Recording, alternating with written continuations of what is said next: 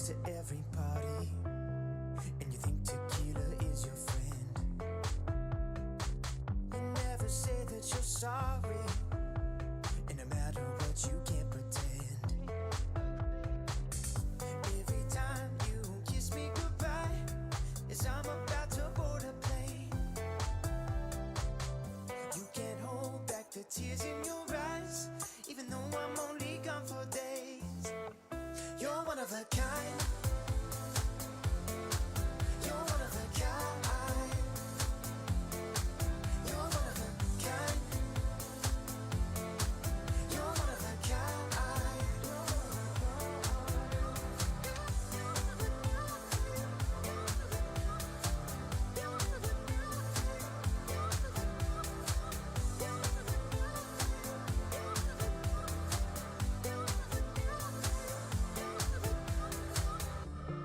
When I'm on the road, I need you to know there's lots of chances for love, but nothing's like our home. Every time you come up in my mind, a smile comes across my face. Even though I have no idea what we'll find, when I'm with you it falls in place. You're one of a kind. You're one of a kind. You're one of a kind. You're one of a kind.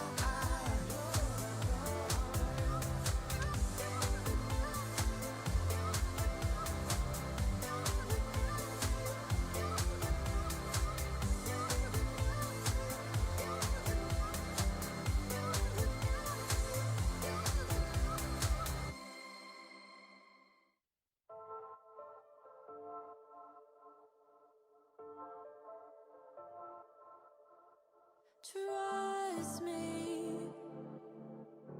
I don't wanna beg you to love me. Won't you feel me? I don't wanna force you to hold me. What if I keep you on your toes? What if I give you the right dosage? Is there somewhere we can go to fix these broken roses? If I told you that we could have a better life, would you bring the old you? Or is that person still alive? If you took him off the shelf, would he even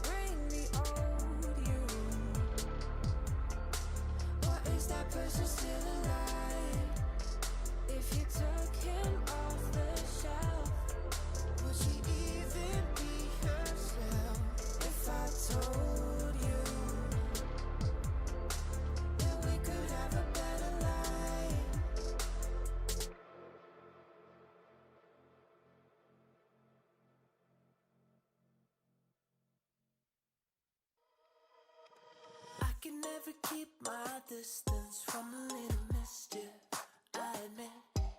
Now I'm hanging on my hopes on us and letting you decide. I will never lose my interest if there's something in this. I'm convinced there's a glimmer of a hope for us, or is it just a lie? So why you selling me a lie? La la la la, la la la la. Are you selling me a lie? La la la la, la la la la. Show me a way to get lost, to run from all I want. There's too many ways to get high, when you're my every thought. It's like I'm invisible, visible, visible, visible, yeah. Show me a way to get lost, to run from all I want. So did your luck run out? Are you running dry? Did you realize I was everything you hoped for now? I never had it down until now. From the moment you came over, I'd be anything you wanted me to be. Now I know that it was only curiosity that led you to me. Show me a way to get lost, to run from all I want. There's too many ways to get high, when you're my every thought. It's like I'm invisible, visible, visible, visible, yeah. Show me a way to get lost, to run from all I want.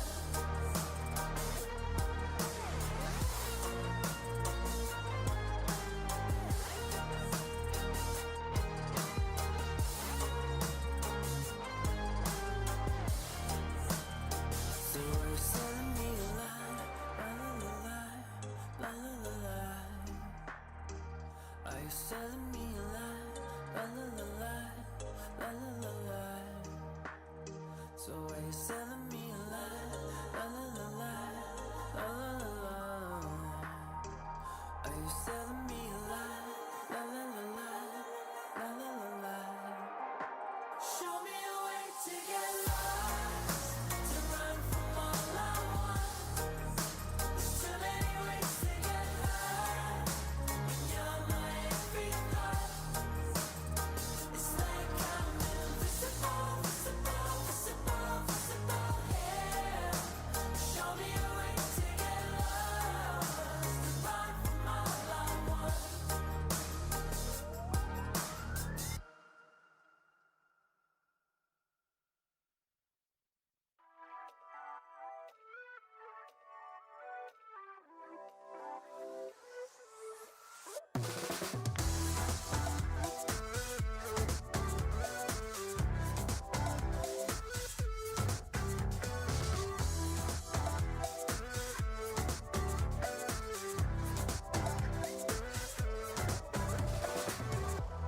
Show me how to make it real. I won't let you down. If this is how we're meant to feel, I never had a doubt. Through every test, I gave you my best. I am obsessed, believe me. So take the next step, we'll make up the rest. Try to let go.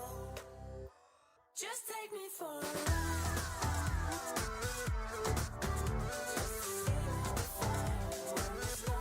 Just take me for a ride.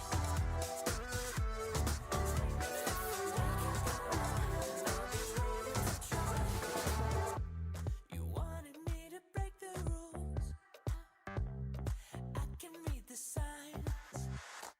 I can feel it burning through. You see it in my eyes. It's complicated, 'cause all along I've been waiting. Just take me for a ride.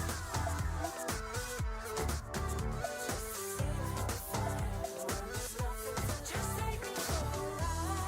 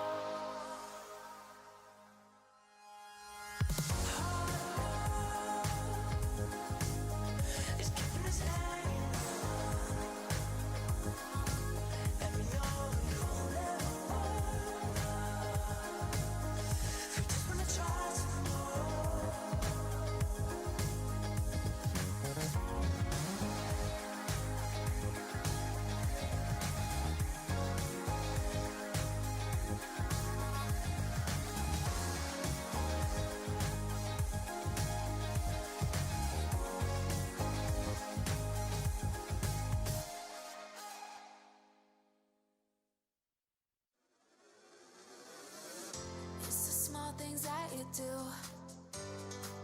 to keep reminding me there's magic inside me and you. Dreams to reality. All of my worries and fears fade away with you. There is no limit to all of the things we can do. Let's go, take my hand and hold it tight. I won't ever stop dreaming. Eyes closed, jump right in, we're taking tight. Let's go, 'cause I got that feeling. Give me that, give me that, give me that. Never stop dreaming. Give me that, give me that, give me that, give me that. Never stop dreaming. You take me to a better place. Never wanna leave. Affection in a million ways when you're next to me. All of my worries and fears fade away with you. There is no limit to all of the things we can do. Let's go, take my hand and hold it tight. I won't ever stop dreaming. Eyes closed, jump right in, we're taking tight. Let's go, 'cause I got that feeling. Give me that, give me that, give me that, give me that, give me that. Never stop dreaming. Give me that, give me that, give me that, give me that, give me that. Never stop dreaming.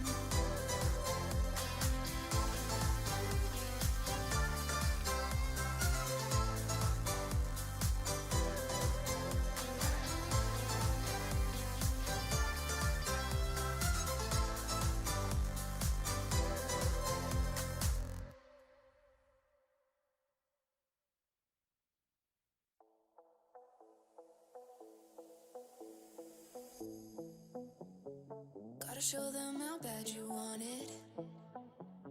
You don't always get them second chances. Don't start chasing till you got it. Do what I gotta do. I just break the rules like that. Maybe I'm just cool like that. Staying focused, don't sidetrack. Always when I don't come last. I'll never go less than 100%. I'll just keep waiting while you're catching your breath. I'm only living if it's close to the edge. So come and dive into the deep end, 'cause the best is yet to come. I'm like a song you can't get out of your head. You press rewind when you get close to the end. Each time you leave, I know you'll come back again. So come and dive into the deep end.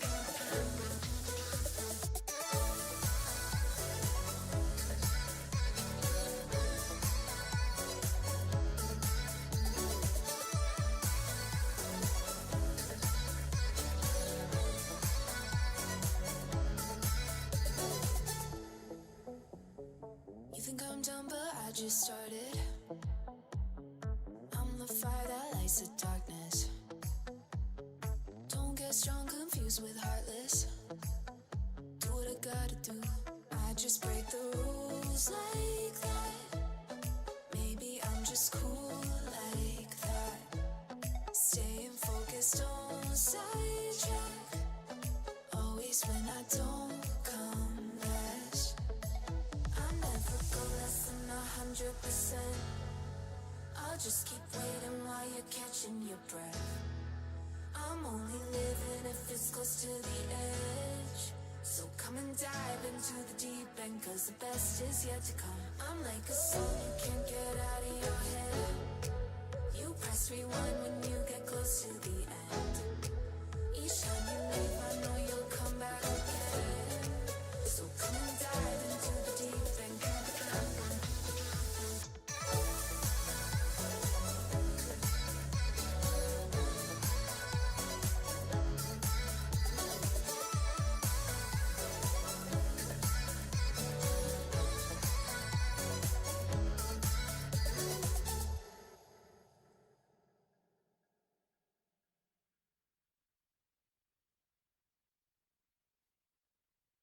underneath the neon.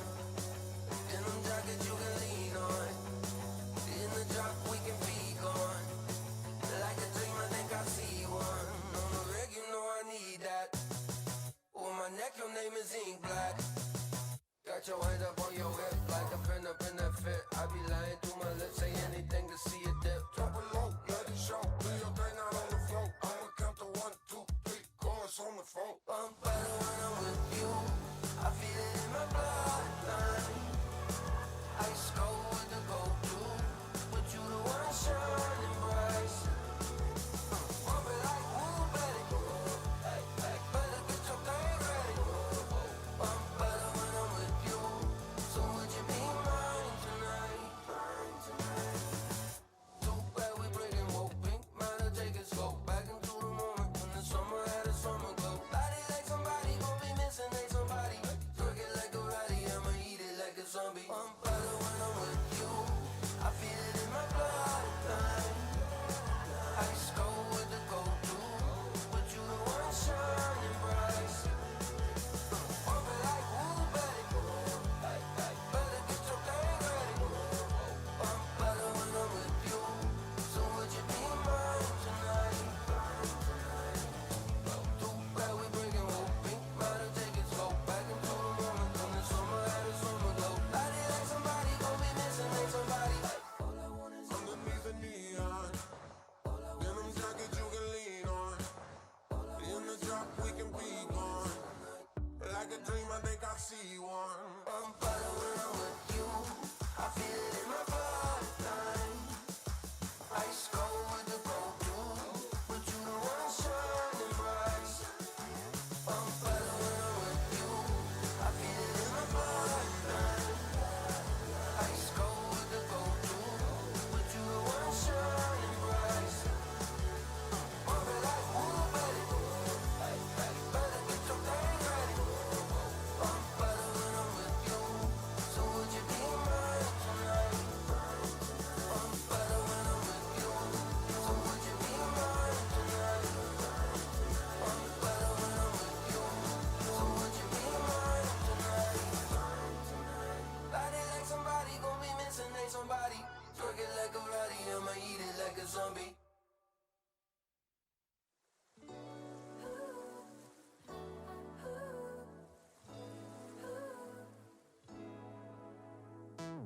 Summer night, sipping up the vibe, here to make you dance now. Feel the heat, taste of something sweet. Wanna take a chance now. We don't care if it's a weekday. We're getting on it like we've nothing to lose. Out all day soaking up the sun rays and feel the rhythm of our favorite tunes. Underneath the stars and neon lights, something in the water drives me wild. We got the game, cool champagne, light it up tonight. Our fire won't stop, don't stop. Give me the getting down, funky sound, cherry sugar high. Now raise your glass up, hands up. Give me the summer feels. Got no plans, honey golden sands. We're California dreaming. It's a euphoric bliss. We want it just like this. We're trying to catch a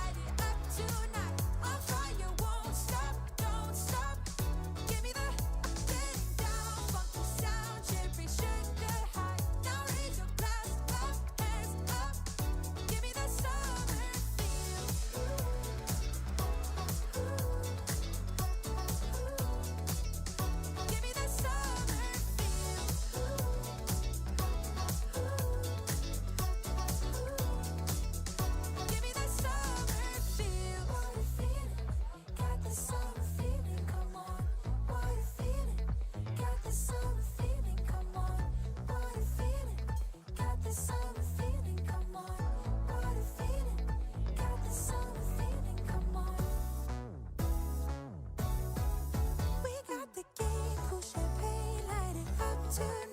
My fire won't stop, don't stop. Give me that getting down, funky sounds, every shaker. Are you curious to play freestyle chess but don't know how to? No opening theory, no memorized moves, just pure strategic creativity. But how do you navigate 960 possible starting positions with confidence? That's exactly what I'll teach you in my Freestyle Chess Masterclass. You'll learn how to develop your pieces effectively, recognize key positional patterns, and avoid early disasters. I'll break down some of the best freestyle chess games ever played, featuring Magnus, Carlsen, Alireza Firouzja and Fabiano, Caruana. Freestyle chess is still in its early days. This is your chance to get ahead of the competition. Sign up now and let's take your freestyle game to the next level. Join my Freestyle Chess Masterclass today and save 20% only during the Grand Slam. The future belongs to those who make it happen. That's why we built Make, a visual-first AI and automation platform for changemakers. It's never been quicker to start building, visually and without code, to automate everyday tasks and free your time and energy for bigger, better things. As your ambitions grow, you can accelerate progress with AI agents to create customized and agentic workflows, ones that handle complex, business-critical tasks while keeping you in control.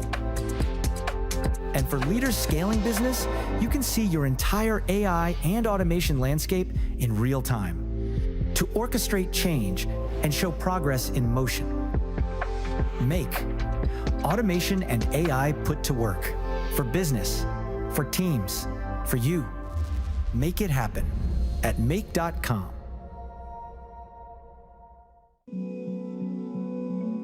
Das Waisenhaus ist eigentlich zu dem geworden, was es ist, weil meine Vision sich weiterentwickelt hat. Inzwischen ist es alles Realität. 75 Hektar, 40 Gebäude. Aber irgendwie fand ich das doch ganz Erlebnisse zu sammeln. Die Natur ist hier einzigartig mit den Wäldern, mit den Wiesen. Und das ist für mich tatsächlich ein besonderes Erlebnis. Angebot schaffen. Es gibt einfach nichts Schöneres. Man muss hier wirklich sein, um es zu verstehen.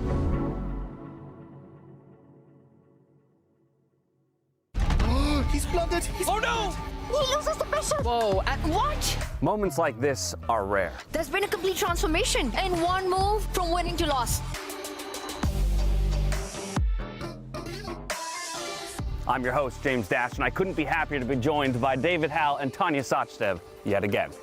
Welcome to Waisenhaus. This is the first official FIDE Freestyle Chess World Championship.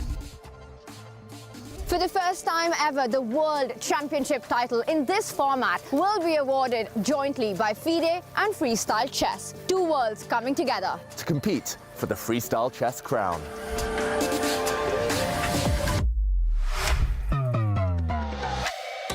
This place, it's something else. It's calm, it's powerful, it takes away the noise. Waisenhaus offers a setting that calms the mind and sharpens the focus. 2 years ago, the journey of freestyle chess began right here in Waisenhaus. Returning now for a world championship feels inevitable. We crown the first FIDE Freestyle Chess World Champion. Who will rise above the very best? And make history. The stage is set. Get ready.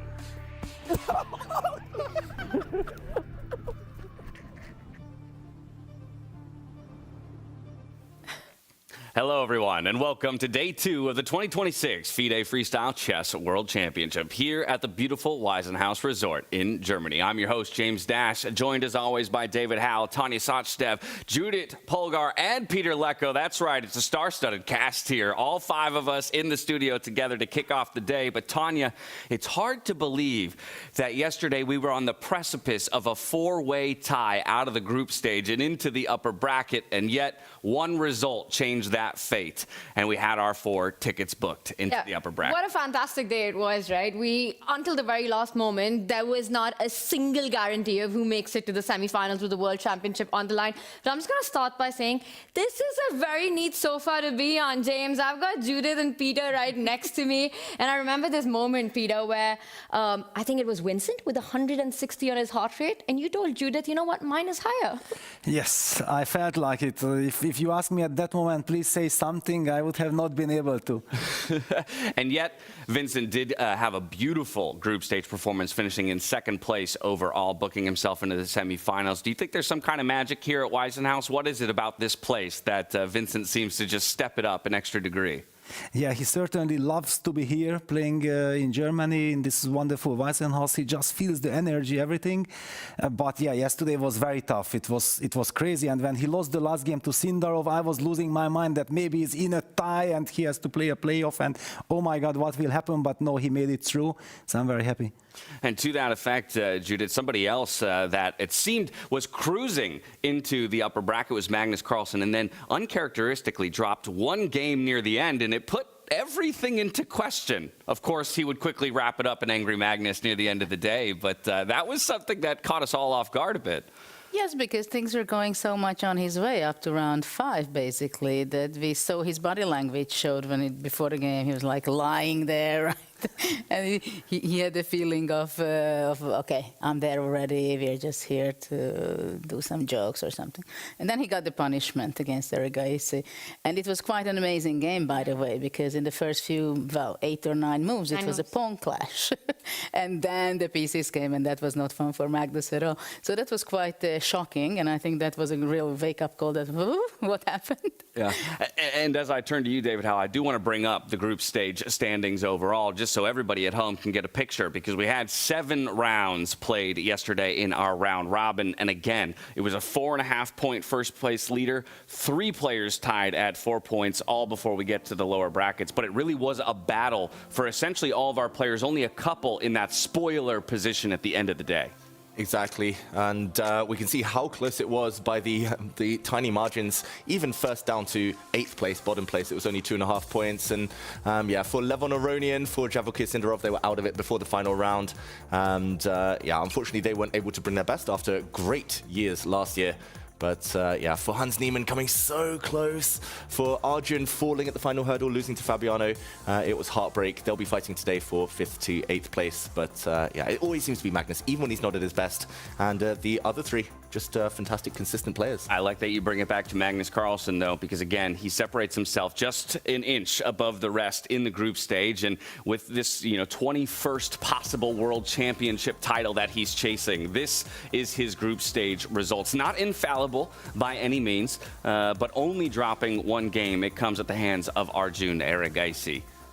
And what a game it was, right? 9 moves played by pawns. And in fact, Sahil from India, he is a broadcaster commentator himself, and he mentioned that that was Arjun's game of his life that he played. And I think it was quite beautiful, just the way he won, just the way he started taking bishop takes pawn, and that kind of was a big wake-up call for Magnus Carlsen, but no stopping him. I think he'd already done most of the job before that. Exactly. When we look at the scorecards, he already had +3. He was lying on the couch, making jokes and everything. And we felt like Fabiano was in the danger zone, because Fabi was in the group of the players like Levon and Sindarov, who were already not fighting for qualification. Magnus lying on the couch and Fabi fighting for his life. And he was very tensed. And finally, he made it through. This brings me back to our predictions from yesterday. I don't think we ever brought that all full circle. How does everybody feel about what they're pretty? Yeah, hide your face. Exactly right. But I'll be honest, I think I am heartbroken to see Levon not make it to the semifinals. Just what we saw from him, huge Lev fan as well. But he just never got going. I think there was not a moment where it started slow for him, and I think he just didn't find his rhythm. And the interview that we had at the end of the day really summed it up, because Judith, he said it himself that, this is the kind of format where you're out of practice. It's so hard to get the flow. And also, he was playing so well in the Grand Slam, right? So there was a lot of expectation from the fans and from us. Yeah, exactly right. And living up to that expectation at every single moment is maybe an unfair, level for us to hold them to. I think it's a weather thing. He struggled last year in Waisenhaus, Levon. He was in the bottom 2, got eliminated. Then Vegas. Hot Vegas. Hot Vegas. Very warm South Africa. He won both of those events. Back to winter, back to the cold. Well, 2 points is a trend, right? We need a third to verify. So we got to get back somewhere hot to see if he gets a victory. So who did best with their predictions yesterday? I am not winning. I got 3 of my 4. Same. I had said Magnus, Fabi, and Vincent, but I had chosen Vachier over Nodirbek as the Uzbek that I thought would get through. You got the country, but not the name. I got the country, not the name. Yeah, so okay, I'll take it.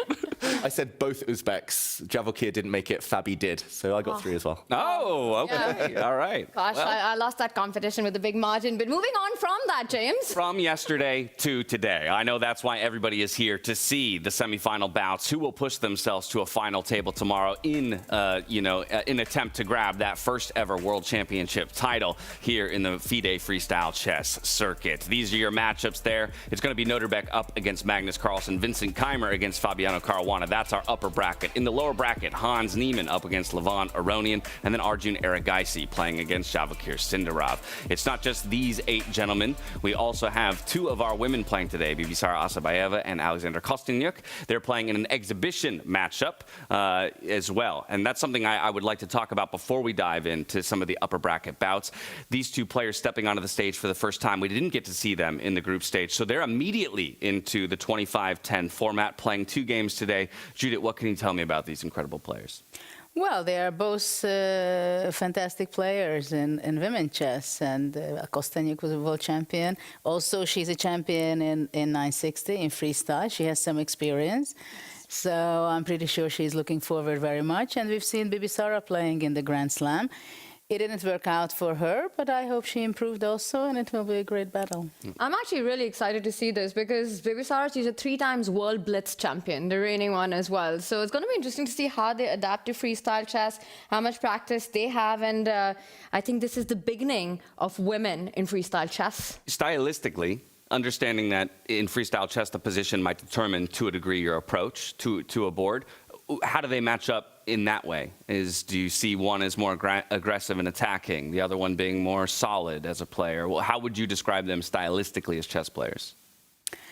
Well, I think it's more like their character. They are both extremely big fighters, and they are going to bounce back because they are those kind of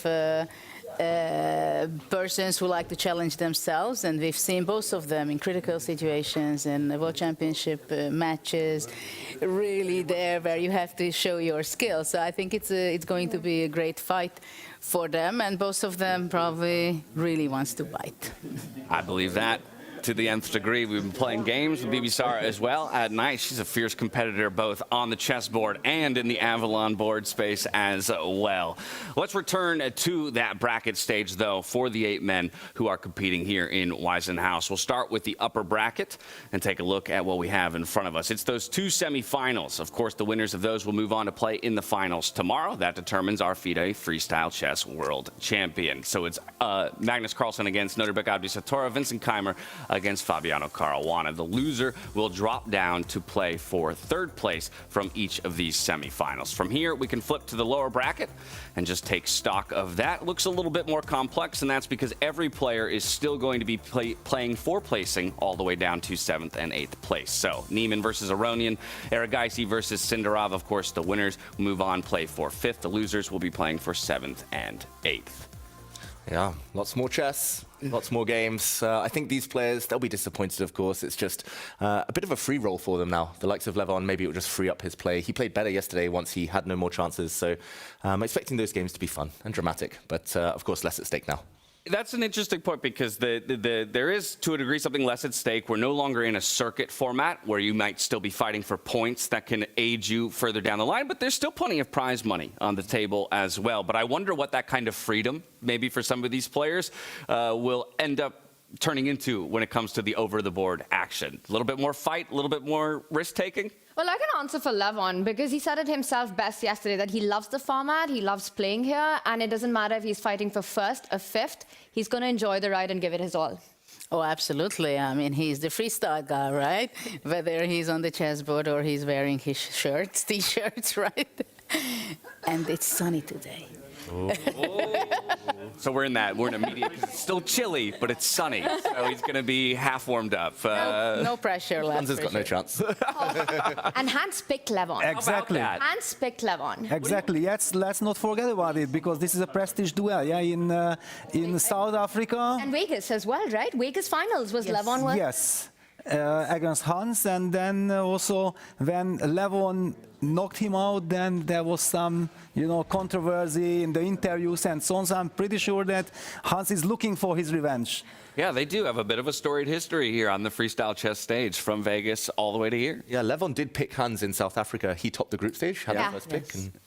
And let's not forget that it actually all began by Levon helping Hans out in the group stage in Vegas, because Hans was in the studio with us during that tiebreak game, cheering Levon on, because it was the only way that Hans would eventually make it into the upper bracket. But now, today, they're enemies. I can tell you something fun about this. Yesterday at dinner, when Hans picked Levon came to Hans and said, "So man, you picked me." So Hans tells Levon, "I always want to learn." And then Lev looks at him and says, "From the best."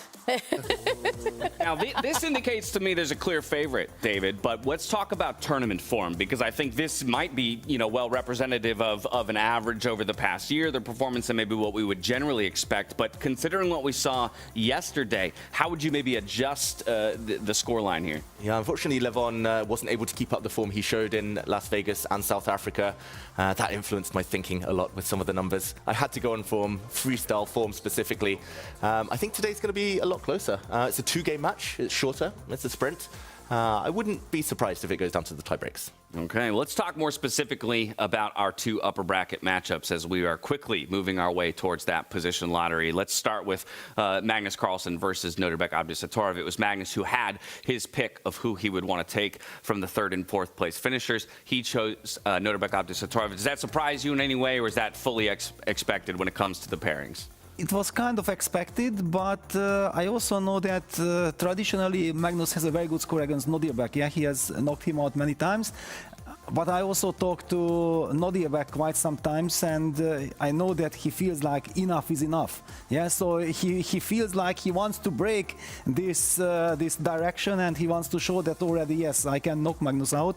So I feel that this will be a much closer match than if you look at the previous results between the two players. And it's also a 4-game match, and I believe this will help Nodirbek because there is less pressure. Magnus normally comes out, immediately puts you on the ropes, and then if you lose the first game, you feel like you need to bounce back. Good luck. Magnus beats you again and you are knocked out. Yeah, when there are 4 games, you can take it much slower, and I really hope to see Nodirbek doing great today. See if he can warm into it a bit. If Nodirbek were to take down Magnus today, what does it look like? What element of his game does he need to be, have at the top level?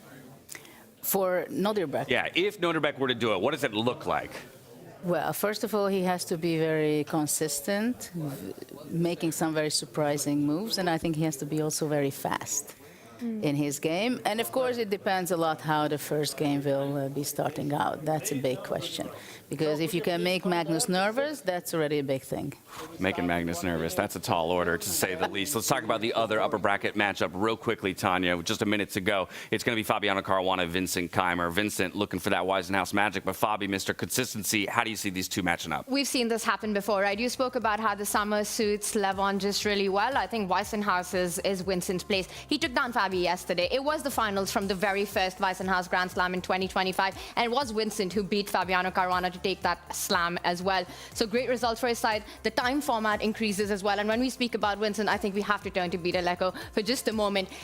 He just seems to shine so much more when he's got more time on the clock and it's freestyle chess. Yeah, but I don't like to praise Vincent when he's in the middle of action, so let's leave it to him to battle it out. You know what? That is perfect. We will leave it right there because I think the players are just about ready, and we don't want to keep you at home waiting to get into 4 games of chess action ready to take place here at the Weisenhouse Resort in Germany. This is the 2026 FIDE Freestyle Chess World Championship. We're heading inside for the position lottery for game number 1. Fiona, take it away. Enjoy.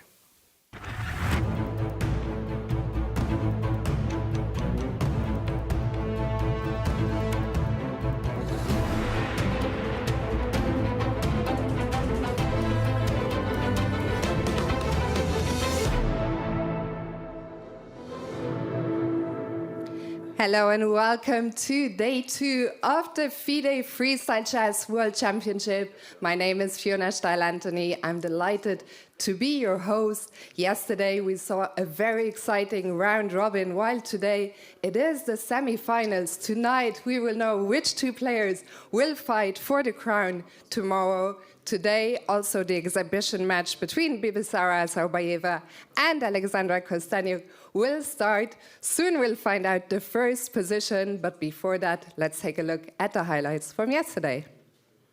Oh! Game-changing blunder from Sindarov. Oh, it's checkmate! No! no! In that mode, no! Rook takes pawn on b7 would end the game. Resignation from Sindarov. Magnus makes a new queen and pulls it out the bag again. Wow!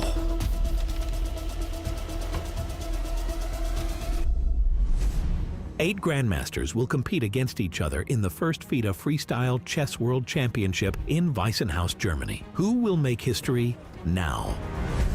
After 2 years of vision, debate, and determination, the moment has finally arrived. What began as an idea has become a remarkable tournament. Freestyle Chess and FIDE have come together to create 3 unforgettable days, filled with drama, creativity, and world-class chess at its finest. Someone call the ambulance. That's 160 for Vincent Keymer. As the rounds progressed, it became increasingly clear that this would be a difficult day for the 2025 Freestyle Chess Grand Slam winner of Las Vegas and South Africa, Levon Aronian. He struggled with a day of blunders. Two opposite stories here through the first 3 rounds of the group stage. Fabiano today has been so strong, so consistently kind of on the front foot. It's been really impressive to watch. After his game against Levon Aronian, Fabiano Caruana lost some momentum, opening the door for Vincent Keymer and Nodirbek Abdusattorov to push forward in the standings. Even though these 3 players were close behind, Magnus Carlsen remained strong and consistent throughout the day and finished on top. That's classy. Magnus's endgame magic. And how does Magnus do it? Again and again and again. The stage is set. A new day begins, and it's already semi-final day. After an electrifying opening day with 28 matches, the tournament moves on to the knockout phase. 4 players are still in the title race. With his top spot in the round-robin standings, Magnus Carlsen earned the right to choose his opponent for the semifinals, and he picked Nodirbek Abdusattorov. That leaves Vincent Keymer and Fabiano Caruana to face off in the second semifinal, setting the stage for an epic clash. Who will become the first FIDE Freestyle Chess World Champion?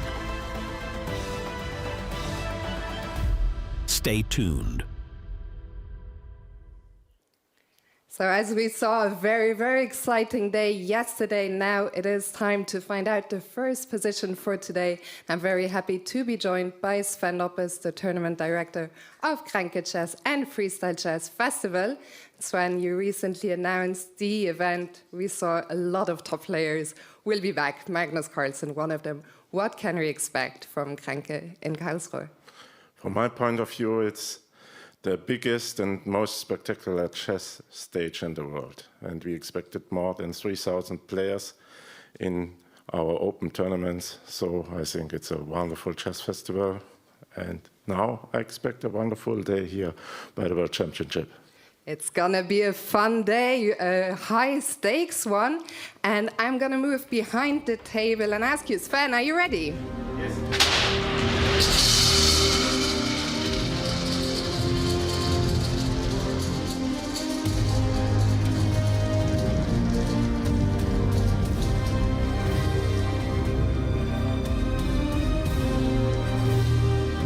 So it's going to be position number, you can go ahead, position number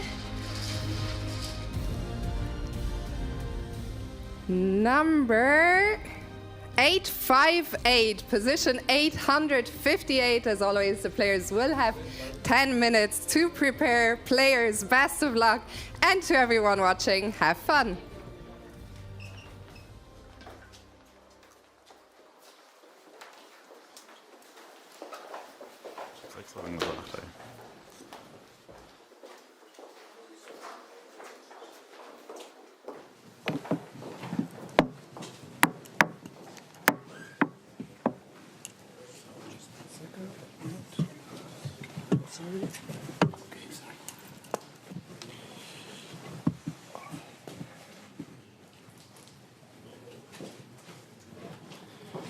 D4.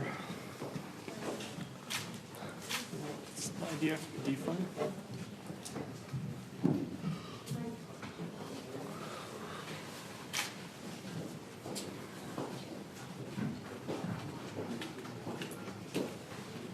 What about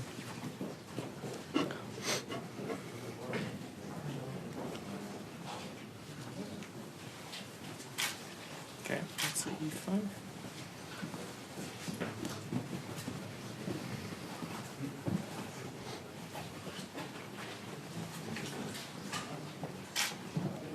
D4. Okay. You want to go rook D5? H3. And with F4. Actually, this might be interesting, right? Because we get our bishop here against the queen. You mean take rook D4? G6? No. All is good for black. Many tempos. Yeah. G3. G6. Even G5. Nah, probably not. G6, F4. D6.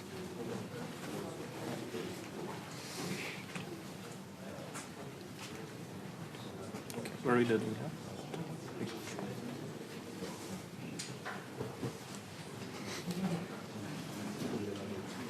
Oh no, I like white. D3.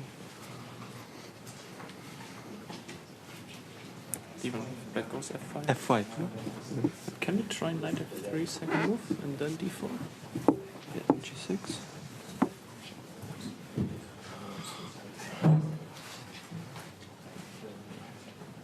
In general, I don't like this for white. Okay. Bishop G7, and then D5. D5, we go G3. I mean, knight B3. Yeah. And we have C5.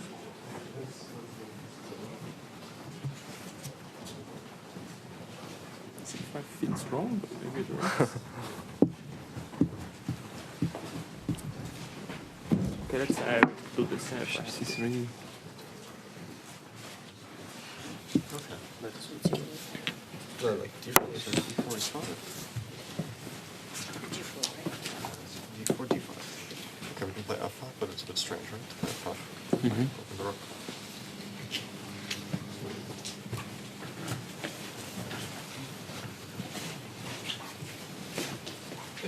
This doesn't seem too scary. Yeah. I think E4 looks more In general, natural. white plays G3 here, then... Yeah, G3 we can play G6. Yeah. E4 is never a must. You can also play H5 or something.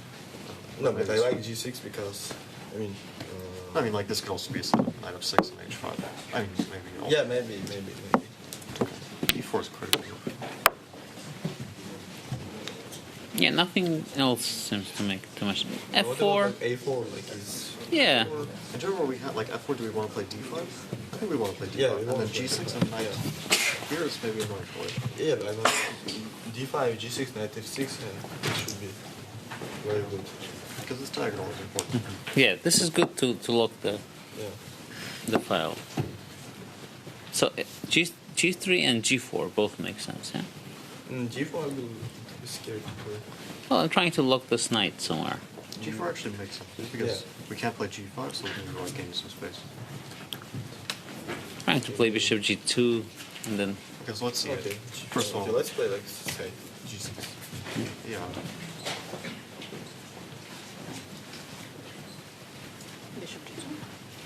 Bishop G2, I was thinking. But you know what I think actually, like in this position, I think this shouldn't be a bad move. Like G5, knight D4, H4. Yeah, then just like knight B6 and F5. But F3, F3, 4. Like it comes very fast. Knight E6, E4. I don't know. Maybe I'm scared. Yeah, maybe not. You gotta lean some. Yeah, my idea to okay. play here G6, then. Maybe it's not that bad. I mean here I won't play C6. Ah, C6. One on knight B6. Is it more? One knight on D6. Yeah, knight on D6. I don't know. Like. Yeah. Wait. F3. No, F3. I don't like the C6 very much. Maybe. Knight B6 is a good square. You think? Nah, there. Takes, yeah. Sorry. Yeah, but knight on b6 I really don't like. I mean, in every position I don't d3 would be much better. I mean, only way to kill his knight is with b3. And here's About knight f6? Knight of 6, yeah. Maybe f6. But wait, why we cannot play here e6? Yeah? I mean, if you don't like e6, e4 you scared. Yeah. I want to play e5. Man. Also, like Maybe e4, G3 actually makes more sense, like this. Okay, so this position.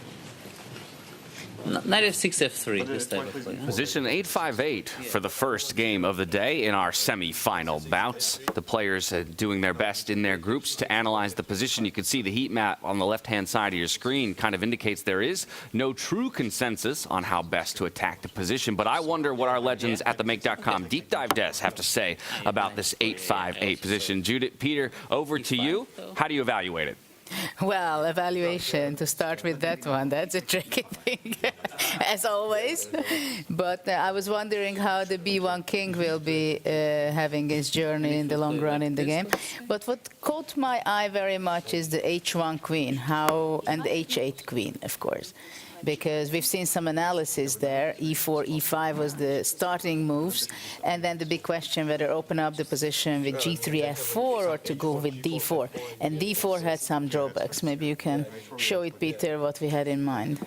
Yes, we are following the players. It's very interesting that the youngsters team, the players who are playing with the white pieces today, in the first game, they were discussing E4, E5, and then these G3 ideas. First, they were also trying to play in this Scotch kind of style, like how do we break in the center? But all these breaks with D4 actually are backfiring after ED4, Rook D4, G6. Black is already clearly better because suddenly Black's queen joins the battle much faster, and the bishop comes to G7, puts pressure on the B2 pawn, and White's queen on H1 will be out of the game. So be careful what you wish for.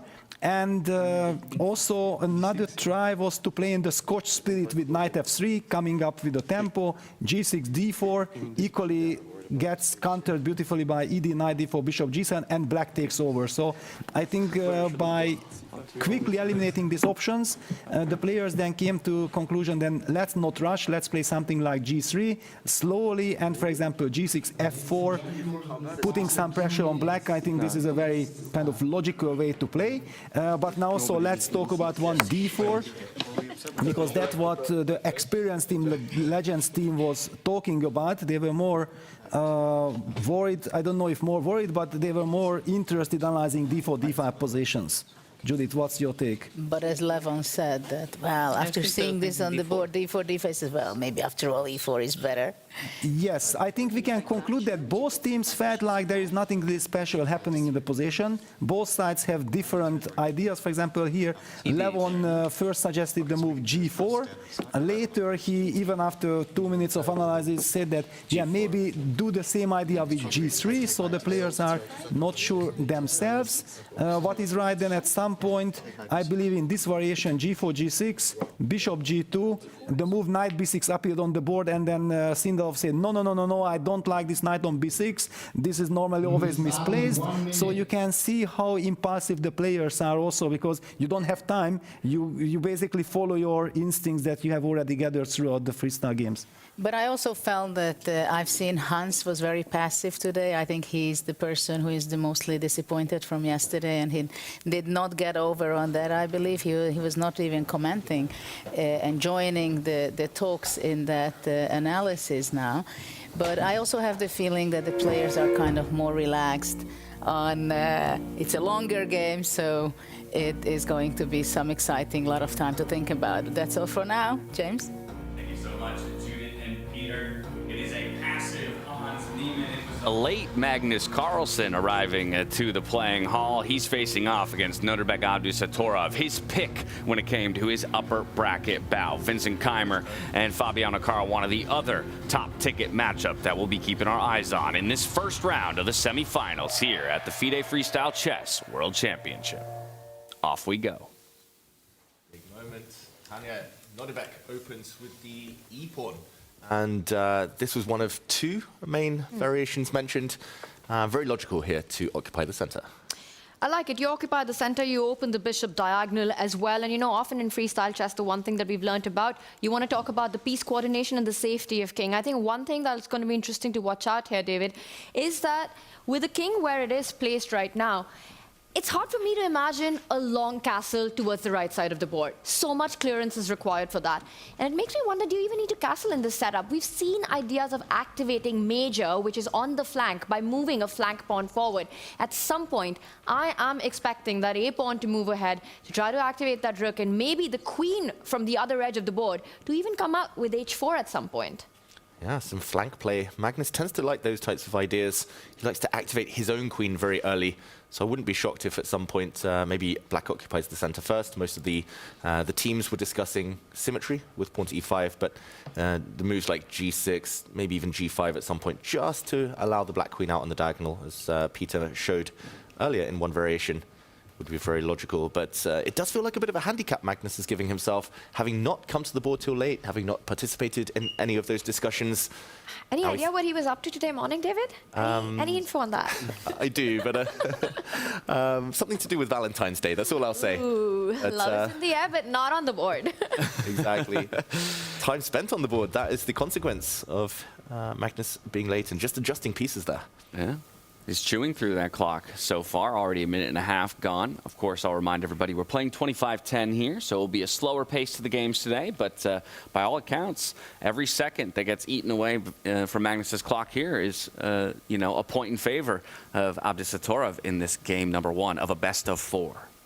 Also, what's going on in Magnus's head are the idea that Judith and Peter were looking at, right? You want to keep symmetry if you're black here with advancing your own e-pawn 2 steps forward. But then white has that idea of g3, f4, striking very quickly, breaking that symmetry early on.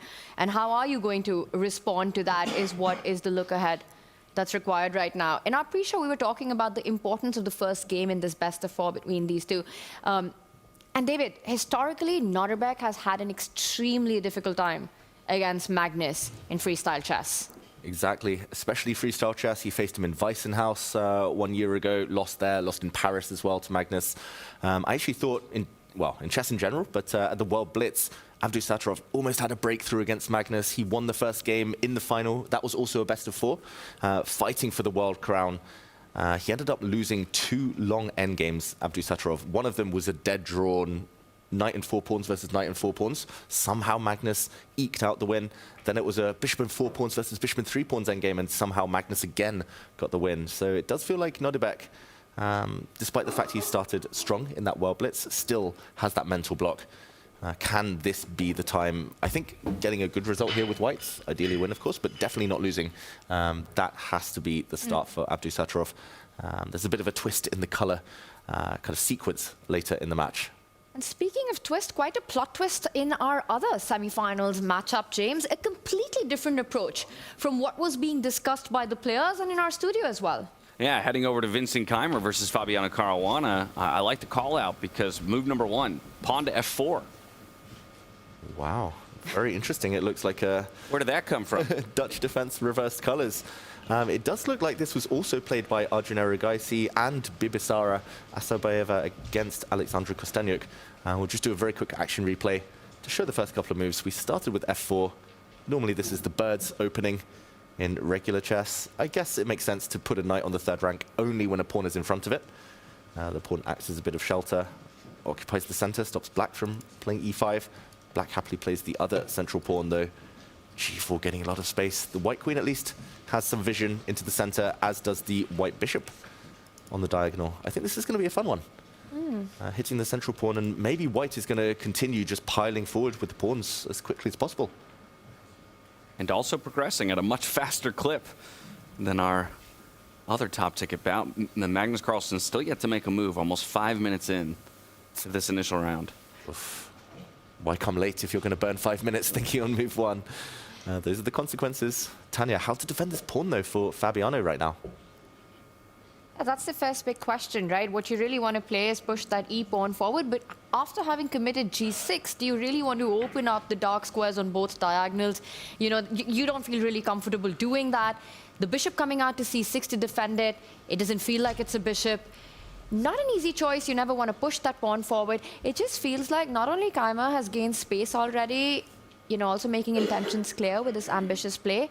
The flow for White's development, even beyond the attack on that central pawn, the knight coming out to f3, the dark squared bishop eventually landing up on g3 or h4. A stronghold on e5, maybe someday we'll see d4, knight e5 jump in. Easier to play as White is the feeling that I'm getting right now. Yeah, the next few moves, I think, are going to be really important. I wouldn't be shocked if Fabiano does burn a bit more time even. He does bring out his knight. In the meantime, Peter mentioned earlier that it was Vachier-Lagrave who really didn't like the knight on the b6 square.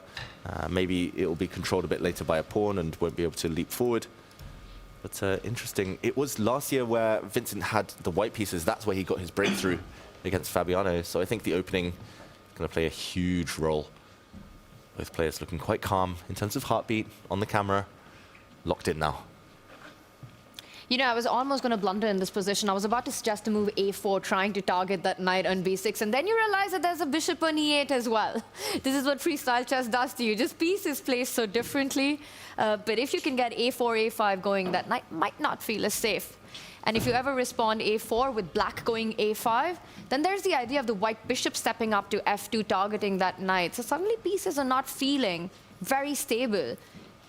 Yeah, it's funny you mentioned a4 because in the discussions pre-game, Levon Aronian mentioned this move and then he was like, oh, sorry, that pawn is hanging.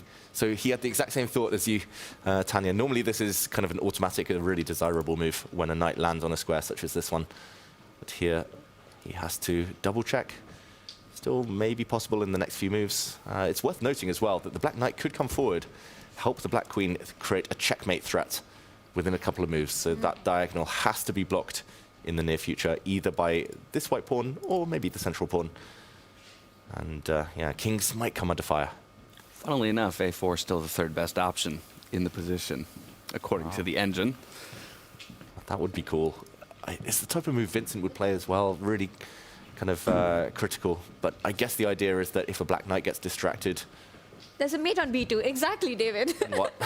Just knight takes pawn. Blunder. It says d4, e6, knight f3, knight to e7, b3, knight to b... Oh, now, he's going to go the other way. He's justifying that early f-pawn push by tucking the knight behind it. So following through with his game plan, that's what we like to see. Yeah, that would have been a full pawn sacrifice, as Tanya says. The knight would have taken the pawn and the queen would have been threatening checkmate. So even if a decent sacrifice, maybe gaining a bit of time for white, I can't blame Vincent for kind of just passing through that one. It will be an option later anyway. So it looks very, very logical for both sides. Probably a bishop will come out in the near future, hit this pawn. And I won't be surprised to see your idea to block that diagonal with the d pawn moving forward, just making sure that you blunt all play on that and then plant your knight on e5 at the right moment as well. Not to mention the bishop from e1 then will have a choice to go to either of the two paths available. Yeah, very quiet start. The black knight will most likely use this square to come out as well, gain a bit of a tempo in the process, maybe mirror image, leap into the center for black. And Fabiano, I think for both these players, not getting into time trouble, that's going to be part of the big strategy. Of course, they both did great yesterday, but in general, they prefer having a bit of time on the clock to strategize, to calculate. Well, both of these guys seem at ease right now with cool mid-70s heart rates and the game slowly developing. So let's hop back over to our other board. Magnus Carlsen versus Nodirbek Abdusattorov, as Magnus Carlsen has finally elected to make a first move. But you'll notice as we get there, down to 17 minutes and 24 seconds on his clock, only a couple moves into this game. And in the end, he matches that e4 pawn push with an e5 pawn push after all that thought. Yeah, it's not exactly groundbreaking stuff that he spent that 8 minutes on. We'll do a very quick action replay here. It was e4 met by e5, the most typical moves in traditional chess. And, okay, very logical here for the white queen to open up, but also to support a challenge in the center. And Magnus using a mysterious square for the knight, I will say. Normally you want your knight as close to the center as possible. You want some pressure in the center. But this black knight does get in the way of its bishop. I wonder where it's going, unless he's trying to break out. Okay, supporting a pawn push. Because I was going to say, otherwise it also to me looks like you're just delaying the journey of the knight forward on the board, right? Because it can't make its way up to the 5th rank here. It would have to travel to the 6th rank first and then forward again. One explanation for putting the knight where it is and not on the f6 square, the traditional f6 square, is that he's left that option open for his own pawn. If you need to consolidate the center after a move like f4, you will have the potential to go f6, open up your own bishop, and make sure that you can keep the symmetry. Oh, that's quite a sneaky one, Tanya, the bishop coming out as well. Nice threat. Maybe he's decided the queen is just so passive in the corner that he'll put her on a different diagonal a bit later, somewhere that she might have more vision. But going back to the live board, he's forced Nodirbek to think, at least. This was definitely not discussed by the white team a bit earlier. Magnus, I think that's how he sometimes plays these days in rapid and blitz chess and freestyle chess, clearly. He tries to surprise the opponent early, get them thinking, get them out of any analysis or preparation they might have done. And this is my absolute favorite part about freestyle chess, right? Where on move 2, you've already burned 8 minutes on your clock in a 25+10.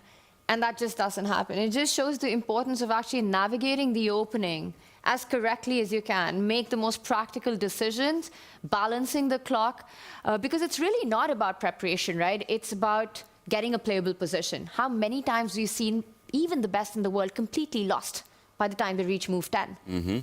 And the tactical misses are not so obvious. Well, if anything, you could argue this is the moment of preparation, right? And it is the fact that you have to eat through some of your clock in order to prepare that position that you'll play down the stretch when things are moving a bit faster and the pieces are flying. Yeah, it's nice seeing these top players like fumbling in the dark.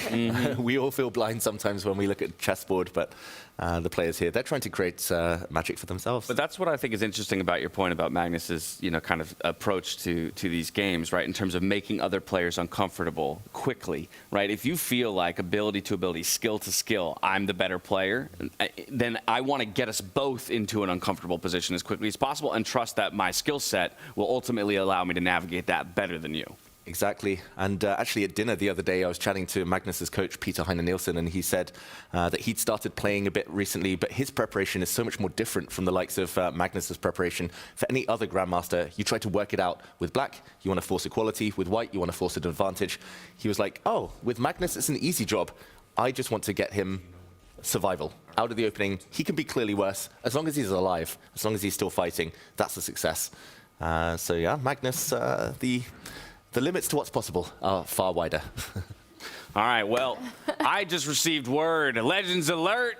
Judith Polgar and Peter Lecko have identified something they want to jump in and talk about, so we're sending it over to that make.com deep dive desk. Judith, Peter, what have you found for us? Oh, absolutely. It's a very exciting thing going on, even if it not necessarily seems so. That's something real tasty and spicy stuff. So, Peter, we've seen this position between Vincent and Fabi. And black played e6, but there was another interesting option for him. Yes, black played the move e6, and after this is again a slow affair, yeah, like in many other games. The reason why we decided to raise alarm, that we would like to say one very interesting thing, because here after knight f6 there was a chance for Fabiano to play the move a5 that you guys have been also talking about, that activating the rook is very kind of natural, and I was thinking like, if Vincent is faced with a5, how would he react to it? Because black wants to advance with a5, a4, grab space, and it seems like white cannot play a4 because the black knight on b6 and the bishop on e8 are targeting that square.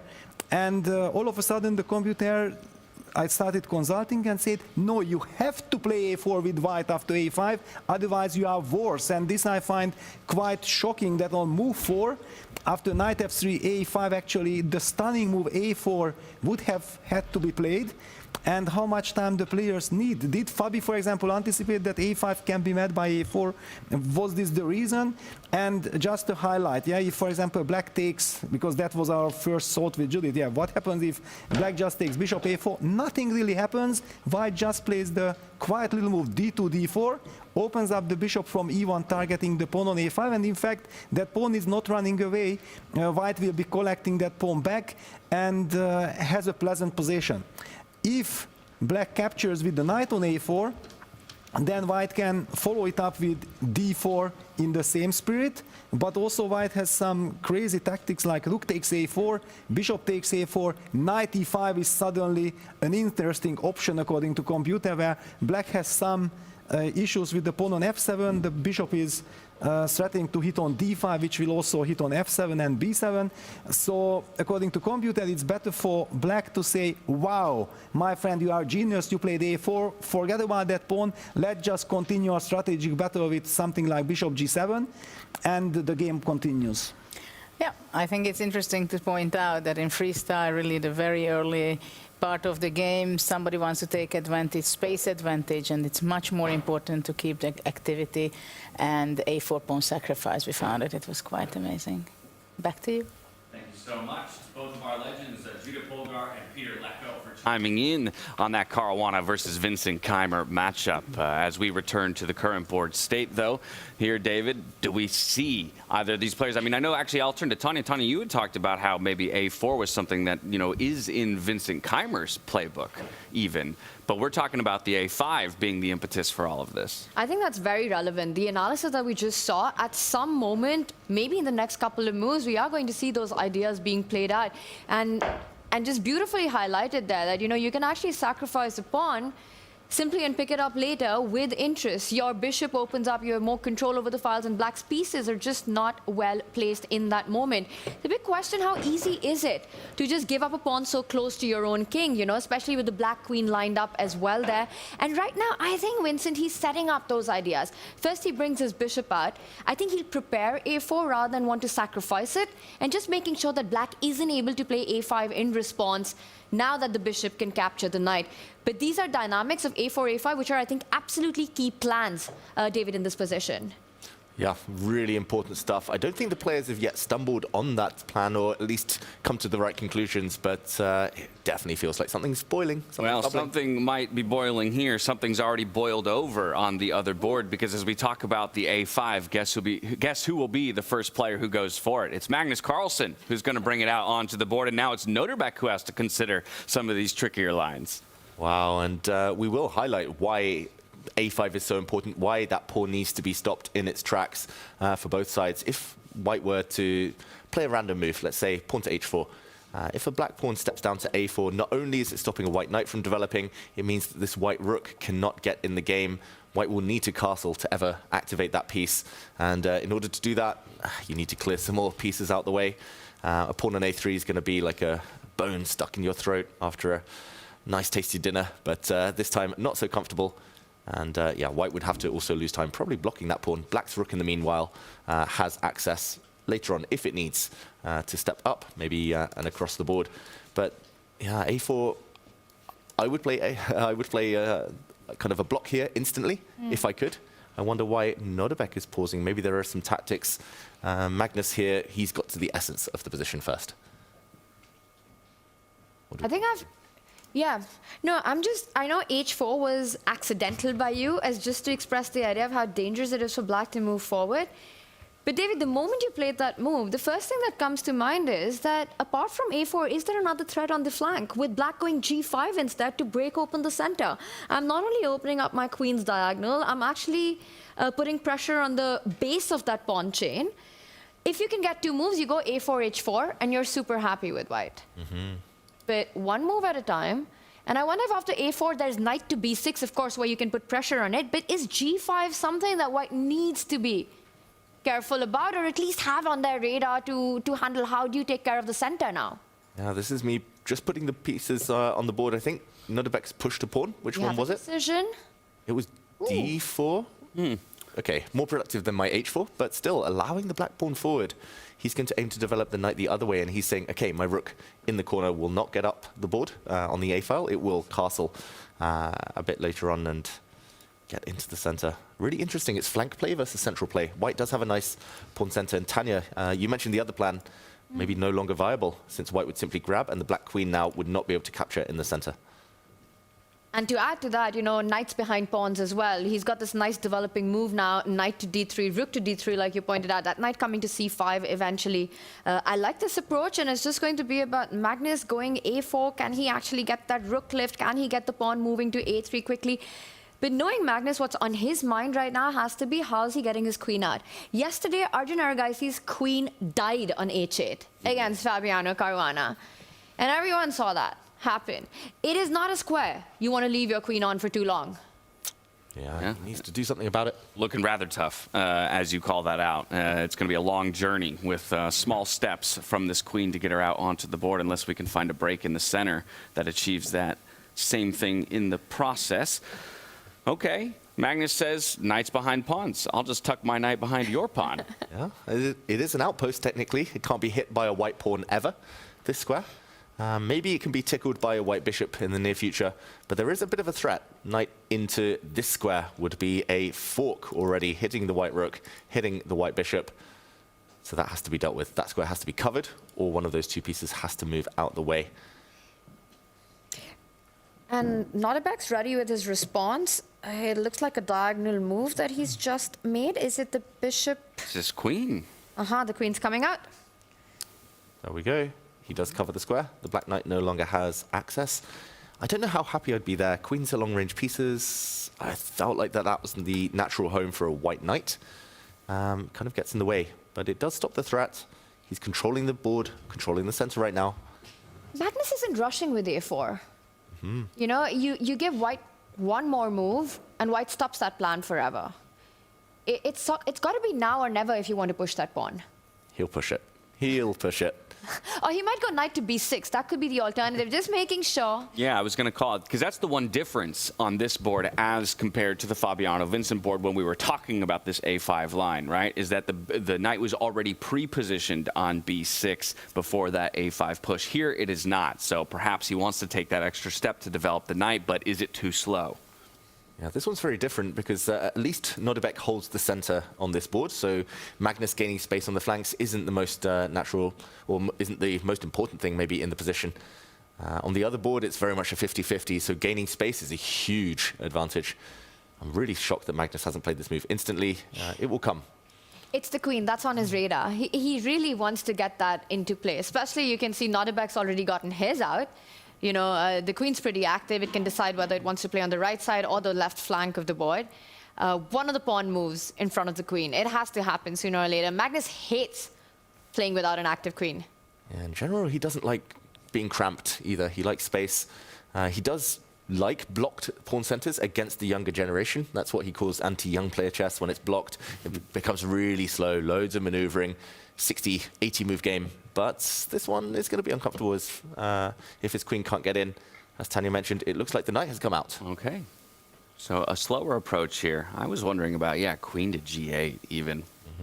And then g5, break open. Exactly, to try and get that queen in. But that's not the way he decides to go. Just slow development here. Still a bit behind on the clock is Magnus Carlsen, but he's kind of keeping that 3-minute deficit that he had built early on in the game. So relatively holding pace to Nodirbek Abdusattorov. Saw a reach for a piece. It's going to be a knight developing, it looks like here. Multi-purpose move. He does defend his pawn. Extra protection there in the center. The knight might also go the other way to trade off for black's outposted knight there. Does block one of the developing directions, though, for my light-squared bishop. So that, tells me we're either setting up some kind of a battery or going all the way over to h3 there to target the knight. Okay, very calm development move from Magnus. Maybe he's just going to develop his queen across a few squares. Still unclear where she's going long term. But if the knight does get hit, he'll develop the other bishop. And actually, he's only 2 moves away now from castling on the long side. We talked about where the kings want to go. There is the possibility Magnus's king will go the whole way across. I'm slightly skeptical it would end up on an open file or semi-open file. Magnus doesn't look comfortable to me. It's also the clock situation, right? He's down 3 minutes right now. And David, to your point, I have a feeling we're going to see Magnus's king exactly where it is. Getting it on the open G line, especially with the queen still tucked in on h8. If that happens, one would get the feeling that perhaps things have gone slightly wrong in the opening, but so far, again, I'm just wondering, is this the point where white stops the idea of a4? No, he doesn't. He doesn't even care about it. He's continuing with his own development, brings the knight out. Magnus ready with a response. He wants to play on the light squares on the right side. Wow, very instructive moment there, because Magnus, his move gets a question mark. I'm a bit skeptical of that. Just for everyone at home, if the knight had captured the white knight, then the pawn could have come towards the center, and now all of white's pawns are connected. They can easily march forward, very mobile here. Magnus says, okay, you can trade, but on my terms, knight takes knight. Suddenly the black bishop becomes quite a strong piece on this diagonal. Probably would need to be traded off for its counterpart here. And I'm really shocked, Tanya, that this move, given a question mark, it's the most natural, most instructive one in the position. It's again one of those moments where, from a human perspective, you kind of just don't think too much or overanalyze that question mark. I think if Magnus has chosen it, not only Magnus, I feel everybody plays this move without thinking. You don't want to improve your opponent's pawn structure. You don't want to fall back with your knight. We see the trade happen. For Nodirbek, the idea is to push that f-pawn, so he needs to get the blockade out of the way. He's getting more trades going. f5, if he's able to gain more space, get that bishop out of the way, line the rook on g1. You can see kind of a healthy middle game advantage, initiative to fight for white. Yeah. I do like white's position here, David. I think all of us are just trained to like the pawn center, right? Like, white has the furthest advanced pawn. White has the mobile structure. And white's got the queen on the board. Even if not on the most ideal square, it's at least active to some degree in this game. Mm-hmm. If you could pick up the black queen and now kind of plant her as a blockader on this square, black's in very good shape, but long journey ahead.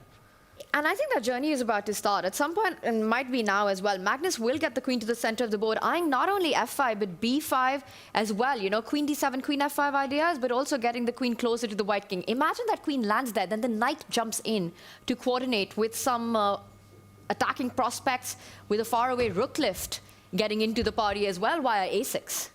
Yeah, that might be the reason Magnus hasn't pushed his pawn further to a4. He feels his rook's going to develop anyway, and he doesn't need to push the pawn further. But for now, such an easy plan for white. Move the bishop out of the way, push the f-pawn, roll them forward. Yeah. Nodirbek up and out of his chair for the first time in the day. Mm-hmm. He's going to be feeling confident. This is a great position for white. Not much risk attached. Not too double-edged. Simple, strong moves. And what a start this would be for Nodirbek Abdusattorov in a best-of-4 matchup against Magnus Carlsen. If you could kick things off with a win. Mm-hmm. I think Magnus just needs to go into damage limitation mode, Tanya. You know, despite Nodirbek's score against Magnus in these formats that we touched upon earlier, he does give the feeling that he still doesn't let Magnus get to his head. He always plays combative positions against him. He's not trying to play it safe, even the approach that he's had in the game so far. You know, we speak about body language. I don't know how much weight we actually put into it, but he does look confident. He gives those classic Nodirbek stares to him once in a while. He almost gives me the feeling of like being the assassin on the board, speaking of Avalon energy. Mm-hmm. Yeah, he's a stone cold killer. He has been since he was 17, winning the World Rapid Championship. And I mentioned the World Blitz, the 2 freestyle matches they had last year. He's always had chances, especially in the first games. He tends to fade away, I think, falling behind against Magnus. He's never really shown he can come back because he has such an aggressive style. He doesn't want to slowly survive and look for these longer battles. He wants to go for a quick knockout. Mm. I love his last move, by the way. Finally, a4. We predicted that one earlier, but most notably, pinning down the black rook for a long time now, defending this pawn. And also notice now that the light squared bishops are off the board, there's only one side who's going to have trouble with those pawns, right? It's the one with a5. It's the one that can be targeted. Meanwhile, a4 feeling absolutely safe. David, I think it was Magnus who said, right, it was in some interview, that out of the youngsters, who do you think has that max killer instinct? And he said Nodirbek Abdusattorov. Mm-hmm. And yet he chose him. But that just speaks to Magnus's confidence against really anybody on the planet. That a4 to follow g6, which is indicative of Magnus Carlsen looking for ways to get his queen involved in the game. Maybe a pawn break towards the center here soon. But I do want to take us to our other semifinal bout, because for the first time, I would argue that one of our players in the top 4 has a solid advantage. It's going to be Fabiano Caruana over Vincent Keymer right now as we arrive. You'll see the engine not loving the most recent move here by Vincent Keymer, calling it an accuracy, but for me, what I'm noticing is kind of space control. It's connect 3, connect 4 if we include that knight for the time being. Just the coordination of the pieces for black feels slightly better. Oh, it feels like there's tactics. I think we need to do an action replay as well, just to see how we got here, why this is such a big mistake from Vincent Keymer. The clock is not in his favor right now. We left it a few moves ago with very natural moves. Vincent already bringing his bishop forward, maybe an inaccuracy. Neither side pushing the A-pawns. We talked about how critical that might be soon. But first, a threat on the long diagonal. 2 pieces attacking this pawn, queen and bishop. 1 defending, blocked. I think Vincent maybe not realizing the essence of the position was all about pushing this central pawn to block kind of even further forward.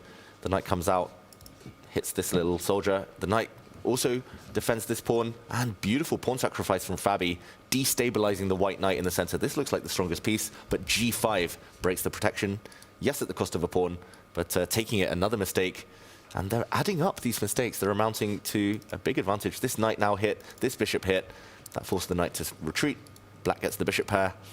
And yeah, this does look very scary. Whoa, bishop to a4, exclamation mark.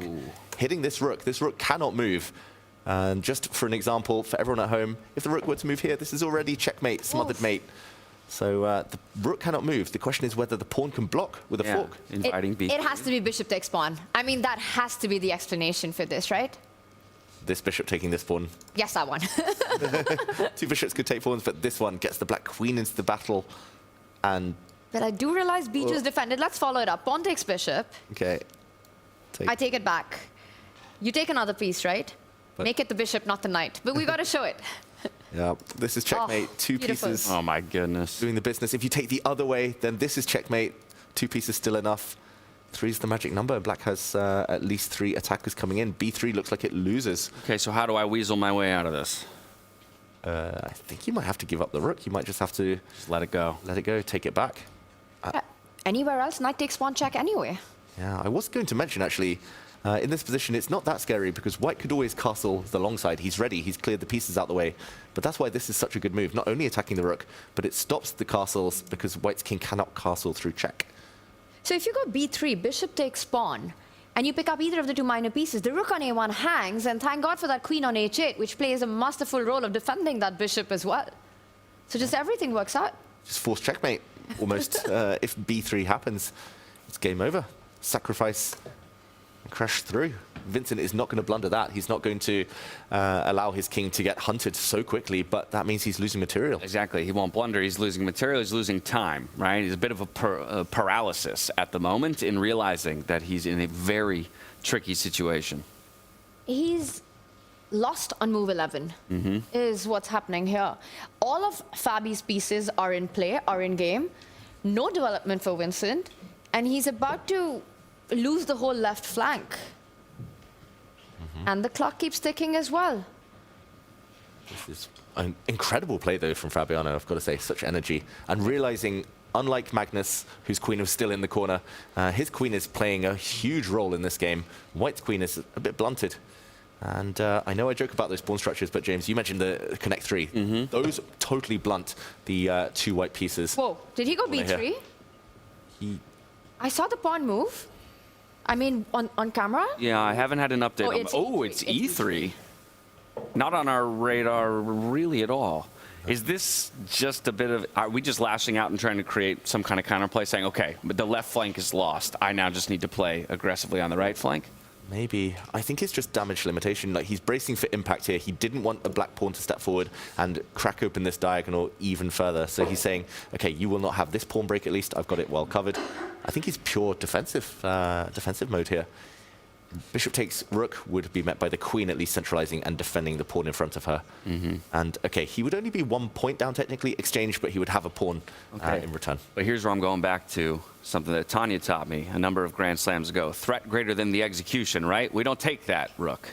We just improve our position, I imagine. And that makes a lot of sense because that rook isn't going anywhere, especially because the d2 pawn is hanging. So you still have the idea of going bishop takes pawn when needed, but I do think that Fabi, when I saw the camera, he's gone for it. I think bishop takes rook, queen takes bishop is on the board.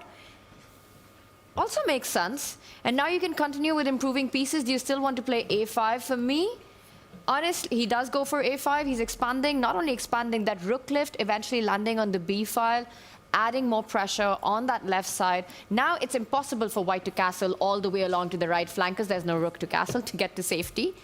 So he can just continue building the attack. I think g5 for me. David, your first contender for move of the day. Pawn sacrifice, that was a bit of a brilliant one. foreshadowing what has just happened, and to understand moves in advance that just that one tempo gained gets you such a big attack. Incredible. Fabi, relentless. Yeah, Fabi, I mean, we talk about how he's maybe normally a slow starter, and then this is the portion of the tournament, knockout stages, where he starts to ramp up. If we consider that yesterday he already looked in good form, it's not really surprising to me right now that he's pushing Vincent like this. You know, Fabi was one of the players who needed, he was in a must-win in that final round against Arjun. Yeah. And he made it Who had happen. just beat Magnus. Who had just come from a win against the world #1. And Fabi made it happen. And you're talking about finding form. I mean, we've spoken that he's Mr. Consistent. He's had every single finish but winning a slam last season. You know, time after time finishing on the podium, but just that almost story of Fabiano Caruana. Maybe the stars are saying, you know, when it matters the most, Fabi, this is where you do it, when it's the World Championship. Doing his best to write a different story this time around. Getting all of his pieces into the game, right? A5 followed by A4, but that allows the rook to lift itself up into the game, get more involved. Gonna move that rook, surely. King to A2 just feels like a horrible position to be in. Yeah, this is really kind of, it's back against the wall stuff for Vincent. Survival over the next half dozen moves is going to be difficult, let alone surviving long-term down material. He's getting attacked and he's down points. It's the worst of both worlds here. I wonder what would happen if pawn to B3, that's been on the radar for a few moves. Maybe it's still more sacrifices along this diagonal. I don't even really want to calculate it because it looks terrible for the white king. But if not, then exactly, passive moves like this are necessary, and he's got to be cringing inside, Vincent, as he plays these passive, slow moves. You're down in exchange, one rook is off the board, and if the other one has to be used to put it on that square, you know things are looking pretty dire. Now it's all about just Fabi involving the queen into the attack, either via the E8 square or F8 on that diagonal, trying to get it in. I think that's the one piece that you want in game right now. Yeah. You said 3 is the magical number. Rook, knight, get the queen in. James, you're pointing out to me that maybe this queen move... Queen to F8. I mean, it looks strong, of course. I think you just have to, I mean, and Fabi's a calculator, right? So I'm sure he'll do the calculations. If I were to bring that queen in, do I have enough pieces attacking that in the liquidation? And he'll find it. Queen to F8. Wow. Beautiful. He's playing incredible chess so far. 96% accuracy, despite the fact there have been sacrifices, despite the fact it's a bit crazy. This is both tactical and strategic. Prophylaxis against playing B3. This would now be a quick checkmate.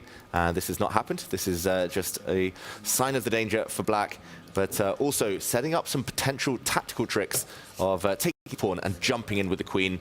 Fabi is dominant right now. And you mentioned his accuracy, and with the mention of accuracy, I want to take us to our Make.com match metrics, and then we'll return to this game to see if Fabi can put the clamp down. But we're going to start with the heart rates, or the accuracy rather. As you mentioned, it's Fabiano who looks real good. Magnus Carlsen, akin to how he'll always approach, still finds a 95-ish percentile, even coming late to the board. But his opponent, Abdusattorov, will slightly eclipse him. It's Keymer right now who is suffering on the board up against Fabiano Caruana. From here to the heart rates, let's see who is feeling the pressure at this World Championship. Nobody except for Abdusattorov hitting the triple digits, and maybe that's because he does feel like he's got good fighting chances and an opportunity to put Magnus off kilter early on in this best-of-4 semifinal day. Right back out to Fabiano Caruana versus Vincent Keymer, though, because we have to see if this one finds its way to a conclusion soon, or how Vincent is going to try and keep himself alive in this game. Just improving that queen there for Fabiano Caruana, bringing it closer into the fight and targeting that H2 pawn, as David is highlighting. That is just fantastic full board awareness. It looked like everything was gravitating towards the side that the kings sit on, the white king, the target, but no. The white pieces have actually defended quite nicely here, curling up into a ball. So he reminds Vincent that he's also loose on the other flank. Yes, this pawn can move, but that would also just allow the black queen to swoop in and target more pieces. This looks terrible. The white queen can't go back and defend, and she's tied down to defending this pawn instead. Fabi, I think the advantage has grown to decisive proportions. This has been a masterpiece by Fabi so far, and I think it all comes down to that one move that he played to break up the center, and after that it's been absolutely flawless. It's one of those opening games where it's hard to even point out where Vincent actually went wrong. What was it that caused him so much trouble? Because this is absolutely busted, and you know what? Even if there was a material balance in the position, let's say that white did have a rook somewhere on the right side, just simply the piece play that we're seeing by Fabi, so incredibly strong. Pawns are going to join in the party. There might be an e5, e4 coming in next. We might even see the black bishop reroute itself to another diagonal. And what are white's pieces even doing? The answer is absolutely nothing on the left side. That's no counterplay. The scary thing to me is the fact that the 2 or 3 tiny question mark moves that the computer gave to Vincent throughout the game so far are moves that the experts here in the studio say, those feel natural. Yeah, exactly. Human moves. 1 or 2 of them looked forced, but he had to find something special. He had to find those early pawn sacrifices that Peter and Judith were talking about, maybe with a4, just quickly playing on the other side of the board. But unfortunately, he put his pieces on bad squares, and he's been punished. Fabiano, this is so impressive from him. Model game so far from him. And 8 minutes up, Tanya. I mean, the clock tells you all you need to know about this. And the thing is, when you start a best-of-4 match in this fashion, not the scoreline of winning the first game, but the dominant way in which you do it, the quality of play that you have, it leaves a very big imprint on your opponent going ahead in the match. I wonder, what is Vincent's mindset right now? Does he want to continue the fight, or do you think he's just going to be like, this has gone completely out of hand, and I'm going to get ready for the next game? Oof, I think mentally he knows that it's tough, but these top players are such great fighters. He will battle on, try and find a way. Unfortunately, I just don't see a way. Like b3 hitting the black knight, the knight doesn't even have to retreat. You can swoop in, take the pawn, and hit another loose piece. Any exchanges here benefit black. Any transitions, any more pawn gains. Vincent's made a move. It looked like a longer one. It felt like a knight jump. Knight jump. That's exactly right. Stops the attack for now. And making a move more out of necessity of time than anything, it feels like. Yeah, already it's tempting to look at moves like a rook sacrifice and the queen jumping in. Doesn't quite work yet, but it feels like something's about to fall. That being said, he stopped the immediate threat. I think that was just a forced move in practical terms. You couldn't let the kingside drop as well. Going back to some principles, trying to improve the worst piece in my position. I'm looking at my rook that's still sitting on the 8th rank, but I don't see great ways to get it further into the game. Things seem fairly blocked up. For now, yeah. I mean, maybe the rook comes this way and you open up one side of the board. At some point you want to prepare some central breaks, especially because white's so passive.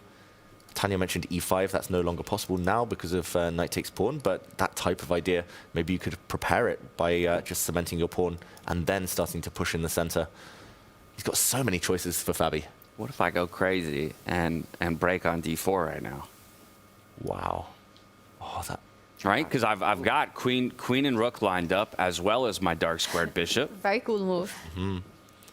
And let's just show this on the board while Fabiano thinks. We'll watch his hand movements, just in case he moves. This is quite a forceful move as well. The e-pawn has to stay defending its knight. The queen is hitting it. So you have to take with this pawn, meaning that a defender of the white king is lured away, and now the queen can swoop in. That's a checkmate in one threat. Another nasty check. And if those are guarded against, the black knight, or black queen, if you want to simplify, could take this pawn in the center. Very least, you hit the rook, hit the pawn. That's a Fabiano type of variation, right, Tanya? So forcing... easy, well, straightforward to calculate. Just seeing it, getting it on the radar is maybe the hardest thing.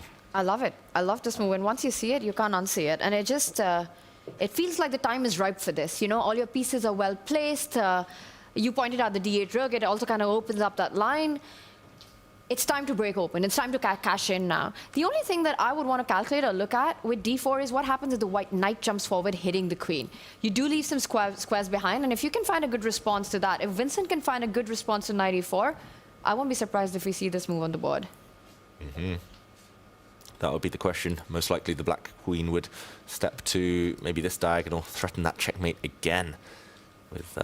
yeah, so many threats. Pawn to b3, and the game gets more complicated, but looks like the sacrifices, feels like there's a breakthrough. Yeah. Fabiano on the brink of victory. All right, well, we have been locked in on this matchup, and for good reason, because Caruana has Vincent Keymer on the ropes. But lucky for us, we've got our two legends at themake.com, a deep dive desk, standing by and keeping an eagle eye on Magnus Carlsen versus Nodirbek Abdusattorov. So we're going to Judith and Peter now. What do you have for us? Well, there was a lot of interesting thoughts and the incredible move G5 by Fabiano in that game against Vincent. But in the meantime, there are a lot of excitement going on between Abdusattorov and Carlsen, because Abdusattorov was doing a great opening, great middle game, and it seems like that he had the upper hand and the advantage. But maybe Magnus is escaping. Peter, let's show on the board how it was developed. Yes, exactly. That just starts from the critical moment. It looks like in this position, White has the upper hand. White has also beautifully played the move bishop h4, lining up, creating a pin against the bishop, maintaining the structure. But now we see how masterfully Magnus reacts to it. Activates the rook with rook a6. And here Nodirbek made a big mistake, allowing Magnus to jump out and create counterplay. Judith was whispering in my ear that the rook moves, and exactly at that moment Nodirbek played the move rook e1, and Judith told me, no, not to e1, to g1. And Judith was spot on, because actually White had to make sure to be ready against the break with g6, g5. That was the whole essence of the position, and White would have maintained a better position. But after the move rook e1, Magnus immediately used the chance to break with g5, and now White has a dilemma, because White knew that he was putting pressure. So when is the moment that you want to shut the game down? It seems like after g5 with e takes f6, he could have traded down after bishop f6, bishop takes g5, bishop takes g5, fg, queen g5, leading very much to a dry equalish position, king b2, rook h6, and probably queen g3, the game would have ended in a draw. But instead of this, clearly Nodirbek being a big fighter, he opted for the f take g5 choice.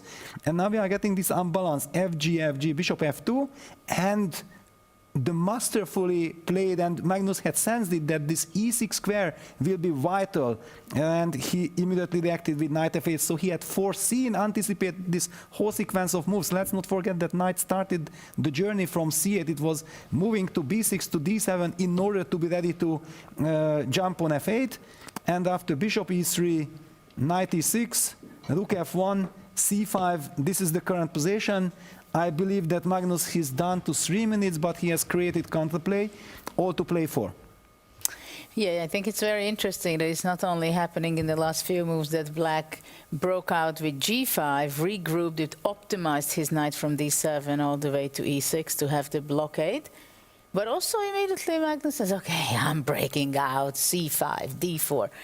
And it's for 3 results, and 5 moves ago it was definitely Nodirbek who was pressing Magnus in this game. Yes, psychologically I think Magnus has the upper hand. Let's also highlight that White's king position is still in the starting formation. Clearly the good news is that White just needs to castle, move that rook from a1 to d1, the king moves to c1. But when will he have that time? It's not a given that he will have this time comfortably, or he might just try to make a move like king b2. In any case, I would prefer to be Black here. Well, this is our verdict here, that we prefer to play from Magnus's side. Just in the last few minutes, it turned out that way, so it's back to you. Thank you so much, Judith and Peter. It always seems the Magnus finesse comes out to play, and just like that, we've got our legends wishing to play from Black's position. We'll return to our semi-final bouts in just a moment, but I do want to check in on our women's exhibition match between Bibisara Asabayeva and Alexandra Kostyniuk. As we arrive, you'll see relative equality on the eval bar, but it's our first time to this board, David, so I'll let you decide where we kick it off from. How far back do you want to travel? Yeah, this is the live position. It looks like a long-term big advantage for White, mainly due to a protected pass pawn in the center that might be marching in any endgame. There's also a backward pawn to stare at. White has the bishop pair, especially the unchallenged light-squared bishop. They all give Bibisara a big advantage Maybe she can now just whip off a pawn, although that's a very strong dynamic move from Kosteniuk, jumping in with her knight. I'll just highlight one big moment earlier where if we trace it back to this moment, Black was actually doing pretty decently, but bringing out the queen, threatening checkmate, seemed to be the wrong direction. It looked like a decent idea, knight to b3, pawn to a5. She's all in here, Kosteniuk, on the white king. But this key move, we've already talked about it. We haven't seen it that much, but castling the longest possible castles in freestyle chess all the way to the other side of the board. Suddenly the black queen, the black knight, you ask them what they're actually doing. Taking this pawn would actually backfire, as the white rooks would now come into the game with big targets on the b file. And she never really recovered from this, the shock of the white king castling. We'll catch up, though, to the live position. White with the extra pawn now. Tanya, do you see any hopes of a fight back? I see the eval bar has actually dropped, despite the fact that White's turned the advantage into something more tangible. It's the extra pawn. You've got the bishop pair, and I don't know how winning it is, but it's definitely a Bibisara who's on the push here. There's work to be done, because as you can see, the black pieces are also jumping around now with the double attack. There's d3 weak, there's the a2 pawn that's tender, and with knights, you know, you have to be really careful. They're extremely tricky. So with that bishop on b6, eye-lining the diagonal that it's on, you know, just waiting for that pawn to get out of the way. Maybe the other knight is heading towards e3. The queen steps on the side. I do feel that Kosteniuk has tricks, but I'm taking white here. Just the extra material. Now if you were to take knight takes pawn, well, the extra material doesn't remain anymore, and I'm just wondering what's the refutation there? Yeah, what am I walking into? Maybe there isn't a refutation. I think she should try and balance out the material. The reason the red cross appeared a moment ago for everyone at home is because the computer much preferred just planting a knight into e3 and saying, okay, the game goes on, pretend you're not a pawn down, but okay, the knight has instead traveled all the way to the other edge, has regained the pawn. But apparently not a good move, David.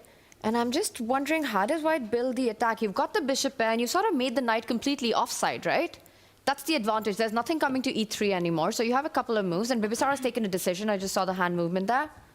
She's moved that rook, surely. Where has she put it? Where has she planted that rook? Okay, she's put it in the corner. The knight has gone back. She's going to plant her own knight to c4 now. Very strong piece. Now this knight not only sits pretty on an outpost, but also guards any e3 infiltrations. It's, again, full control for Bibisara, although most of the pieces still on the board. Anything could happen. Exactly. So with still lots in play here, I'm going to take us back to Fabiano Caruana and Vincent Keymer, because the last we left it felt like Fabiano had Vincent against the ropes, fighting for his life. And while that still generally appears to be the case, I will note that the clocks have almost equalized in this moment. So Fabi's really starting to slow things down, make sure that he's doing the, the proper due diligence and calculations to put the finishing touches on this one. Yeah, Fabi will be frustrated. He will be annoyed at himself that he hasn't maybe won more material or hasn't been able to keep some of his more active pieces. He now drops back his queen. There was a sneaky checkmate threat, quickly guarded against. But the bar is slightly rising, back in White's favor. I don't like the fact that a few moves ago he played the move pawn to h6. He traded off White's weak pawn. He could have tried to win that pawn instead of trade it. He went out with his bishop, now back with his bishop. He's lost a bit of time, and the knight on c4 that was so strong has been traded off.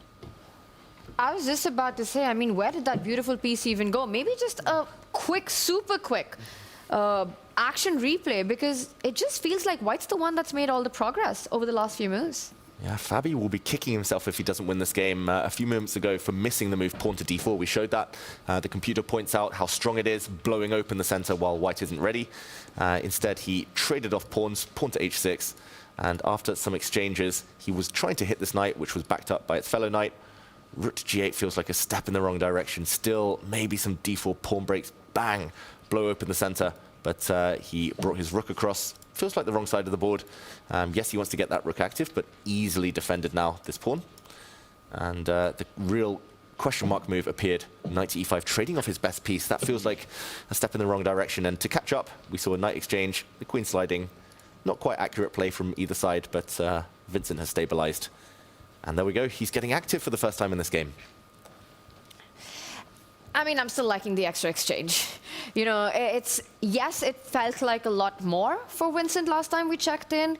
You're pointing out the ideas coming in with rook to f1, attacking on f7. This is maybe the best position that Vincent has had in a very long time. Exactly. Feels like you've been suffocating for the last 20 minutes, and for the first time, you've been able to take a breath. Yes.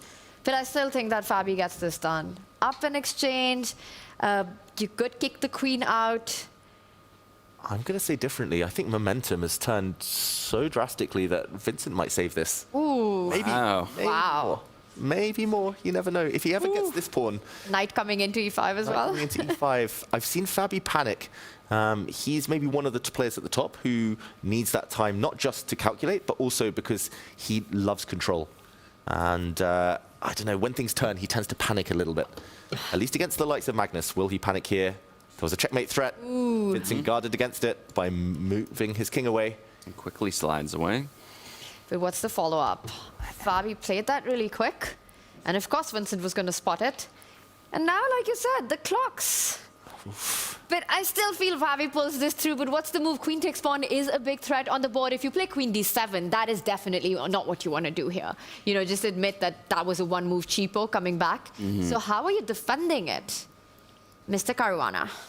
Easy moves for white, that's the difference. Like, white is going to move the king closer towards safety, behind that wall of pawns, nearer the knight, which is a great guardian, great bodyguard.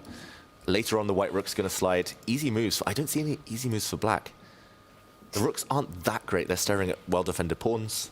It also doesn't feel right to put your rook on g7 to defend that pawn. It's, you know, just tying down your bishop. What is that rook even doing there? Because what you want to do is go bishop e7 and kick that queen out. But once you place your rook on that square, you're never going to be able to do that. Fabi's taken a decision. What is it? It looks like he's moved his bishop by the hand gesture. So it is bishop to e7, but he's going to do it without moving the rook. That gives up a pawn. A big pawn. 2 connected passes now for Vincent. What is the idea there? Is it just to get the rook in on the open file? The black rook will move. I'm struggling to understand. Oh, so your idea, if queen f7, rook to f8, and just kick the queen back out. But now at least my rook has a way into the game through that open file. While Vincent thinks quickly, we'll show it. Queen takes pawn now, the black rook will slide, and wherever the queen goes, maybe it's time to start pushing in the center, to finally start mobilizing. We'll see. Vincent has decided. But bishop e7 is gutsy and brave, and Vincent takes the bait. We have this on the board. Okay. He stops e5 for now, David. Level material, though. So if Fabi doesn't get some kind of attack going, then Vincent's going to survive or more. Well, with e5 not available, can you get the other pawn moving up? c5, c4, kick that knight out, put pressure on b3, bring your rook to f2.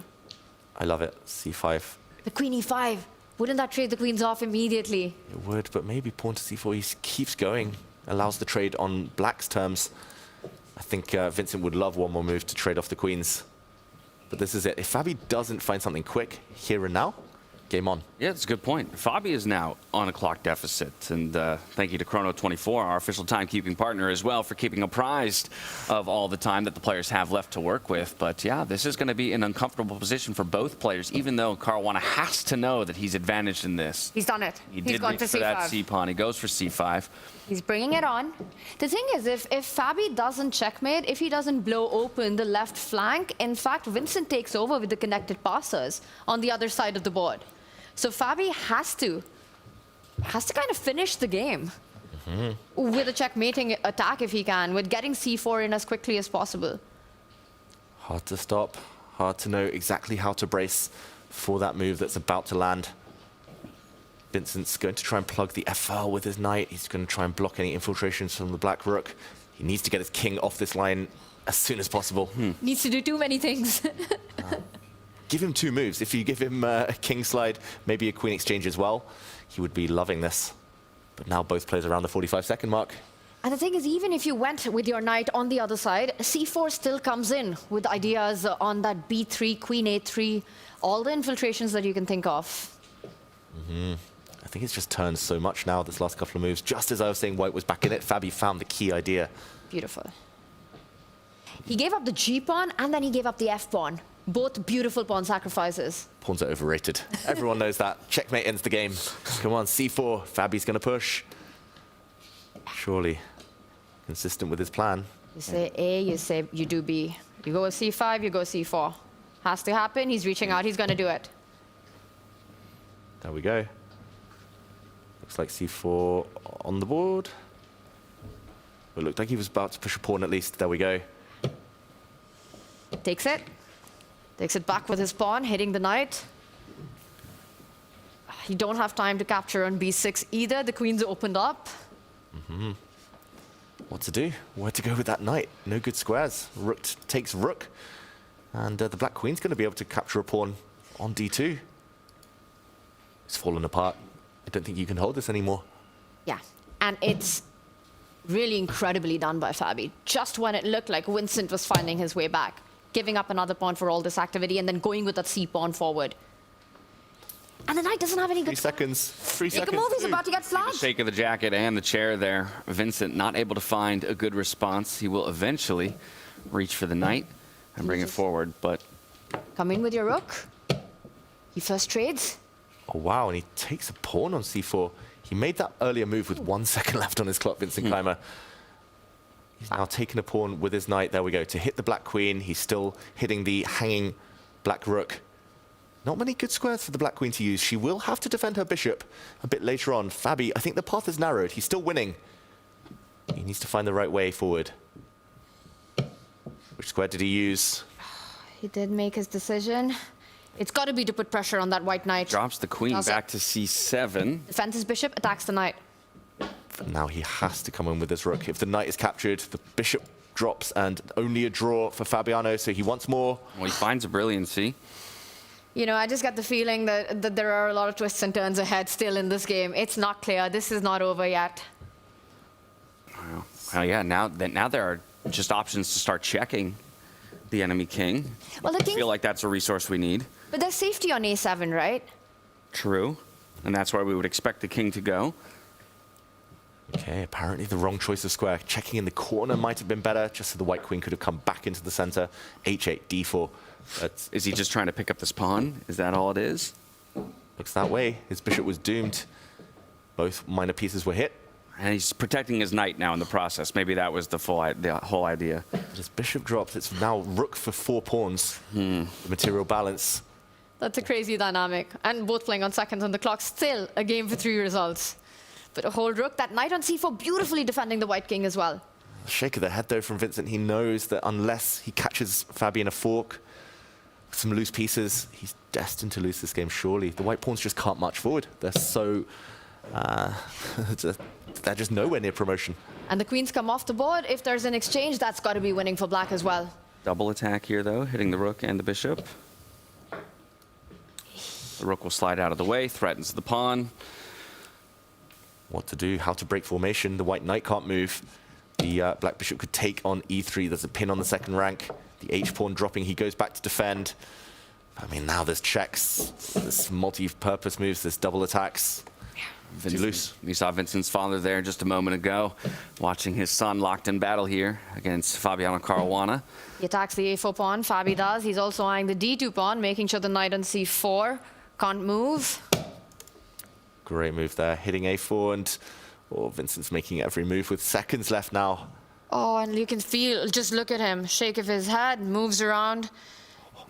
He made that move with exactly 1 second again on his clock. Goodness. Where's the breakthrough? Yeah, Fabi still has to find it. Maybe he's just going to go B5 and just open all of the queen side up.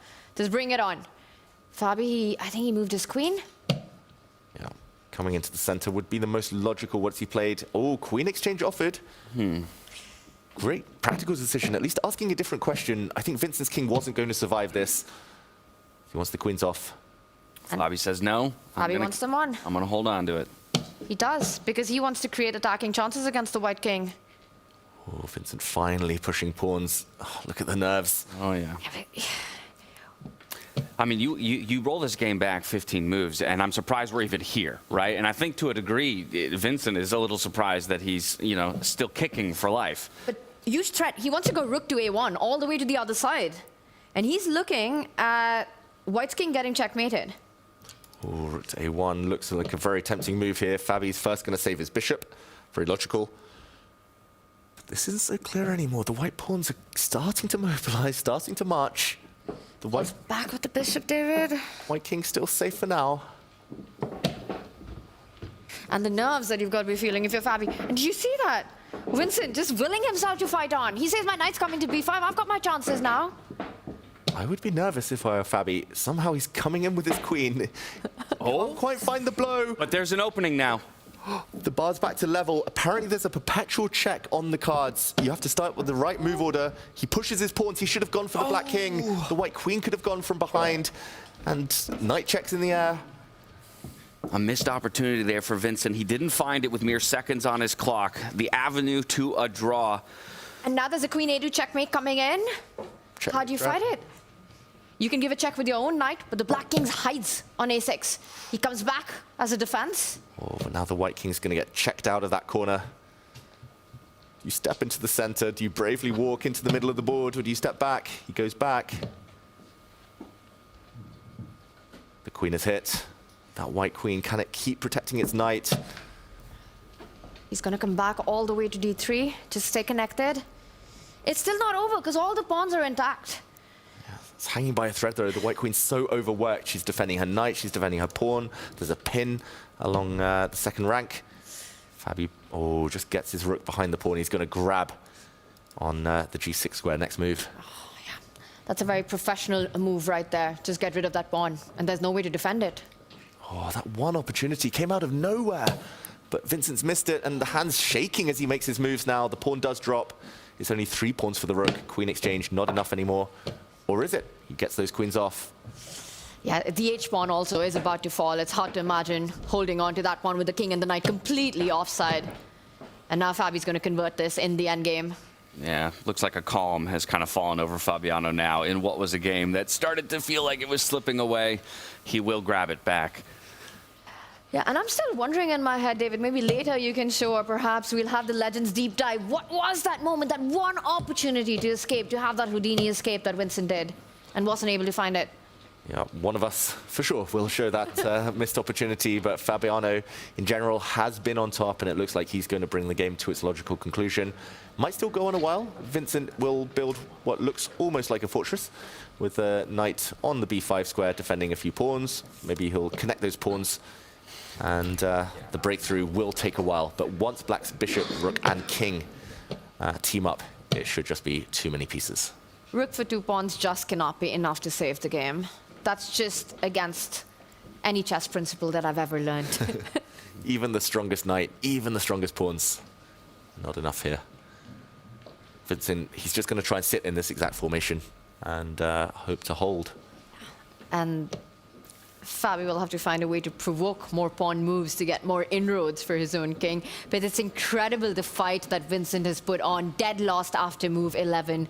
And here we are, almost creating his opportunity in that one moment. Yeah, that white knight just can't move, though. I think that's the issue. You will get zugzwanged eventually. The black rook can sometimes take that knight to create an outside pass pawn for black. The a pawn will promote on a dark square, same color as the bishop. He's run out of moves, run out of hope here, unfortunately. The black rook is going behind too many threats. Yeah, it feels like the only option is a king shuffle, but like you say, you're just giving time for Fabi to continue to improve and provoke. So he goes a different way. He's going to bring his c-pawn forward. But the fortress is broken. The more you march forward, the looser and weaker your pawns become. They'll never cross over to the 8th rank. Black's rook and bishop will mind that. The black bishop now has a beautiful outpost to use if it wants. First to check to drive back the white king. Yeah, this is unfortunately just over for Vincent Keymer. But it's just the incredible mindset, you know, to sort of fight your own voice telling you to sort of throw in the towel, to resign, but just keep the fight going, create your chances. The resilience has been incredible by Vincent to keep this game going. This is going to be a nervy match. It's going to be a close one no matter what. Fabi takes the lead, but still 3 more games to go. Right, he puts his rook behind the pawn, making sure the d-pawn stays true to defense here. And what's the path to progress now? Where do you want the black king will be the first question you need to ask yourself. It's a long journey. yeah, so David's highlighting it. Do you have all the time in the world, you know, if you're Fabi in this one, because white just doesn't have enough pieces. And the white knight just can't move without getting traded off. The white pawns are frozen as well. can't march forward. So it's going to be slow but steady progress. I mean, so Fabiano will obviously be happy to get the win, but I would venture to guess he won't be happy with how the win materialized necessarily. That it could have been a little cleaner than this. Yeah, I think if this were a longer tournament, he'd be a bit annoyed at himself, the killer instinct not there. But the fact it is a match, the fact he got the job done, the fact that he did torture Vincent for longer, actually maybe it's not all downsides. Sometimes it's nice to get a longer game in to feel fresh at the beginning of a day. You calling Fabi a sadist? What is going on here? Chess players are all sadists at heart. There were moments, of Fabi getting nervy for sure in this game, and that was quite a shocker to see happen. But I would agree, just getting the job done is the most important thing. And there it is. Yeah, he's going to follow that pathway for the king. Yes, the king comes closer and closer. Yeah, and then those pawns will drop. White king is just stuck, no moves. Knight comes back. He's going to check back that white king first, cut it off, and then continue the journey. It's nice to put the king and rook on opposite color squares, at least. I would always want to put a rook on a dark square, king on a light square, or vice versa, because then they can't get forked by a knight. Gives a check, driving the white king back, as you predicted, and only then going to improve the position of his own king. Yeah, poor Vincent, you fight so hard, you feel like you earn it back. You have one shot, you miss it. Not an easy shot to fire, though. That one which is seconds on the clock. Oh, my goodness. It was not obvious at all. I just hope nobody tells him mid-game, or after game, mid-match, I mean, that he did have a chance to save it. Sometimes it's better not to know. Oh, yeah. But I'll also point out, you know, what we just saw, it almost feels like that's Vincent getting ready for game 2 here. You know, Fabi was ahead the entire game. Yeah. And I have to say he deserves to win this round 1. Without a doubt. Without a doubt.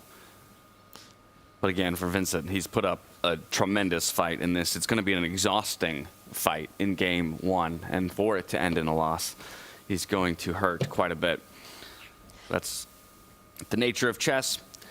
It's also a best of 4, though. Still 3 more chances for him to equalize.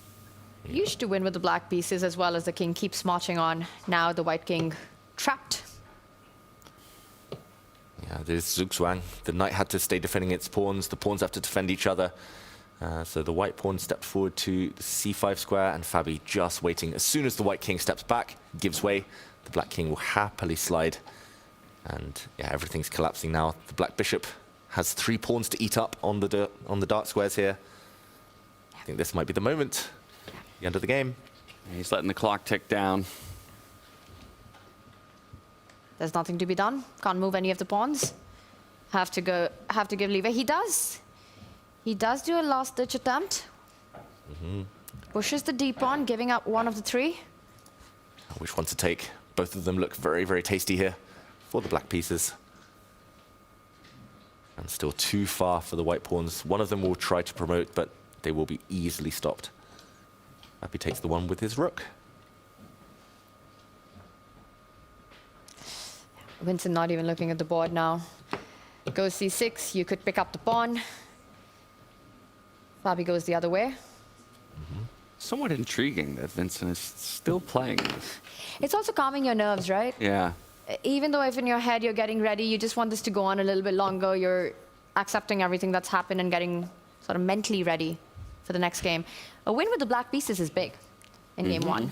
Fabi gets the next to white, and there we have it. He takes the lead. Well, Fabiano Caruana, the only one of our finalists, who will get a decisive victory in game 1 of the day over Vincent Keymer. 1-0 is the scoreline here with 3 games to play. Magnus, Carlsen, Nodirbek, Abdusattorov, they will have split half a point apiece, a draw in their game. Nothing, not too many fireworks over on that board once we got through the mid-game, and Magnus had begun to finesse an equalization. From there, they liquidated pieces, and it ended up in a rook and pawn endgame. It goes to a draw.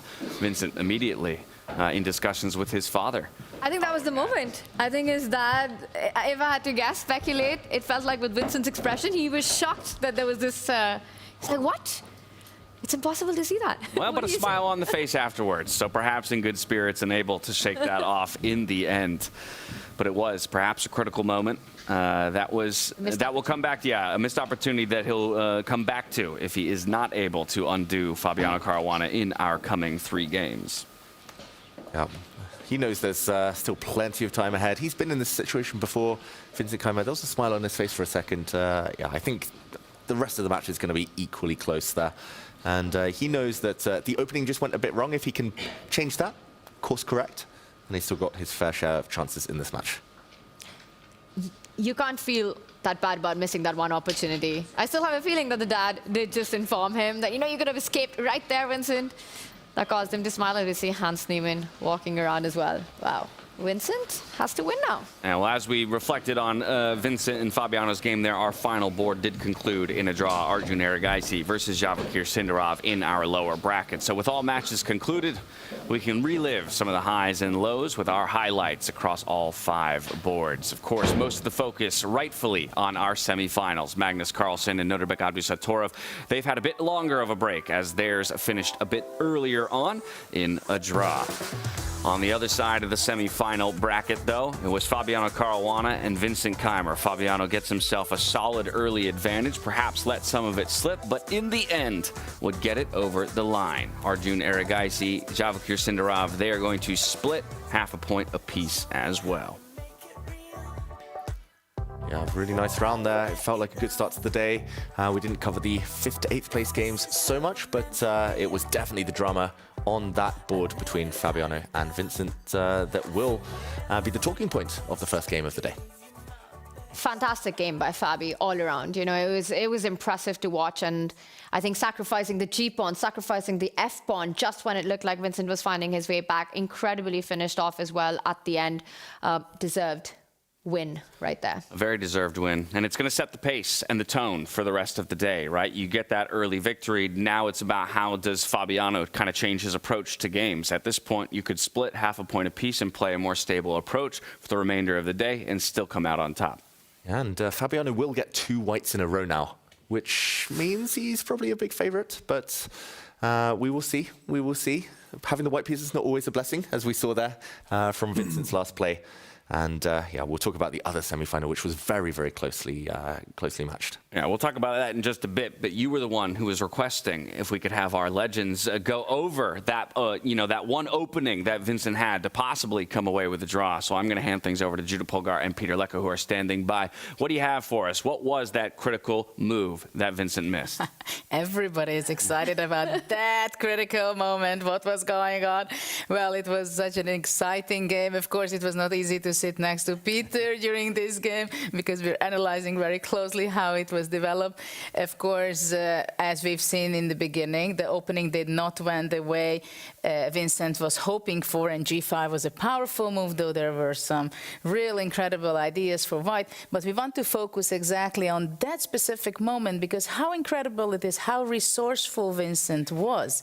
And you should never give up. This is also another example of that while Fabi played it so well, and he was pushing and increasing the pressure and the material advantage, still we will show you some magic lines.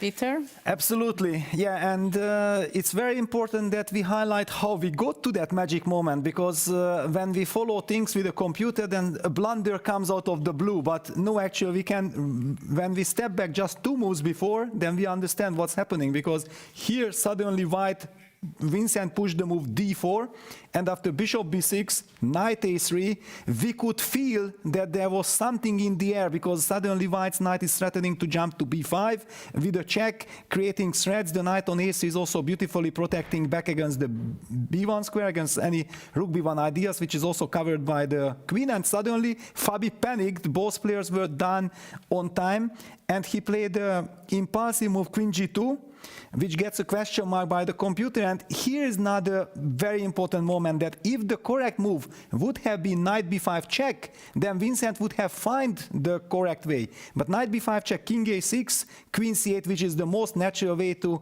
try to get to black's king with queen a8 check, runs into rook b1 check, and after king c4, queen a2 check, actually delivers checkmate after king d3, rook b1, rook d1 check, king e4, queen g2 check, and there is just no way to hide because you cannot go to f5 due to queen takes h3 check, and white will lose the game after king e5, queen takes g5, and it's a matter of time when you resign. So it was not so simple. That was the reason also why Vincent missed the golden opportunity, because you had to start with a quiet little move, not to give a check, and keep your king in danger with the stunning move queen c8. Now we know already that knight b5 check, king a6, queen a8, checkmate is a devastating threat, so black has to react. And thanks to this lovely knight on a3, we are covering the b1 square, so there is no direct rook b1 check. So what does black do?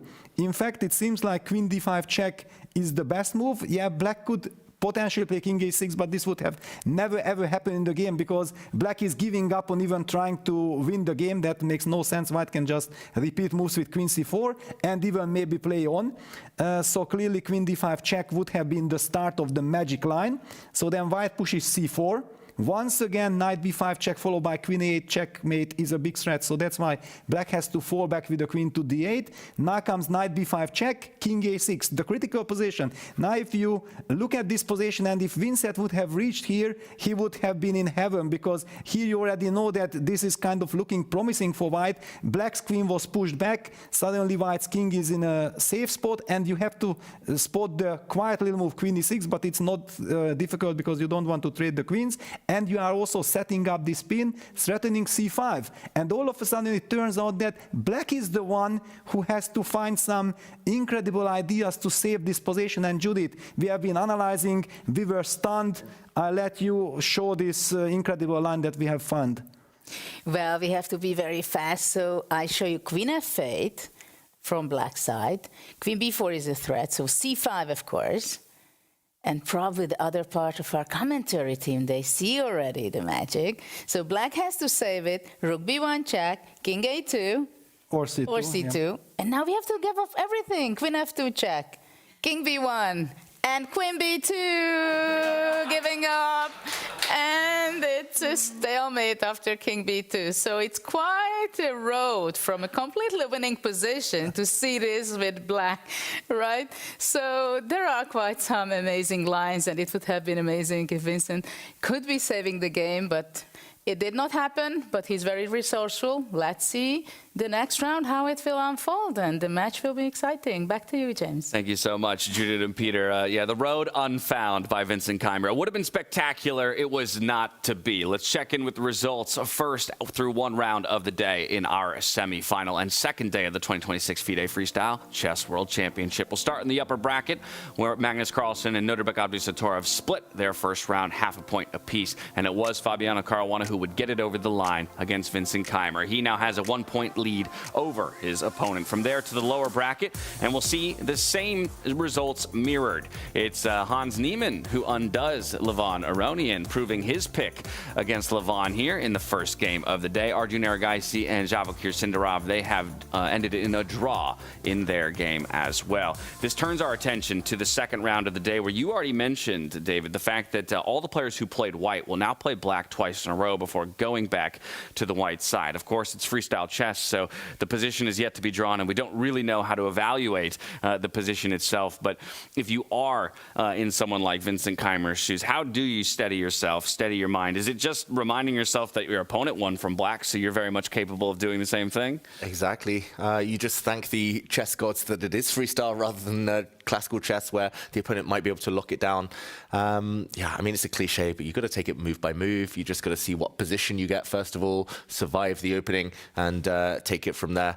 The likes of Magnus, though, psychologically, he loves having the advantage of the white pieces. He, especially, I mean, across all types of chess, but especially in these knockouts, he loves having white applying pressure and leading from the front. So this is where we would expect Magnus to maybe start pushing the pace in his matchup against Nodirbek Abdusattorov, currently tied through one round. I know we've got a lot of chess ahead of us, so we're going to dive right back into the playing hall, where Fiona is standing by for the position lottery of round 2 of the day. Enjoy. The future belongs to those who make it happen. That's why we built Make, a visual-first AI and automation platform for change makers. It's never been quicker to start building, visually and without code, to automate everyday tasks and free your time and energy for bigger, better things.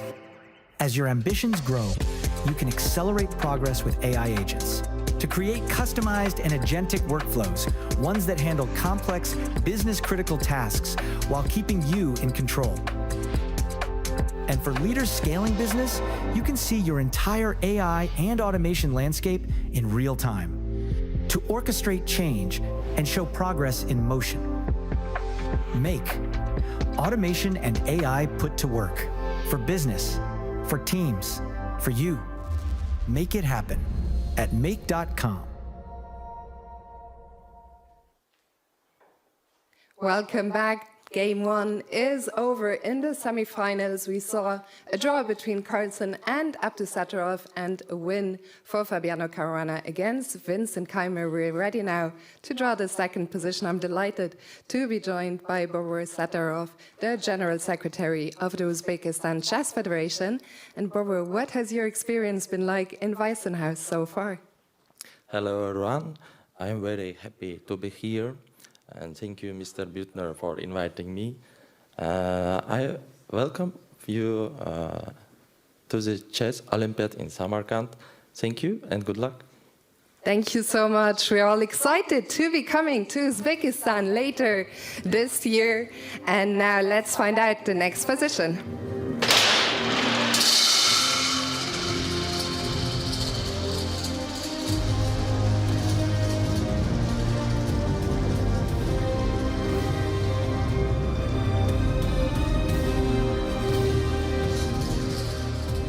So the next position is gonna be number 184, 184.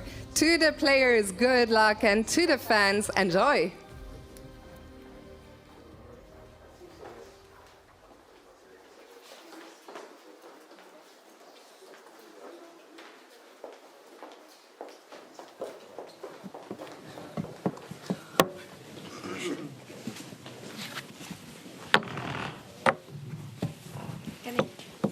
So this board? Maybe not the maybe I want this one.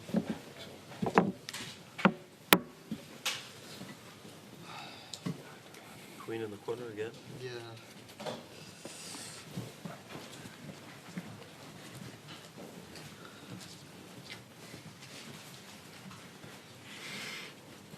Sure.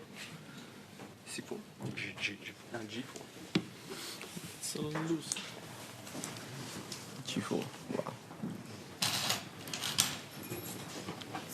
Nothing is happening. So D4, D4, D5, C4? But I think with these knights it should be natural. C3? No, C4, because bishop C3. Maybe you can play D6. Bishop C6. If we kill this bishop, I mean, it's temporarily. No, bishop before D3.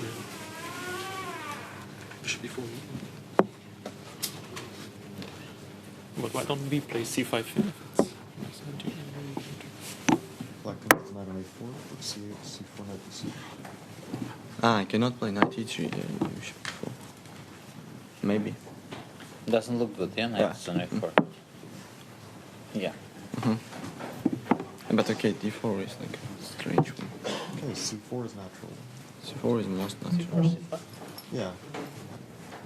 Are you allowed to help the opponent to your girlfriend? No, okay. It's not clear. It's helpful. I think about myself, yeah. And so okay. The queen is again at the corner, right? And wait, what about C4, C5, G4? Yeah, I mean, like, D4, C5, maybe so D5 stupid, is not but good. like some attack. D4, like, C5, D5. The knight will not get stuck on D8. C4, yeah. D4, C5, D5, C4.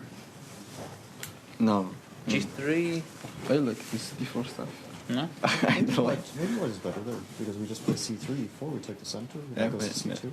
Maybe, but I don't think so. Also, like because I mean they are also pushing very fast. Yeah. How exactly? Yes, Benoni some stuff like B5, knight B6, C6. Like, it comes very fast. I mean castle. Like. Will I play G3? E4, knight E3. It's kind of stuck. I mean, yeah, b5, knight b7, knight c5, like comes the very line that fast. you analyze, did you Yeah. decide on b5, bishop c4? Okay. Это страшно. b4, but then what happens afterwards? Я играю, чувак, кто играет в минуте, это просто радость на всю жизнь. I mean, c4, c5, g4. I really like it if we like have some attack. Yeah. Yeah, maybe this is okay. So g5, let's say. I mean, h4, h6. This is probably correct for like. No, yeah, knight e3, knight e5. Like we have. I mean, knight e3, e6. Yeah. Bishop h7. Wait, by the way, can we just attack like bishop b4 and then d3 and bishop c3? Wow.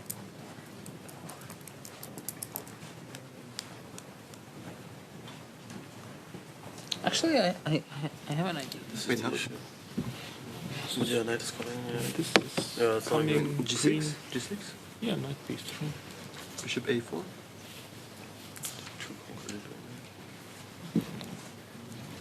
Like this is good for black. This is coming also. Castle. Yes, you're castling. Okay. Yes. This is super dangerous. h5 or even.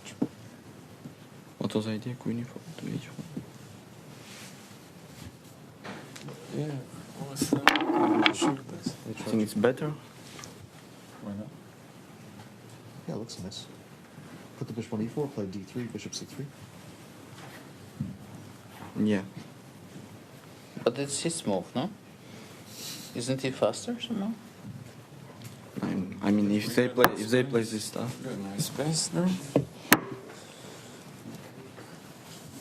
Could also have played Yes. bishop b4 first. I don't know, d6, bishop c6. Isn't it just slightly better for black? I mean, the moment we drive things back with e3, f4, yeah. f4, you're just much faster. If we play knight c4, bishop. I mean, here I can take on b2, yeah. Take b2, I mean, takes d4. No, first maybe I will play this and take some b2. We threaten you, huh? Yeah, maybe. After g5, you black plays g5? Yeah, I think. So h4, h5. Let's see this position. Because okay, h6 is better for white for sure. So h5 is good. So hg rook g is. Hg rook g. No, I thought hg. Ah, you can do this. Can't just take Bishop h6. Now you want to check And we're back for round number 2 here at the 2026 FIDE Freestyle Chess World Championship. It will be position 184 as the landscape battle for this second round of the day. A bit more consensus when it comes to our heat map, but I wonder if there is consensus between the players when it comes to the way that they want to approach the game. And I will turn to our legends over at the Deep Dive Desk, Judah Polgar and Peter Lecko, to determine whether or not these players have reached any kind of a consensus on how they want to approach the match. Over to you. Well, at first I think it was Levon who was saying, what about this d8 knight? And they started to look d4 with the idea, I guess, to play d5 at some point and block the possibilities for the d8 knight. But then quickly they switched to c4. Also, I see on the board with discussion g4, h4. So what do you think should be the verdict, Peter? Well, the final verdict we don't know, but I do feel like the players are discussing very interesting lines. For example, the move c4 is tempting. We have seen Fabiano and the other players discussing c4, c5, and then g4 appeared. A very typical move, opening up the queen. And as always, the big question, what happens if black keeps the symmetry? And I believe the move g5 appeared on the board by the players. And then after h4, which is so typical, we already know this idea, whoever followed our broadcast throughout the tour last year, we know this idea, g4, g5, h4 with the queen on the corner, and then the move that automatically the players mentioned, h6, would be a big mistake according to computer, due to some incredible rook lift with rook c3, which we have never ever seen, and that's why it's very tricky kind of to rely on something that, I think I know something, because every position is specific. And for example, after this rook lift to h3, computer is already giving white a clear advantage, +1 point something. So black has to be very careful. The big question is, will White play the move g4? Because the same idea like with g3 also is in the card, just to open up the queen, potentially also lining up on the long diagonal with bishop e4, because there is this unprotected b7 pawn, unprotected in a sense. If White attacks it with the bishop and the queen, then the knight alone will not be able to guard it. Judith, what do you make of this?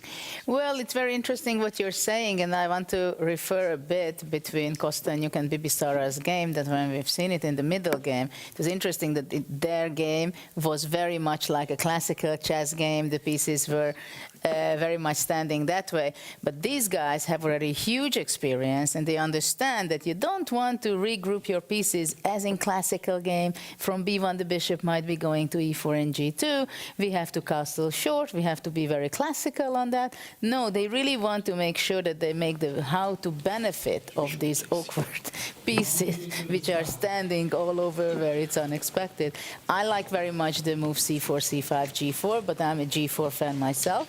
But I really liked, and it's something very new which came up and you showed now, to bring up after h4, rook c3, rook h3 so early in this game. And I think we didn't see anything like that in their analysis either this time. So you came up with your own ideas here, and we are just about seeing the players going back to their seats. So James, take it away. Off we go. Thank you so much again to Judith and Peter Lecco for all of their insights ahead of our second round of the day. You can see Fabiano Caruana, Vincent Keymer already in their chairs. It's Fabiano who undid Vincent in the first round of the day. So now it's Keymer trying to strike back from the black side of the board. Of course, our other featured table, sports, and Nodirbek, Abdusattorov, Magnus, Carlsen locked in battle, half a point apiece. We'll see who can come out on top in that one as well. And here we go, handshakes, we are off. Fabiano, of course, he would love to increase his lead, get ever closer to that final. He starts with pawn to g4. Judith will be happy about her move being played there, and that's very logical. The white queen activated, the white rook activated. Kings, though, is the big question. The kings, will they ever find safety now on that right flank? I absolutely love this start by Fabi. I mean, you're up in the match, you know, he's not thinking about any cautious approach by making a c4, d4 move, which feels like so much more normal in this position, but goes for a very direct one. g4, to start off with, it was the g-pawn that was, we were considering it a contender for move of the day in his previous game. You know, the whole idea that was highlighted by Peter of the rook lift, transferring it all the way to the h-line, maybe with the arrows you could just show it. I would be amazed to see it. I mean, that's the most freestyle chess idea I've ever seen. And I think the reason why it's so difficult for players to come up with something like that is you just never imagine all your majors clamped up on one flank so early on. But if that was to happen, I think I'm going to take a bow to any player who does that, who finds that. c4, rook c3, h4, rook h3. Yeah, the players, they do love pawn moves at the beginning, but normally it's the cavalry that comes out next. It's the knights, it's the bishops, the minor pieces. To see a rook maybe be the next one to enter the fray, that would be really spectacular. But Vincent is thinking he doesn't have to try to go for symmetry, of course. He's got a lot of choice.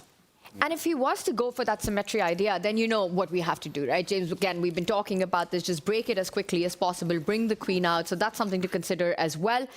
The way it would transpose into the lines that we were looking at, and I think Vincent, I like how he always takes his time for the first move, just how important it is if he was to push the pawn in front of the rook on the other side of the board. c5, c4, and then we could potentially see the ideas that were being discussed before the start of the round. I'd love to see it. I mean, the more I look at this c-pawn push, the more I like it. You know, opening up the bishop as well. You know, if you did end up with that rook lift, then you already have your minor pieces aiding in the major pieces attacking on that right-hand side of the board. Yeah, it is surprising. I think that's why Vincent has paused so long. I mean, c4 looked like such a natural way to start. Kind of, the white queen can come out in various ways. Why commit? You could push that pawn square, 1 square forward, 2 squares forward. But he's just showing his ambition already, Fabiano. And we don't need to go there, but I'll just mention to people that Magnus Carlsen opts for the same opening move, g4. It was met with c5 by Nodirbek. So while Vincent continues to think it is Nodirbek who says, yeah, you know what, I'm going to go for it. I like that c-pawn push, and if you're not going to do it, Magnus, I'll be the one to instigate. But then it's going to be fascinating to see if Magnus finds the idea that we're talking about. And in fact, Fabi does the same. So we've got the same position in both our semifinals. Yeah, big moment. I thought Vincent, he's the kind of guy who has gone his own way several times throughout the tour, especially in Weissenhaus last year. The players aren't looking around at screens. Okay, mirror image, we're headed in that direction. Will Peter be buying some lottery tickets, predicting the future with this rook lift? You know, when the players were analyzing, it was Fabi who mentioned the plan of putting the bishop on e4, targeting the b7 pawn, then moving the d pawn one step forward and putting the dark squared bishop on c3. And he felt that there was beautiful coordination between the pieces if you're able to achieve that setup.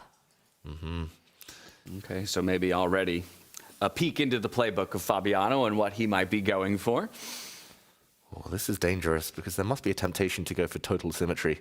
But that rook lift, I mean, with some time on the clock, maybe Fabiano will start to realize its strength. If not, you still have to ponder exactly what to do next against the bishop coming out. Sooner or later, Vincent will have to deal with the issue of his queen. If you allow white to continue advancing, that queen's never coming out. I want to do something a little fun. I want to poll up Magnus and Nodirbek Abdusattorov alongside Vincent Keymer and Fabiano Caruana. So both boards at the same time here, because again, they've started to develop in the same way. You can see left-hand side of your screen, Carlsen and Abdusattorov. They're a little bit more advanced in terms of the number of moves played out, but already going for that h4 pawn push as well, which was something that Peter had highlighted when he was going through a bit of his analysis. Magnus, the space monster, taking space with his pawns, pushing forward, looking very confident, spending noticeably less time than he did in the first game today, where he arrived a bit late and didn't get in on any discussions. So not total symmetry. Abdusattorov just keeping his pawns a bit more constrained, developing a knight. I also like what Nodirbek has done. He brings out the knight. He's also eyeing his own bishop coming to that central square on e5. So the ideas of rook lift, you probably want to delay that a little bit. Continuing with development as Magnus keeps advancing the pawns. But it's Vincent first who plants the bishop now on that right side of the screen, putting pressure on the b2 pawn. Yeah, it's interesting. Vincent going for kind of the key idea, just in a different order than we all expected. We thought that maybe the queens would be given some breathing space first. Magnus, he's looking over at the other screens. He's looking over the other boards. He's like, oh, are they copying me? Should I copy them? Mind games. You know, that's the last 3 games here in Weissenhaus where the queens have been on the square that they are, on h8 and on h1. The final round of the round robin in the first 2 games here. Wow. It's funny. I mean, these positions, very early days, but some of the boards, some of the kind of the less important matchups, they do have rooks already. Black rooks on h5. They've already come. I didn't even know how they got there, but some crazy starts to this. Well, let's double it up again from 1 board to 2, from 2 to 4. Let's go. Let's do it. And if you look on the bottom left board, Levon Aronian against Hans Niemann. Whoa. I don't even know how that game began. It's very similar, actually, to the start of the women's board, Alexandra Kostenyuk, who ended up losing her first game. She's fighting back, but she's got white, and she's also facing Bibisara with a rook on h5. My goodness. And as we talk about H-files, you can see bottom left or bottom right-hand corner of your screen, Sindarov with white pieces, now advancing his pawn to H5 even. So a lot of flank play here. And that's usually the storyline, right? When you've got your major stuck in the corner, you want to give them some space. But h5 seems to be the square of the game so far right now to be controlled. But that rook on h5 by Hans Niemann, wasn't expecting that. Yeah, don't try it at home. Very, very high risk. Normally the pawns, then the minor pieces, only later do the rooks and queens come in. All right, well, why don't we dive into Hans versus Levon here, just so we can get a bit more of a specific look at this board, maybe walk it back a moment, see how that rook ended up on h5. And do our best to predict how this game might progress. A reminder for everybody at home that Hans has already taken a point lead in this matchup against Levon Aronian from the white side of the board, now playing black 2 times in a row here. It's a best of 2. It's a best of 2. So for Levon Aronian, this is an absolute must-win if he wants to take it to the Armageddon. Yeah, he needs to win this one. We'll do a very quick action replay. We're only 5 moves in, but this is wild stuff already. Pawn to b4. I must admit that wasn't too high on my radar, but the players were talking about the c-pawns moving forward. So this is designed against that. We saw that in the 2 semifinals. Here, very, very ambitious move from Hans Niemann. Plays the move anyway, developing his rook. And rather than just retreating, he goes back, he goes across. And he's smiling, Tanya, or trying to stifle a smile, Hans, as he goes across with his rook. Pawn to g3, hitting this diagonal again. Pawn to d5 blocks it. c4 comes out. If the pawn is captured, the white rook would be the one doing the work and maybe trying to get up to the 8th rank here. Instead of a capture, bishop d7 creates a sneaky threat on the white king. Watch out. Yeah, that's quite a threat that you need to take care of. Expecting either the h-pawn to move forward or the queen to come out to stop that check. But this is getting fun very quickly. And this is right up both Levon and Hans's alley, right? These kind of positions. I think especially Lev's going to enjoy it. In a must-win game, this is what he wants. Stops that check. Yeah. H pawn moving forward there. Harry the h-pawn stopping any immediate play. There is a bit of a threat now. This rook could well find itself just cornered. Of course, the central pawn is hit as well. I really don't think Hans Niemann can get away with this. Like, you're playing a creative position, you're going extra creative against the man himself, Levon Aronian. Why provoke the beast?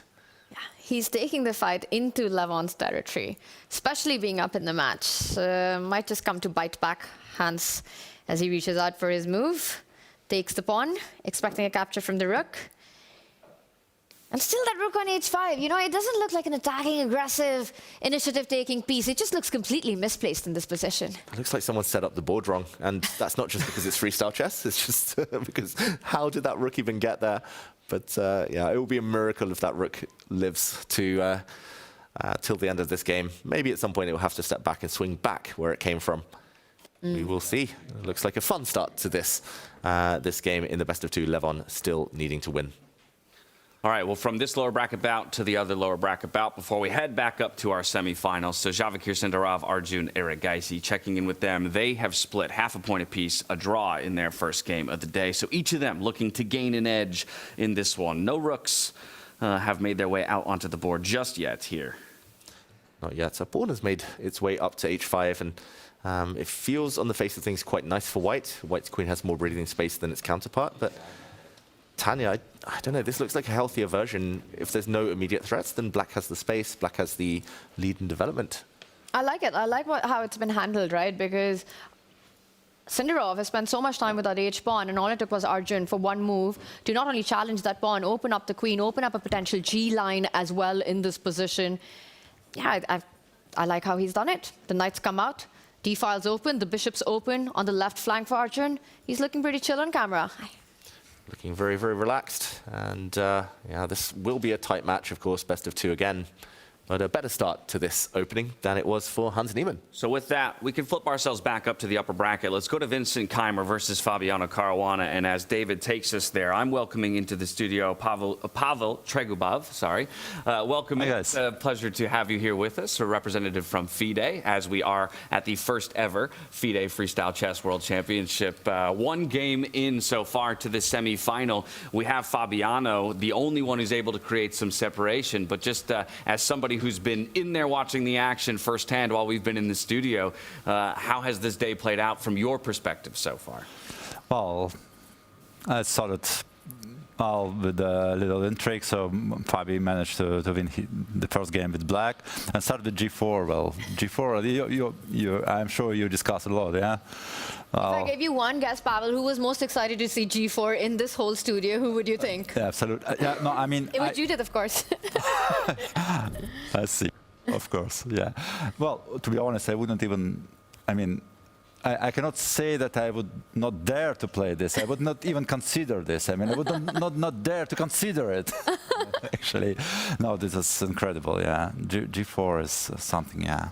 Okay, that's why we love this format, right? I mean, everything is possible. I was about to ask, you know, it is such a unique format, but from the FIDE perspective, you know, to be diving into something that feels in a way so unknown, right? And to be building a partnership with let's say an organization that's trying to push the limits in many different ways. Mm-hmm. That's got to be an interesting dynamic now between, you know, again, what is classical, what is understood, what is known, and now kind of the push for innovation in terms of both the way that the content is presented, but also the format itself.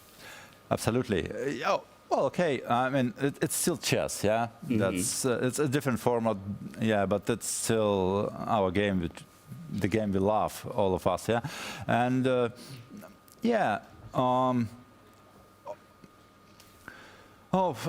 are a lot of discussions around. Yeah, so there are some pros and cons against each format, and well, I personally enjoy a lot watching this kind of chess, and I think I would not predict a bright future because it would depend on many factors, many elements. Yeah, but it definitely has right to exist. Yeah, that's why FIDE takes it very seriously, and that's why we have now this World Championship. And yeah. I think I want to follow up on that, because FIDE had 2 World Championships in 2019 and in 22, and then there was a gap, and then here we are with both combining freestyle and FIDE and bringing a World Championship in 26. Is this something, can the fans of this format, can all of us expect the World Championship in freestyle chess, in Fischer Random to go forward? Yeah, absolutely. Okay. Well, the next one was already announced, yes? 27. Yeah, 27, the same dates, more or less, in February.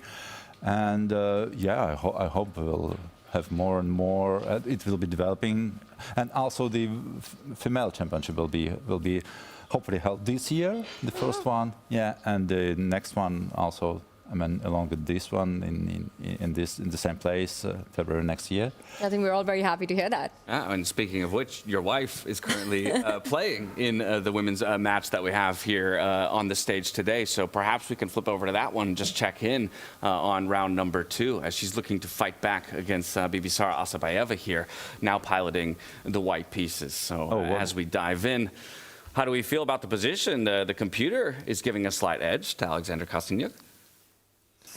I need at least 5 minutes to understand what's going on. Yeah. That's fair. Well, maybe David, we walk it back a little bit. Let's start from the beginning. Okay, at least she didn't start with G4, yeah? I mean, it came on move 5. This is only move 7 somehow. But a quick action replay of this game. We started with D4, C5. The black rook came out. This is exactly what Hans Niemann did. We weren't such big fans of the rook on H5, although there is a threat on this pawn to trap the white queen. H3, D5, now G4. It makes more sense here, I think. Well, here it makes sense, yeah. Yeah, the rook kicked back, and this actually wins a pawn for white, so the queen comes out, takes D5. And, okay, the H3 pawn drops, but now she's just played the move queen to A5. Queen A5 is a bit strange, yeah? Yeah, pawn hunting, I guess. This is a wild one. Double attack, yeah? But for some reason, I don't like it very much. Well, I'm maybe too classical player. I will try to develop my pieces first, like any of them. I mean, C4, knight S3, whatever. But yeah, I feel sort of old-fashioned guy. Well, that's a bit of a curiosity for me in terms of how you view, again, the stylistic differences of the formats and how they might begin to work together to elevate the overall quality of chess players over time, right? That if players, young players in particular, are exposed to freestyle chess as well as standard chess, that they're going to develop skills and start to notice trends or themes that maybe wouldn't be as obvious if they stayed only within the vertical of position 518. Oh yeah, that's a good question actually. Yeah, let's imagine someone starting chess with not with the classical format, but with this one. Yeah, would he become, I mean, a better classical chess player or vice versa? Or worse? Yeah. That's a good question. Yeah, take a 5-year-old prodigy, and indoctrinate them into freestyle chess. And I'm not to say ignore position 518 in its entirety, but it is a curiosity of mine that, given enough time and, aspirational moments like this where you see the world's best fighting it out in a more unfettered, let's say, board position, that it might develop some interesting skills. Maybe we ask Magnus to teach his kid freestyle before he teaches classical chess. Who knows in a few years how that would develop. Okay, the knight comes out to C7. Very strange position here. You're going to be brave enough to capture that A7 pawn? Well, to be honest, no. I would not think about it. Just the pieces out. Yeah, but whatever move. I mean, yeah, knight is 3. Okay, knight f5 would be met by knight c6. So yeah, maybe another knight should go to f5. Knight is 3, knight c4, knight f5. I would think about it. Yeah, and black most likely is going to play h5 in the near future. Just h5, g5. H5 would be met by g5, I guess. Yeah, one of these pawns. But also in a must-win situation, I mean, this is the kind of absolute chaos in the world of freestyle that you want when you're playing, right? Where just it's just anyone's game and you're barely on move number 8. It's a position nobody knows what to do. Do you have any insight into how Alexandra trained for this match? Was she playing a lot of freestyle? Well, she was invited just 5 days ago, so she did not have time to prepare properly.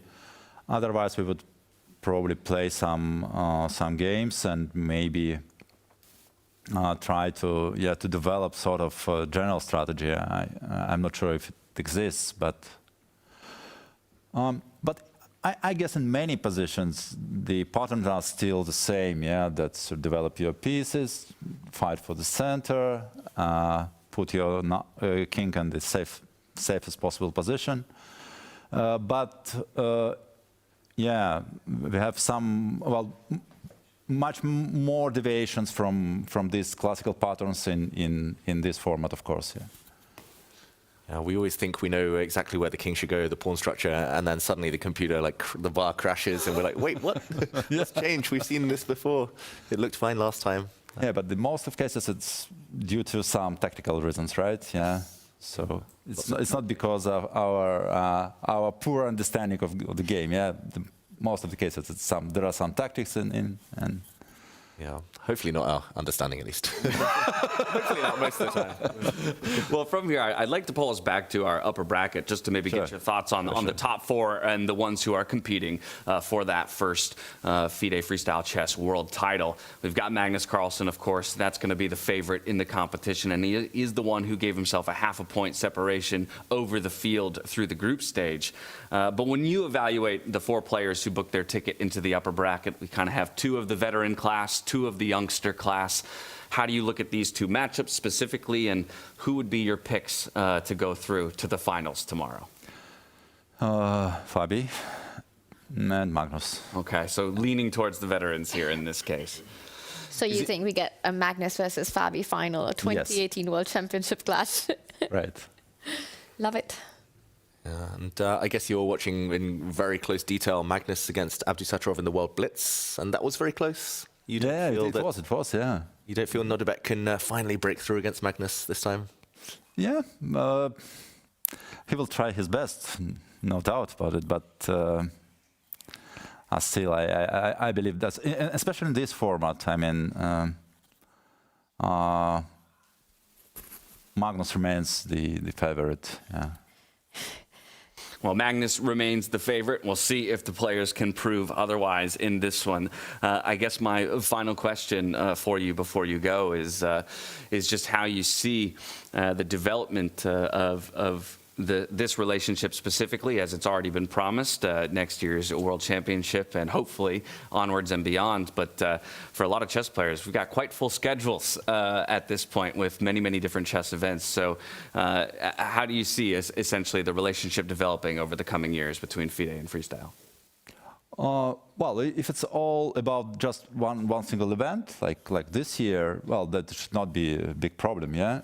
But if we decide to go with the by the calendar, by the freestyle chess calendar, then it could be an issue indeed. So we need to be careful because there are a lot of possible clashes. We should be careful, yeah, composing nowadays chess calendar because, well, to be honest, I think we are living in the golden age of chess nowadays. Yeah, so it has never been as good for professional chess players as we have now. Even from women's chess, they have less tournaments, but still their calendar is quite quite full and yeah. So good, very, very, very good. I'm looking forward to developing this format and. if you find a way to have more events during the chess year and just 1 year calendar, it would be fine. But yeah, then we need to make sure that no clashes is possible with other top events. It's a good time to be a chess player. It's an even better time to be a chess fan. As you say, we're in the golden era of chess right now. Spoiled when it comes to chess content. Well, Pavel, thank you so much for joining us here in the studio. I want to let you go back, get that front row seat to all the action inside of the playing hall. And as he exits our studio, we'll check in with both of our boards here. David, does one jump out to you between the two that we'd like to dive back into at this point, kind of catch back up with the action? Yeah, well, it's funny. It's critical moments on both boards, I would say. But they're almost symmetrical. At least they were until this last set of moves between Fabiano Caruana and Vincent Keymer. Very important moment, I think, on the other board too. But let's just jump into Fabi's game, because Vincent here, he's a point down. How much risk do you take with black? That is the question. And there's a big opportunity to change the pace of the game rather than just continue maneuvering around to go for something a bit more concrete. And Vincent is thinking about it. Does he grab a pawn on b2 or not? At first I thought it might not be possible. It looks like you might get your queen in a bit of trouble, get your queen trapped. But taking this pawn is a possibility. And just to show, after the queen comes out, the queen can get hit, for example, by a bishop, but she can just keep munching pawns. And it looks like she will survive. For example, if the knight retreats, this is never going to trap the queen yet. The queen can always escape. And maybe in the meantime, black can, I don't know, trade off bishops, can bring the knight out to hit the white bishop. I would be tempted, I've got to admit, especially if I was a point down in a match. And Fabi doesn't, of course, have to allow the black queen in. But if he doesn't, then at least he will have lost a bit of time. And the black king's going to be very safe when it castles. The king can castle. White's king can also castle, but a bit more airy if it decides to stay on this side of the board. Yeah, only on the 7th move of the game here between Vincent and Fabiano, each just dipping below 14 minutes on their clock. But Keymer, realizing this might be a critical moment, spending some time here before he makes his way forward. I think it has to be the match situation that sort of dictates the decision, right? At some point, you need to create those dynamics where there is an imbalance. That said, Vincent has had the last 2 moves to make this decision, and he's decided not to grab the pawn. You know, he pushed the h-pawn, he pushed the d-pawn, instead of just taking it. But how long are you going to push that decision? You give Fabi one more move where Fabi consolidates with rook to c2, defends that pawn, and he's beautifully placed, right? He's got space on the right flank. The queen and the bishop are nicely placed up. In a game where you need to look for your chances, where else are you going to find them, if not now, if not taking and creating this imbalance? To answer your question earlier, David, I think Vincent goes for it. Yeah, I think he does too. It's a bit of a weird standoff because white could also have taken this pawn on a few occasions. The queen and bishops, I mean, staring across these opposing diagonals. And maybe the answer is after bishop takes pawn, the white rook moves, the bishop drops back, and then white does the same thing. And we continue with almost symmetry. I just really like the fact that the black king is going to be safe when it castles. No way to get at it. And I just think removing this pawn shelter means white cannot go long. White's king will not go to that left flank. And therefore the king is stuck on his side where it is a bit more open. So I think long-term strategically, it's actually a good idea, even if he doesn't win a pawn here and now. But he's definitely tempted. The way he's looking deep into the other side of the board, calculating, the eyes blinking fast. But with every single piece and pawn on the board, you know, Vincent, he needs to make a decision quick. And I think it's a more strategic decision. You either take it or you don't. But how much time is he going to spend on it? Because there's no immediate repetition. It's not a long line that he needs to calculate currently. Well, I'll tell you this much. While he continues to spend time to think, that gives us time to head back over to our Make.com deep dive desk. That's right, Judah Polgar and Peter Lecko have something to add, I think, from both of our semifinal bouts. So we're going to hand it over to them. Which one would you like to talk about first, Judith? Well, basically, we wanted to talk about, from the very early stage of the opening, how interesting it was that Vincent was actually the one who immediately played c5 and played bishop e5. He saw the importance of bringing out the bishop. And there are some concrete lines we want to show how it was unfolded, actually both games, because we were going on the same path for quite a long time.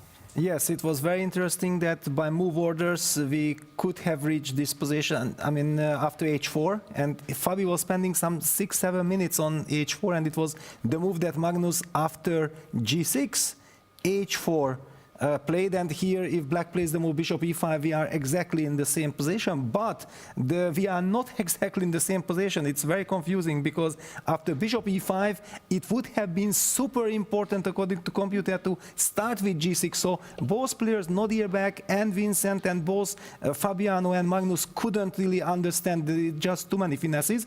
But one thing that is very important, that after the move bishop e4, which is kind of natural now that white also plays it, that the move h5 is very important, and knowing that Vincent later on went for h5, it's very much that he was kind of calculating all these lines, but not using this very specific moment. He missed the chance because he after, if black takes on b2, then white just gets nice compensation, and that's why computer thinks that it is very important that you fix the king side first. And that's why the move h5 appears on the board. And we have seen that Fabi instantly in the game after h5 blitzed out the move g5, because this is the natural move. You don't want to compromise your pawn structure like takes, yes. You do have this tempo move with rook g5, but then black falls back with the queen to h8, and suddenly white is full of weaknesses. The engine is very skeptical of white's position here. So if you play the move g5, now you can take on b2.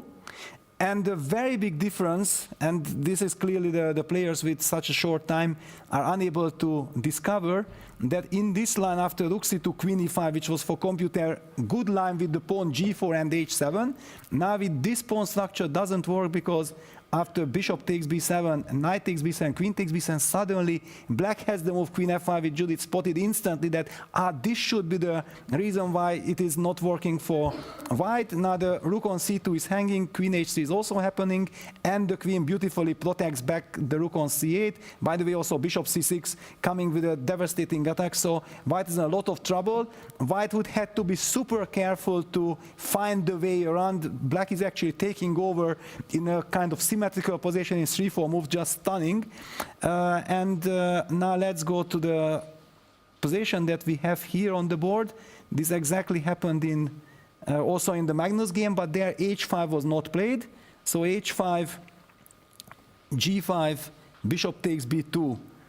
So in fact, I would say that Vincent is very unlucky that he spotted the right directions, but just one move order without going knight b6, because then white would not have the chance to play rook b1, because the knight would be hanging on a1. So that's a key kind of detail, that now thanks to this knight b3, white can just ignore bishop takes b2 without capturing. So bishop g7 happened, knight a5. We were laughing with Judith about this, that how do you evaluate this position? Because the computer says black is doing extremely well. Is this queen on h8 a great piece, or is this queen something to worry about for the rest of the game because it's stuck there? Yes, black has this resource of castling. Judith, what do you make of all this? Well, yeah, this is a debate for us, that an h8 queen was the destiny of that one, and it seems pretty unpleasant. I would definitely look something to go to c6 to break out. This was also something we were discussing, that interesting that the players are not eager to go bishop c6, exchanging the e4 bishop previously, which would have been quite a logical way of simplifying, though maybe then there are less energy in the position. And also Magnus did not play bishop c3 either, so both players are somehow very proud of their bishop and they don't want to exchange it either, so it's kind of interesting. But what is clear, that Vincent actually got a good game. Yeah, there is all to play for. And just another game when after move 8-9, white was in fact in some kind of a danger in a seemingly symmetrical position. Just shows that you can never relax in freestyle chess. Yeah, it's just insane. Yeah, that it seems like g4, g6, h4, white is the one who is showing aggressive intentions, but in fact, in reality, the opponent can counter it. And as David pointed out, that it's quite airy there for white, so for white it's not obvious that he's going to be castling short.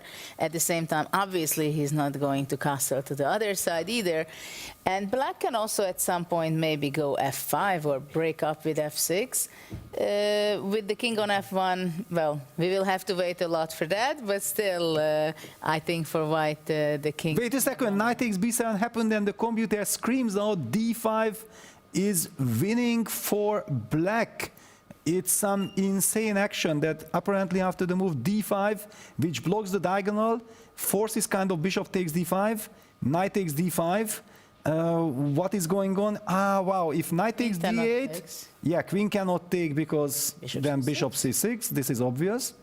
And if white takes with the pawn on d5, then rook b8 is suddenly a devastating pin along the b file. And if knight takes d8 happens, then the knight just falls back to b6. And after knight b7, there is bishop c6 picking up the bishop. So all focus on the players, all camera on Fabiano and Vincent, because this is a crazy moment, and probably we should give the floor back to... What do you think, guys? James? Well, shock on our faces, just as there was shock on yours in that moment. Vincent is gifted an opening by Fabiano in this game, but the question is, can he spot it? He's taking his time at this moment, so perhaps recognizes there's something tricky about the position, and there might be an opportunity for him to strike, take advantage, and equalize here in game number 2 of the day. Wow, 8 minutes on his clock, Tanya. Is he going to find it? This is huge for the match. If he does, momentum swings back in his favor. It looks like it wins a piece, or at least some kind of material. But how difficult do you think it is, pawn to d5? It's very difficult, but he does it. I think he finds it. We're going to see d5. You know, the thing is that Vincent is super alert right now. Just the position that he's had, taking on b2, the knight jumping to b7, somewhere your spidey senses are tingling. You also know that if you don't find something, knight takes knight, bishop takes knight, white is doing absolutely fine in this position. Vincent, the more he thinks, I'm inclined to believe that he's going to seize this advantage right now, and it almost seems it's not even a positional strategic advantage. Vincent plays d5. He's going to be up material. No. Oh, no, Vincent. He plays knight to c6. Did you see Fabiano's reaction? He spotted it. He did. Looked away. He was like, phew, phew. He dodged a bullet there. His hands went to his head, Fabi, while Vincent was thinking he was trying to hide his eyes. Oh. Wow. And you know what? I think Vincent saw that reaction and felt that there's something I've missed. His move does trap the knight on b7. Or at least says, if you want that knight out, you have to give up your bishop. Bishop takes knight, bishop takes bishop, you lose the piece immediately.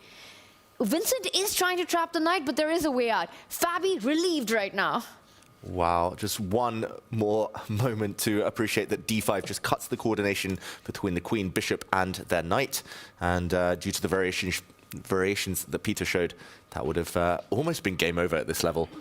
Yeah, let's roll it back. Let's see the reaction that you mentioned from Fabiano. Quick replay from inside the studio. Hands to the face. There you go, guarding the eyes, as he probably recognized in that moment. And then, oof, got away with something there, did I? Wow, and the knight's out of there. He's getting out of there before it's too late. He brings it back. He's like, let's swap off. Let's just guide this game towards safety. I really hope for Vincent's sake that he doesn't realize what he missed. And I wonder if time was the factor there, because he was at a 5-minute deficit. So probably at some degree he had said to himself, I can only commit this much time to determining whether or not there's something here. I was going to say as well, I played Vincent last year in the German league. At some point I made a mistake. He looked at me, there was eye contact, he was frowning at me, he knew when I'd blundered. He didn't have that reaction when Fabiano made that move. So it was clear he hadn't spotted d5. It was a bit hidden. It's hard to play moves, invisible moves, where it looks like your opponent's covering a square 3 times. You break through on that square. They're the hardest thing to spot in chess, but ultimately, if he doesn't win this game now, that was the key moment in the match. That will be something that maybe lives in his brain for some period of time. But all that said, it's not like it was a losing move, you know, to have missed that necessarily. We are kind of back to equality here. So he's got to continue to find a way to plot his way forward. Now, Fabi's relief said everything. And even if Vincent still doesn't know what the idea was, there has to be this feeling that I missed something. There was something in that position. He saw Fabi look away. He saw Fabi sigh with relief over there. And now it's back. Fabi's knight is out of danger. The material balance is restored, and Vincent has to find chances all over again. Yeah, on the plus side, he still has enough time, and it's probably a position of strength, even if it is still fine for Fabiano. This pawn is now hit, and just to mention, if the bishop takes the knight, the rook backs up, then black gets full control over the dark squares for life on this diagonal. And I believe if you want to kick that knight isn't going to retreat anywhere. It wants to move forward to c2, also eyeing the d4 square after a3, hitting the pawn, hitting the bishop, potentially getting the bishop pair as well, and taking control of more central squares. I still like his position. I still really like Vincent's position, but it could have been so much better. Yeah, it could have been winning outright nearly in that moment. So while there is a moment to breathe here on this board, we're going to take a trip to our Make.com match metrics on our way to our other semifinal bout between Magnus Carlsen and Nodirbek Abdusattorov. We'll start by looking at the heart rates, see who's feeling the pressure in round number 2. Vincent Keymer, as we can see on our screens right here, underneath that triple digits marks. That's usually what I'm looking for, to see who's starting to have their heart beat out of their chest. So away we go to the heart rates, the accuracies, and then over to Magnus Carlsen and Nodirbek Abdusattorov. All right, only Abdusattorov, which makes sense to me, is hitting those triple digits. He's locked in battle with the world number 1. He came out in equality through game number 1. The question is, how is he doing in game number 2? From here, we're going to the accuracies rather, to see who's putting up the best performance. And you can see, tells a bit of a different tale to our first position of the day, where the majority of our players were in the green and only one in the yellow when we had checked in on it. Seems like there's more difficulty in navigating this 184 position for our entire field at the very least. But Magnus Carlsen and Nodirbek basically tied at 95% apiece. Let's go to their board and see how they're faring as we arrive. Nodirbek Abdusattorov, Magnus Carlsen, you'll note 10-minute time advantage, clock advantage here for Abdusattorov. That's pretty critical. That is very important, especially because it is Magnus's type of position, and it is a queenless middle game now. It is very tense, very blocked, and yes, queens are off. But Abdusattorov, with that clock, has got to be feeling relatively confident at holding, at the very least. I do fear, if this gets down to a 2-minute versus 2-minute, Magnus's instincts in this kind of strategic position, Tanya, they're so good. Super good and never easy to face him, but it does feel like Nodirbek's the one with the healthier pawn formation here. You know, you've got this F line open, you've got Magnus's H4 pawn to keep an eye on. I think Magnus would love to throw in H5 and open that file, but Abdusattorov will not allow it, push his own G pawn. Right now, he wants to get rid of his only inactive piece, which was the knight on B6 doing nothing at all. Magnus immediately trades bishop takes knight. I'm actually liking how healthy Nodirbek's position is here. Up on the clock as well. I think he holds this without too much difficulty. I do worry. I've played Magnus in these types of positions before when it's slow, and he'll grind. He's super patient. Also, if we look at the pawn structure, White has one big pawn island, and Black's also got a pawn island, but slightly smaller. It's better to have one big one and then an isolated pawn, usually, with rooks on the board, than it is to have 2 smaller pawn islands. This too could face a minority attack of the 1. And knights tend to be better than bishops when it's this slow, this blocked. Nodirbek's now trying to open it up. He had to do this. I think this last move, at least, is a good call. I like it. You know, you've got bishops, you want open diagonals, you want open lines for that rook on C8, which can direct itself to the B file as well. A very active approach here by Nodirbek. Breaking up those islands. He's trying to cause a rift between these 2 pawns. Magnus just ignores it, brings his king forward. So now, do you opt for the trade, or do you hit the all-coveted connect 4? Yeah, normally I would be very biased. With more pieces on the board, I would play the connect 4. Gotcha. Here, I think here you look to destroy that pawn island. Exactly, especially because it's bishops that like open lines against knights, which prefer blocked positions. But I like Nodirbek's approach the best. He just keeps the tension on the board. He's saying, you know what, I can pick up your pawn at any time. I'm not going to push it. I want to keep it flexible. Maybe open up the B line, maybe get my rook on the F file as well, and just plays it really quickly, which is the most important decision right now, to keep the pressure on the clock. Now, it's interesting to me, I'm going to go back a comment or two that you made there, Tanya, that from this position, it feels like a position that Nodirbek can hold, right? But that, to me, indicates that you feel like draw is the way we're heading, or at least what he should be driving towards, as opposed to, at some point, you got to go for the win against Magnus. Is this not the best position to do that from? I would say not. Okay. I think the way to do that would be some crazy, complicated middle game battle, which we can expect in future rounds. And I think I would also say that I do have a feeling that Nodirbek will hold this. And I see he's taken the pawn on B5. Whether he'll be comfortable or not is a different question, because Magnus, you know, he creates his chances out of everything. And there is one tiny imbalance, right? There is the knight versus bishop imbalance that we're talking about. You trade those 2 pieces, and I think it's handshakes very quickly. Yeah, it has been a trend yesterday and today. Magnus keeping his central pawns, the E and D pawns, with both white and black as far back as possible. It just means he's really flexible. There's no weakness, really. Normally, you want to attack the base of the pawn chain. can never get to this pawn. So for the bishop, it's going to be a case of hitting against very strongly fortified chains. For the white knight, hopping on light squares, dark squares, you can imagine it hopping into some holes a bit later. It's maybe going to be easier to play. But again, the clock situation makes me feel that a draw is the most likely result.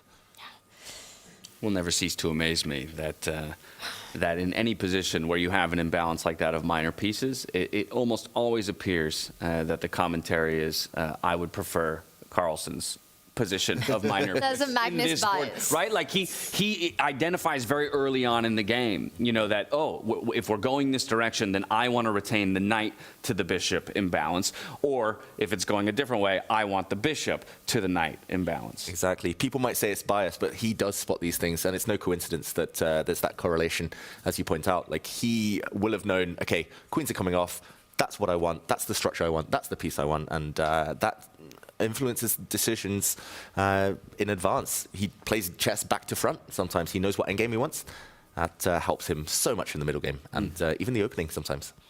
Retrograde analysis, right? You see where you want to get and then you move backwards. Yeah. And this is a big move by Magnus because it again forces Nodirbek to take a decision. If you keep the tension as is, you'll end up with a weak pawn on the right flank after pawn takes pawn. If you push it, you're also allowing, well, he does take a decision. The white pawn would have moved forward. He does move the rook and attack the pawn on the other side of the board. Magnus ready with his response. He first creates a weakness. He creates a target that can be easily come on the fire once the rook slides over. Magnus will take a pause and defend the a2 pawn first. There we go. He pushes his pawn forward. There is a bit of a backward pawn now on the b file, but at least targets for both sides. Weak pawns, isolated pawns, this is going to be an attritional battle. I'll add one thing, though. That weakness that you're highlighting, the good news for Nodirbek is that he can easily defend it with the bishop falling back to e8, opening up that b line as well for the rook. I'm still going to hold with my prediction that Nodirbek, without much trouble, will get the draw in this one. You're calling an attritional battle, so expecting a slog and a slugfest here between them. I'm calling in our legends with a new legend alert. They've been keeping a keen eye on Vincent Keymer versus Fabiano Caruana. So while we've been away from that board, I'm going to hand it over to them. Judith, Peter, take it away. Thanks. Yes, it was so exciting that there was a moment, d5, exactly in this position for Vincent. And we've seen it, witnessed what kind of face expression Fabi had when knight c6 happened on the board, right? Whew, he got away with that one. But life is not so simple for Fabi ever since, because there was knight a5 and knight b4, and we discussed it with Peter that probably what has happened, that Vincent after knight b7 had his plan of playing knight c6 and knight b4, giving up a pawn, and he was just simply not spending time that there could be even something even more powerful. So let's see how it is in the position right now, because it's very exciting after the pawn sacrifice. Yes, the point is that this is a great strategical idea, really a genius idea, and we see what happens in the game. Bishop takes b4, c4. Vincent is, forget about the pawn, I want to open up the position. Fabi goes bishop c6. Vincent opts for e6, bishop takes e8, rook takes e8, rook takes b4, white wins the pawn, but black is ready to break in the center with d5. The big question will be, when will be the right time to do that? And it seems like Vincent maybe missed the opportunity, because he could have played d5 here. According to computer, bishop f8 was super important, and it's almost like a winning kind of advantage. It's just insane. And then follow it up with d5, probably even keeping some queen a1 ideas in the air. But he opted for bishop c3, and Fabiano played the move rook b5. So another missed opportunity by Vincent, and he is under 3 minutes. I don't know exactly what he was thinking, because the whole process was to break in the center with d6, d5. White's king is still compromised in the center. The queen on h1 is out of the game. Will Fabi really survive this game? I don't know, but that idea, what you spotted out before playing bishop f8 and d5 and opening up the diagonal for the queen by playing bishop f8 and go queen a1 possibly, that is, well, for that, these time controls is not enough, because I believe in, if you have time to think, you may play bishop f8 and you say, wow, it's fire on the board. What a powerful move, even though it goes back. So I don't know, but definitely Fabi is having a very rough time in this game. And let's see if Vincent can bounce back. Let's The see. floor is yours. Thank you very much. Let's see indeed. Maybe Vincent needing a bit more time to put all of these ideas together, but as the legends mentioned, it's an uncomfortable position here for Fabiano Caruana that he is trying to wrestle his way out of. And I really like what's been done here. You know, it all comes down to Fabi's king safety. It's because the rook is all the way up to a5. There's this back rank that you feel it's a bit not looking clear. At some point, Vincent will strike with d5, opening up the c line, getting his knight into the game, getting that attack going. And I think he's created his chances. Yes, he missed d5 earlier, and I agree with Judith, playing bishop to f8. You know, with the journey that the bishop has had from the other side of the board, bringing it to the starting position right there on f8 in standard chess, I think from a human perspective, incredibly difficult. But he's done well. The bar says it's level, but I have a feeling that this position is full of twists and turns ahead. I love that black queen planted at the center of the board. Oh, that is a beautiful queen. Good tip for everyone at home to centralize those incredible pieces if you can. She covers 27 squares, I believe, from the center of the board. And there's a threat, David. Yeah, big threat. There is a capture on c4 here if black gets the move, due to the fact that there's a pin and the white knight undefended. So ideally, the white knight should move or be defended on the next turn, but inevitable that then black blows open the center. Very important that the queen stepped into the center first, otherwise white could bypass that pawn. Now that square is covered. I'm just going to remind everyone, it's still very legal for white to castle on the right side. Get that king to safety and also defend the d1 knight, fighting against the threat that we've just pointed out. But with the queen planted there and g4 coming in with a check, how comfy are you feeling with this move? Not at all. Not at all. You lose your extra pawn at the very least. Maybe the white queen can move for the first time in this game, but this pawn can fall, this pawn can fall. I think this is last resort for Fabiano. Maybe it's a decent move. I'm surprised that the bar remained where it did. That was a shocker. Oof, it's tough to play. I think playing castles here would be an admission that Fabiano's never trying to win this game. He's just purely playing for a draw. Psychologically tough. More likely, I mean, the most natural move to my eyes would be this knight jump, but then you have to reckon with the consequences of this center exploding. You don't even have time to pick up the a7 pawn right now because of the threat that we earlier highlighted. Rook takes pawn, knight takes pawn, not only hitting the pin, but the rook behind. And Fabi does go with the idea that you suggested. And Vincent, in just under a second, immediately responds with the break, t5. This is starting to get dangerous for Fabi. That's the kind of initiative, too, that you'd want to see out of Vincent Keymer if he's going to be able to press this one for a win. Quickly responding to his opponent, realizing that maybe he has an opening, even though the computer believes this is all equality, that he can ultimately pilot this one to a victory and equalize the scoreline at 1-1. Yeah, if clock times were reversed, I would say Vincent's a huge favorite. Just the fact that he's down a bit means that Fabiano does have time to find the key next few moves. Everything could be decided in 3-4 moves time. Either white stabilizes, holds on, or white could find himself facing an incredibly strong attack, especially if the rook gets down to the back rank. I don't know if Fabi's a braver man than me, but I would never dream of taking this pawn just because of some checks on the back rank. But the question then is what else? What else to do? At some point, I think Tanya's move of castling the king just has to be played. Pawn takes pawn is a threat, right? If you're not reacting at the center, I'm just winning a pawn on c4 and opening up the lines anyway towards your king. But winning the pawn back is the key. It's like giving back Fabi's extra pawn. I think he just needs to do it in order to somehow get the queens off. That's like a dream for white now in the near future. I'm not sure how to achieve that. Maybe at some point later, bring the queen forward, but it's tough. Yeah, I was going to say, I feel like a moment ago, before this pawn move was made, I almost would have wanted to bring my queen to e4 and offer the trade. Obviously not an option at this point, so f3, the next best option, just to get the queen a little bit more involved. That would be logical. I quite liked your queen e4 as well. It was giving back the pawn after a queen exchange, like this pawn would drop, but then white would grab some pawns and it felt like that would have fizzled things towards a draw. Maybe that would have been a good practical decision because suddenly Fabi's not got much time advantage anymore. And he's the one being attacked. It's so much easier, quicker to attack than to defend. Yeah, and I think actually, as you mentioned, time, it's a good time to switch it up and head to the other board. Magnus Carlsen up against Nodirbek Abdusattorov. He's been in a 10-minute time deficit for just about the entirety of the game. But notice this, it's not just a 10-minute time deficit. He's only got 30 seconds to his name for the remainder of the game. 10-second increment, of course. And he's down a pawn. He's down a pawn in this endgame.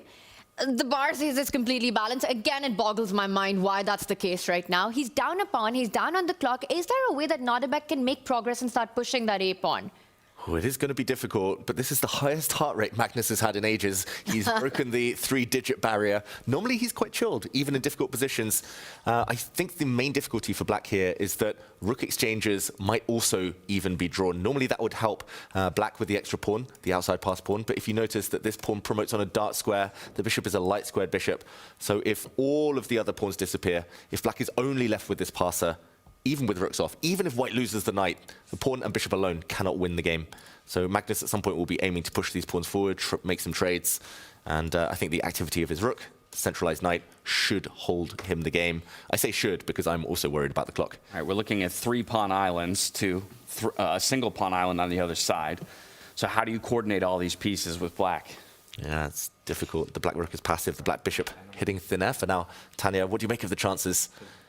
There has to be a way that Nodirbek finds a plan in which he can start advancing the a-pawn forward. If he can try to distract Magnus's forces from the center of the board by getting a5 in, that would be progress. But how do you do that? You need your king to the left side. You go king c7, king b8, and then what's next? You put your rook on b6, but that would be a rook trade that favors Magnus. The bishop doesn't have a good square to kick the rook out of where it is right now. The knight on d4 stops b5. As a square that you can attack from. Right now, Nodirbek just playing the waiting game.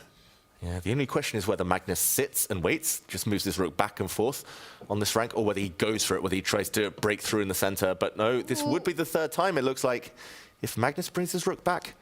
a6. But if he does? Not yet. Not yet. Okay. He puts it on a5. And now, if you go up king b6, there will be a check, and that's it. Wow. Nodirbek lets Magnus off the hook so easy. I've got to say, that's so surprising to see. I mean, I guess you're glad to just continue equality with the world #1, but that could have been your moment to push the pace, to maybe take an advantage over Magnus Carlsen, but it will be a draw between him and Nodirbek Abdusattorov through 2 games today. And I can see here, Judith's equally surprised with this decision by Nodirbek. Just unbelievable. You don't get these chances too often against Magnus. Even if it ends in a draw, you play it out. You make him sweat. That's what I would think, but Nodirbek thought otherwise, right? Perhaps just not entertaining the idea that he lets something slip and it goes the other way. Yeah, I think he's fallen to Magnus too many times in endgames to worry too much about the clock. Magnus did look disappointed as well, not happy with how he played. Back to this game, though, the other semi-final, and there has been a change. Just a very quick action replay. We left it just 3 moves ago. Pawn to d5 played. Fabi did bring his queen forward, and we saw an incredible exchange sacrifice. Rook for knight. Rook takes this piece. Double exclamation mark it was given. A brilliant move, but if we whiz ahead, it's currently 2 pawns and a knight for a rook. Level material, but most importantly, the white knight is stable, the white queen defends everything, and white can still castle if he wants later in this game. Not sure he needs to, but I think this is a great practical decision, Tanya, that Fabi's made. Agreed, but because there are open lines, I'm still picking Vincent. I think he's got more chances than what the bar indicates. If you can try to just activate your pieces a little bit, you know, find a good square for the other rook on one of the open lines. At the right time, maybe even do a minority attack at the center of the board, David. Go e5, e4, destabilize the knight that you were talking about on c4. And especially with a weak king. How is Fabi going to... He just has to sit still. He has to find a fortress and just keep fighting for defense here. Yeah, it's funny because I would take white, I think. Despite the open lines, despite the rooks. Tell me why, yeah. I just think that the knight is so stable, it's easier to play. The queen now goes in and grabs the pawn. I can imagine the white knight as well. 96? Ooh, wait, that's a fork. I was going to say, I can imagine it coming around, checking the king. I don't see any weaknesses in the white for camp. 96. It feels instant. Queen d5 check. Also drops this pawn, though, and maybe it wins back the rook for the knight, but it drops the pawn, and with queens on, white's king would be weak. I would just want to defend the pawn and say, okay, everything's fine. Queen's off, then I would pick white. I'm going to amend my statement. Okay. All right, he's walking it back. Walking it back. But 96 does feel like it's an attempt to draw. Fabi looks at the clock. He just shuffles his queen. Are you saying that him defending this is an attempt to win now? He wants more? He wants to go knight d6, knight e4, knight f6 next? I think he just didn't want to suffer in that position if the e-pawn had dropped, where he would have had an isolated pawn with level 20 seconds on the clock here for Vincent. I mean, we've identified... Okay, I was going to say, you've just got to step out of that, he that stops fork, it. and he does. But you've got another path in, right? The knight could land on e5, threatening the pawn on f7. most logical move, the most natural move. Black has multiple ways to defend that, but the knight is looking pretty there. The white rook is an issue. The white rook has not moved this whole game. I'll tell you one way you don't want to defend it is bring your queen back, because that walks right into a fork. Ooh, yes. Going back to a7 would walk into a knight fork. There we go. It looks like maybe one of the rooks will defend, or the black queen could swap off, but I think exchanging the queens here isn't a realistic winning attempt. Since white's knight could help build that fortress, protect all the pawns. But that would still be a game for two results, right? If you go queen d5, you trade the queens off, white should hold, but black's in no danger. But here Vincent wants more. He wants to keep all the majors on the board. And he protects the pawn by sliding up to the 7th rank. And the plan is to get the other rook onto the 2nd rank through the b file. Virtually the other black rook could mobilize. What to do next? Not easy. Fabi? Not easy. So giving Nodirbek a moment to breathe here as well, following his... He had 10 minutes to breathe in that game. Well, he didn't take it. So now he gets 10 minutes here while he watches these two conclude their game. Ooh, shake of the head there from Vincent Keymer. Maybe realizing now, once a pawn sits on d4... Time! Oh. Is this that draw offer you were talking about now? Maybe. Look how strong that knight is, though. That knight is easily worth a rook. Protected, can never be kicked away. Black has no pawn breaks. There go the queens. The only pawn break you have is moving that f-pawn forward, which will just not only lead to trades, but create so many weaknesses in your camp. Brings the rook. Vincent says, I'll take the A file. Fabi says, great, I'll take the B one. That's the first time the white rook has moved this entire game. On move 30. Problem is what to do next. The black rooks are passive, otherwise one of the white rooks, well, the remaining white rook will land on the 7th rank with a winning attack. But you'll have to go for that plan, right? First get the A rook to the 2nd rank, and then hopefully just in time get the other one to join the party. Base of the pawn chain, that's the target for black. White can just sit. Can white do anything else? I'm trying to think how white can make progress. Maybe I'm being too ambitious. Probably Fabiano just wants to sit there with his pawn structure intact. Just step aside with his king, wait. He can even go passive in these types of positions. There's no way through for the rooks. Maybe you just want to put your rook on the 2nd rank and not allow infiltration. Instead, Fabi centralizes his king. He's going to use his knight to defend, to drop back and defend the base of the chain on f2. You want to be really careful with going f4, with pushing that f-pawn, because it would leave such a target on that h4 weakness. You don't want to deal with that. Oh, f for forward, though. F for Fabi. Maybe he'll play it. Does he? I'd be super scared to make that decision. There we go. He retreats his knight. The sensible move.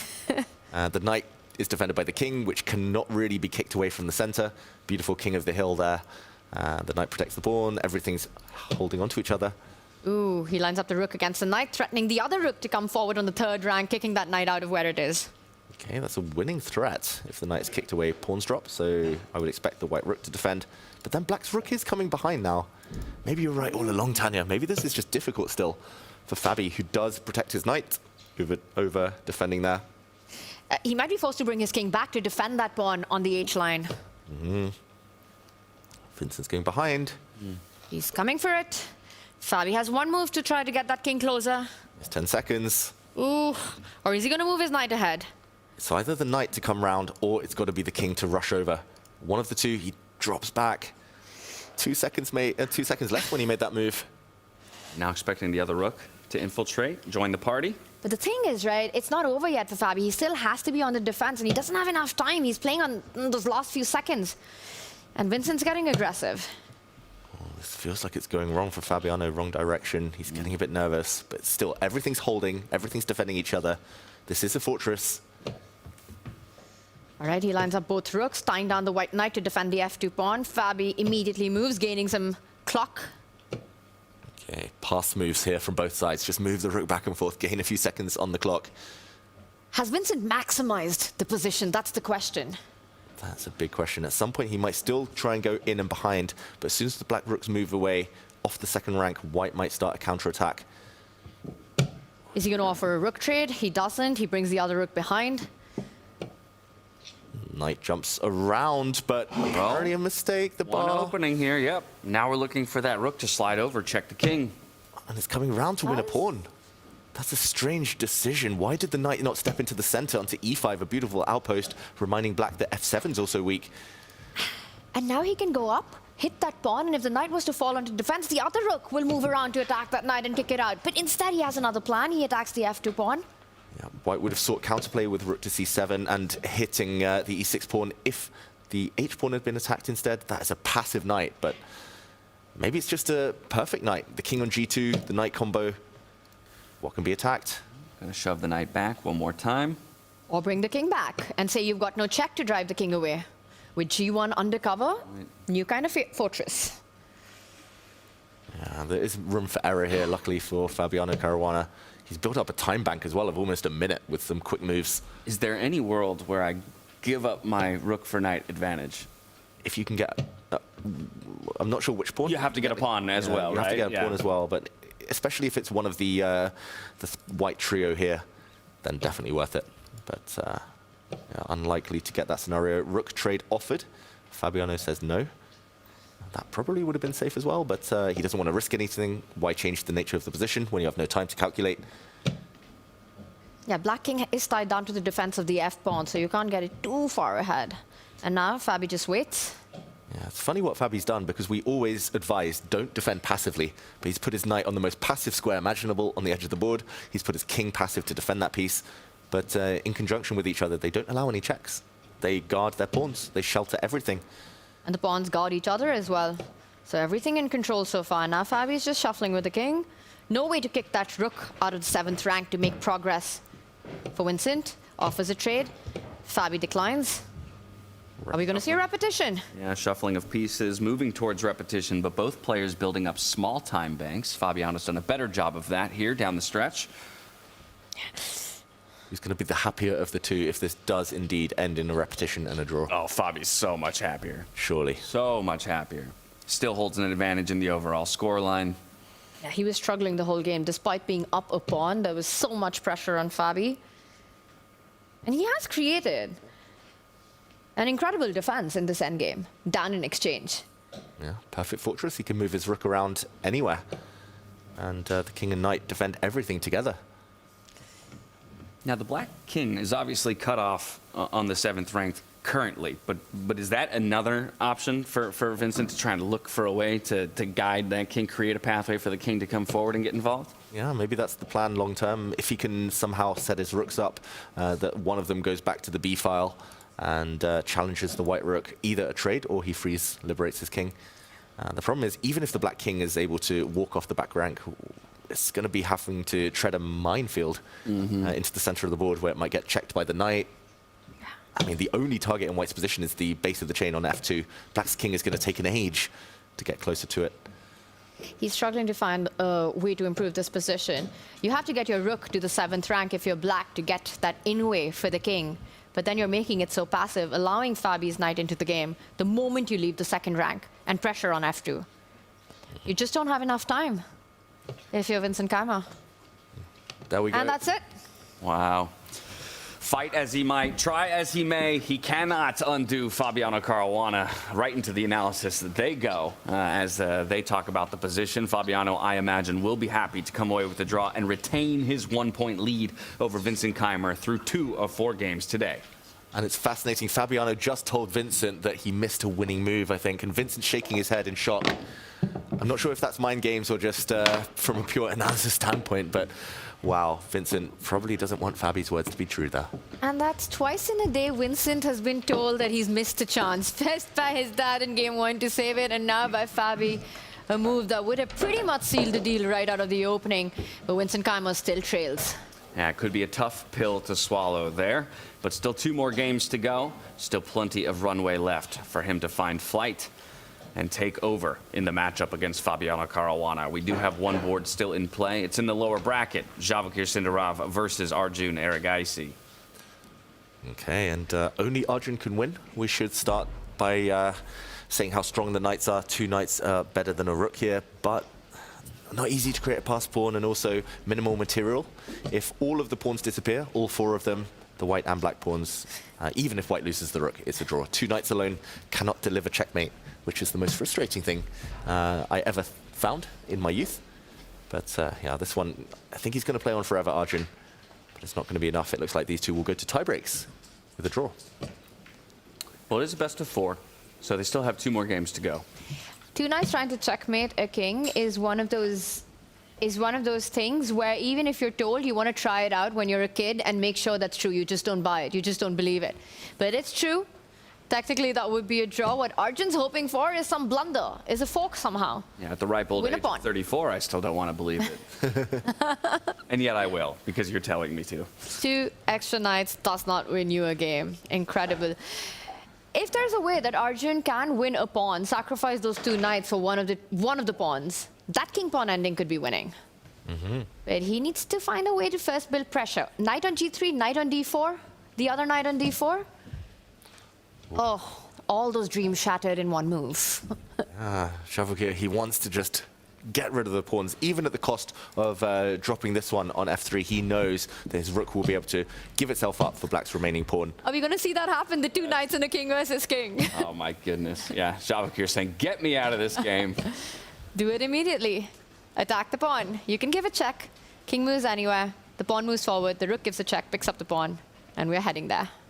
Yeah, no way to shield that pawn or keep it alive any longer.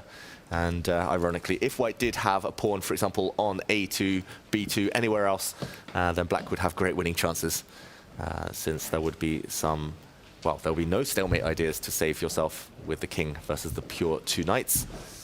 He's going to move the king far away, either to d2 or c2, comes back to one of the squares.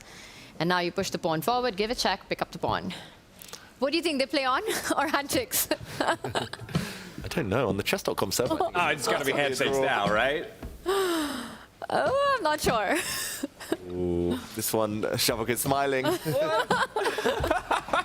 Amazing. And look, they heard that I didn't believe, and so they're just going to prove the point. They're going to show you how Really it's what done, it is. James. Yeah, they're going to just say, okay, we heard James is not a believer.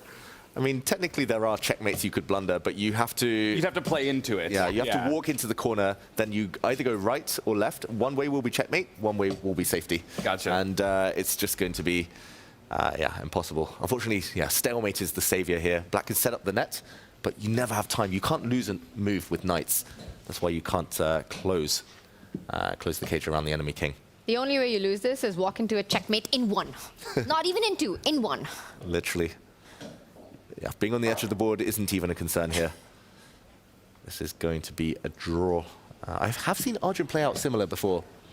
Okay, well, knowing that this will play out to a draw, I think we should go to Bibisara versus Alexander Kostyuk, who are still in play here, and it looks like it has turned on a dime in the final moments. It's Alexander Kostyuk looking to strike back after receiving a loss in round number 1 of their matchup, and now has a very solid advantage on the board.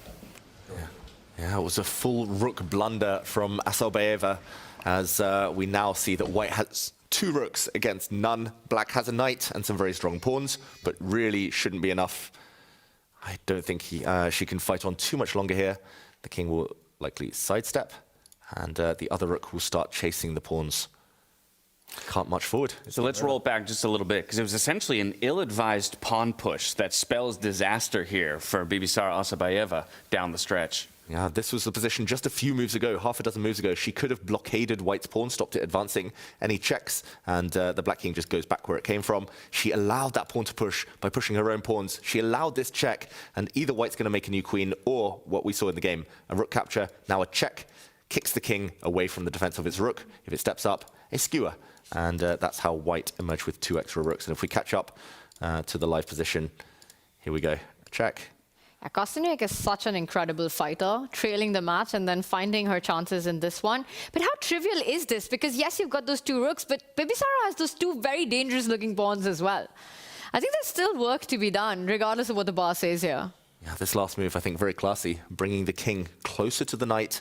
Black's not quite quick enough to push the pawns, and without the knight to aid them forward. Tanya, I guess, impossible to resist too much longer.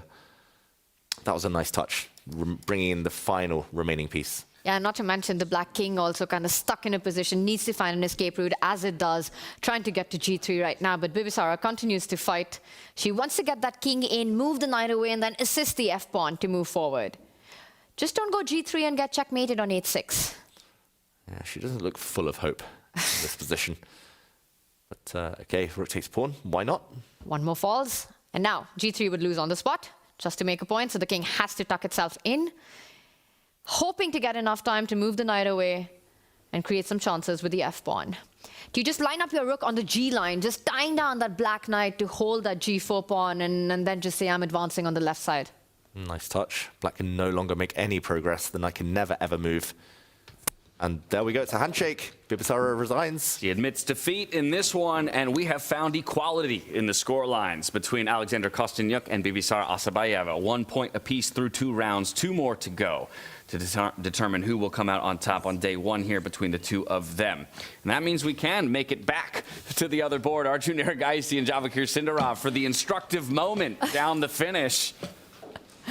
It's still on, is what I'm going to say. It's still on. No handshakes. Arjun's going to play this out. This is the thing. You can corner the king, but you need one knight to hold the escape squares, the other knight to deliver the check. And unfortunately, if you ever use a knight to hold the escape squares, it's immediately stalemate. You can't do 2 things in one move. And here, the white king is showing that.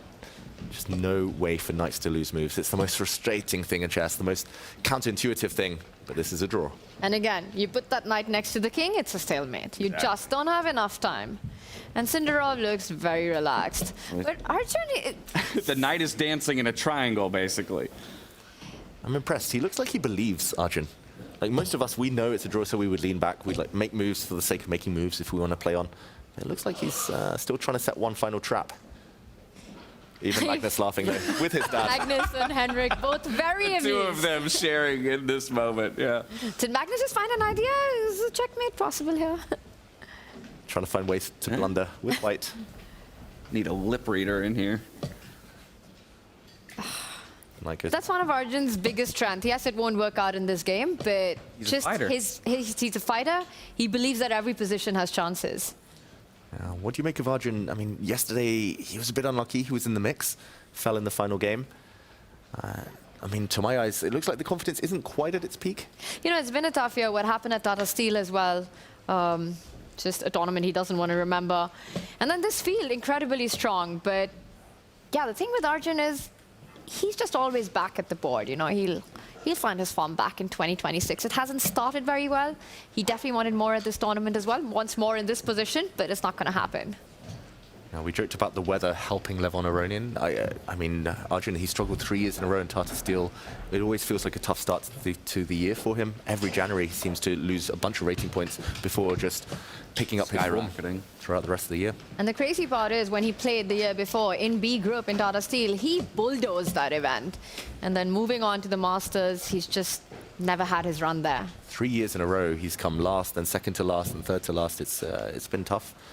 But yeah, unfortunately, this game won't go according to plan, but still in the match, still on level footing. I think his biggest takeaway in this tournament, at least the one that he'll remember the most, is his win against Magnus in the round robin. That was a memorable one for him. I mean, and it's what set us up for that possible 4-way tie. It gave him the opportunity to play Fabiano for a knockout ticket. Unfortunately, he would fall to Fabiano in that one, as we just discussed, and that's what lands him in this matchup against Sindarov. It's incredible that Arjun plays this position on, though. And there we go. And there that's it is. Finally admits that he cannot find the checkmate here, at least not without Javokir's help in that one. And Sindarov is not going to play nice in that regard. A draw between the 2 of them means they remain tied in the scoreline, 1 point apiece with 2 more games to go today. Again, both of these players playing for a best placement of 5th place in our field of 8. But how about that? Our second game of the day, Magnus Carlsen, Nodirbek Abdusattorov, they will remain at 1 point apiece. 2 draws across 2 games. Maybe there was an opportunity for Nodirbek there, but he didn't want to push for it, saying, hey, I'll go into the back half of the day even against the world number 1. When it came to Fabiano Caruana and Vincent Keymer, Fabiano retains his 1 point lead with another missed opportunity here for Vincent Keymer, hoping that that won't live in his brain for too long as he continues to fight back back, doing it again from the black side of the board in our third game of the day. In the lower bracket, it was Levon striking back now in his matchup against Hans Niemann. So a win goes Hans one way, and a win goes Levon the other way, both from the white side of the board. And then, as we just mentioned, draws across 2 games for Arjun Erigaisi and Vachier-Lagrave. For Bibisara Asabayeva and Alexander Kostyuk, they have both traded games, now at 1 point apiece as well. So all tied up across all of our matchups except for that Vincent Keymer and Fabiano Caruana game. I think the question becomes, Tanya, how much can you rely on getting those chances, those winning chances against Fabiano? Did he already see the 2 that he would get today? Can he create more for himself on the back half? This is freestyle chess, more will come.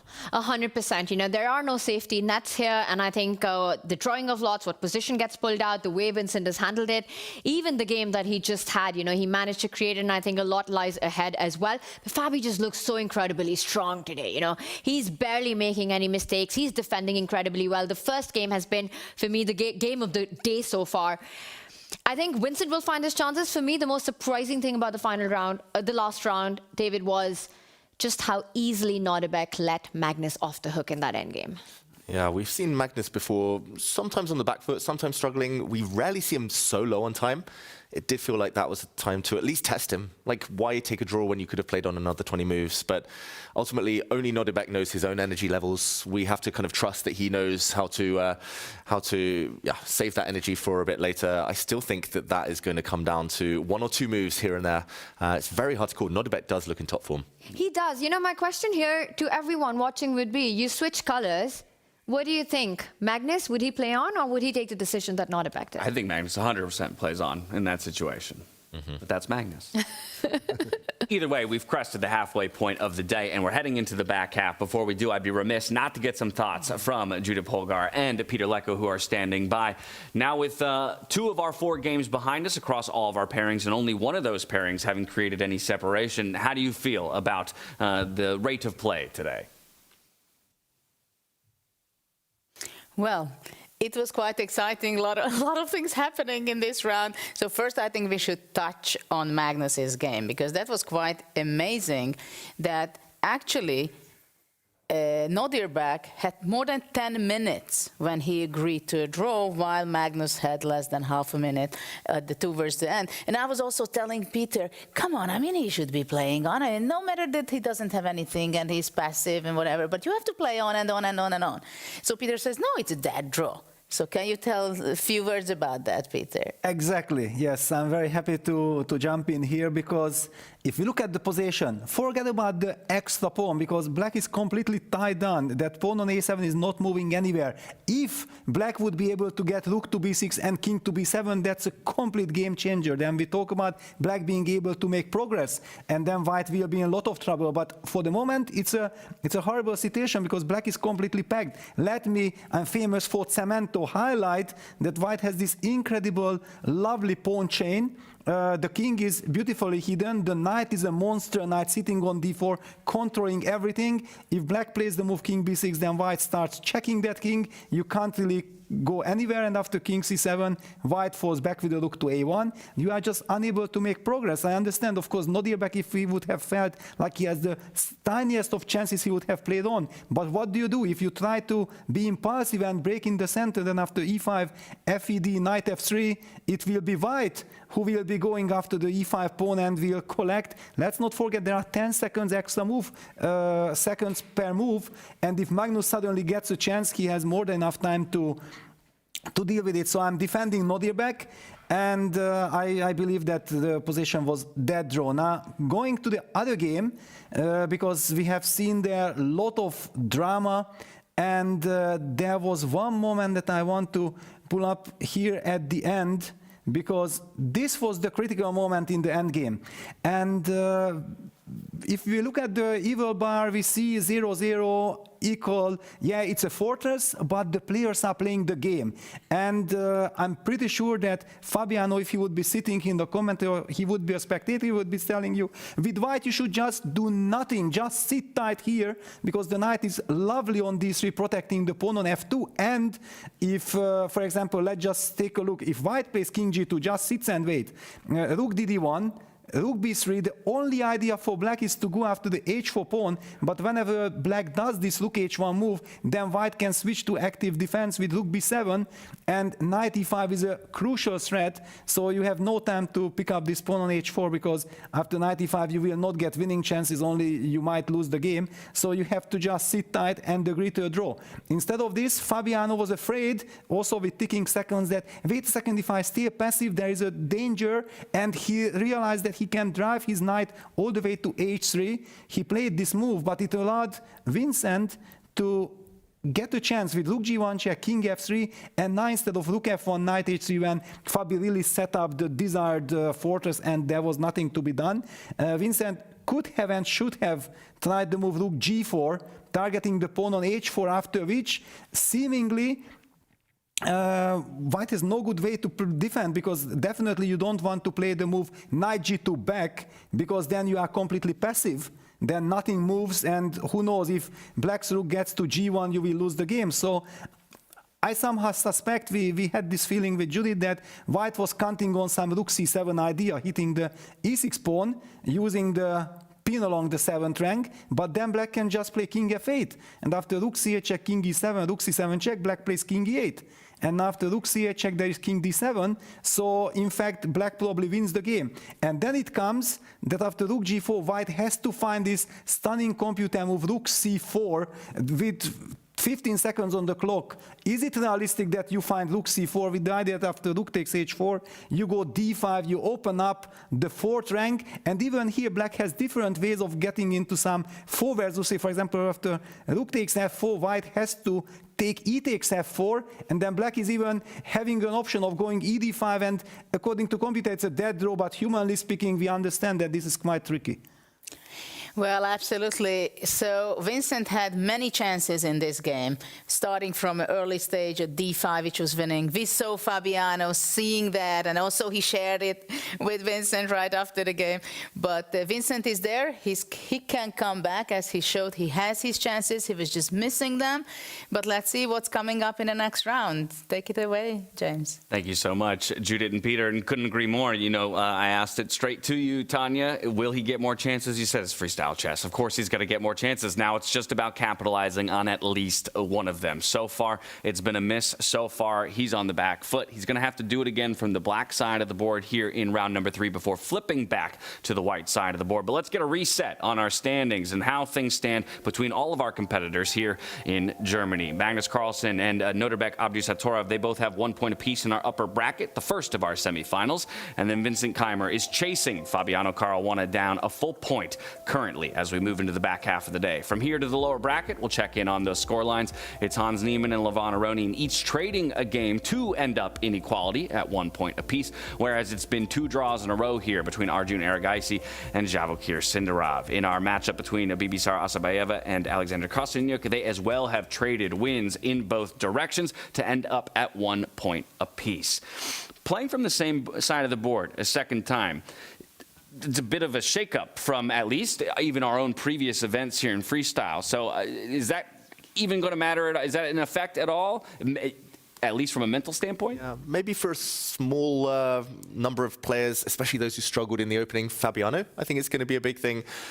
Psychologically, it should be great having white twice in a row, but he knows he struggled. He knows he's on the brink. He'll want to maybe be a bit more solid. He could actually end the match now with a win. That's a really good point. But I think he would take just a quieter game. That last one, way too dramatic for his liking. Destiny in his own hands there, Fabiano Caruana. I will say I found it interesting that Magnus elected to start on the black side of the board so that he wouldn't have to play black twice in a row when he had side selection yesterday at dinner. We're just about ready to head into round number 3, so that means back into the playing hall we go, where Fiona is standing by on stage for the position lottery for round 3 of the day. Enjoy. The future belongs to those who make it happen. That's why we built Make, a visual-first AI and automation platform for change makers. It's never been quicker to start building, visually and without code, to automate everyday tasks and free your time and energy for bigger, better things. As your ambitions grow, you can accelerate progress with AI agents to create customized and agentic workflows, ones that handle complex, business-critical tasks while keeping you in control. And for leaders scaling business, you can see your entire AI and automation landscape in real time to orchestrate change and show progress in motion. Make automation and AI put to work for business, for teams, for you. Make it happen at make.com. Hello and welcome back. In the semifinals, both games ended in a draw in this round. We also have the women's exhibition match that has concluded for today. It is tied 1-1 with one win each, one for Azarbayev and one for Castaño. We're ready now for the next round. I'm delighted to be joined on stage by Simon Bélanger, aka Simon Plays Chess. And Simon, you've become famous making videos impersonating players. What's it like seeing them now in real life here in Weissenhaus? Basically, Fiona, my name is not Simon, but my name is Fiona also, so it's kind of crazy, right? But to answer your question, yeah, it's really interesting to see all these players in real life because actually I'm taking a lot of notes and hopefully I go back home being better than before at these impersonations. I love that, Simon. Thank you so much. One more say to, are you ready, Fiona? I am ready. I'm going to ask you the question back in a second. Simon, are you ready? I am ready.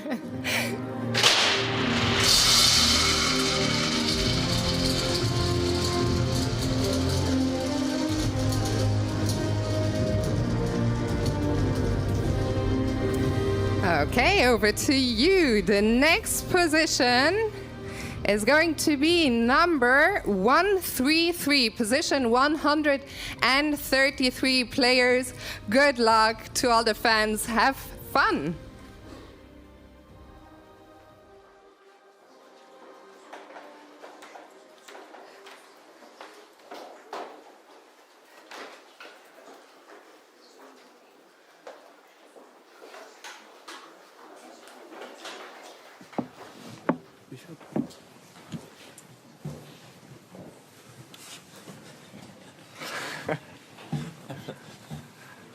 Again, I cannot play castle. At least these bishops are good. Yeah, these bishops are good.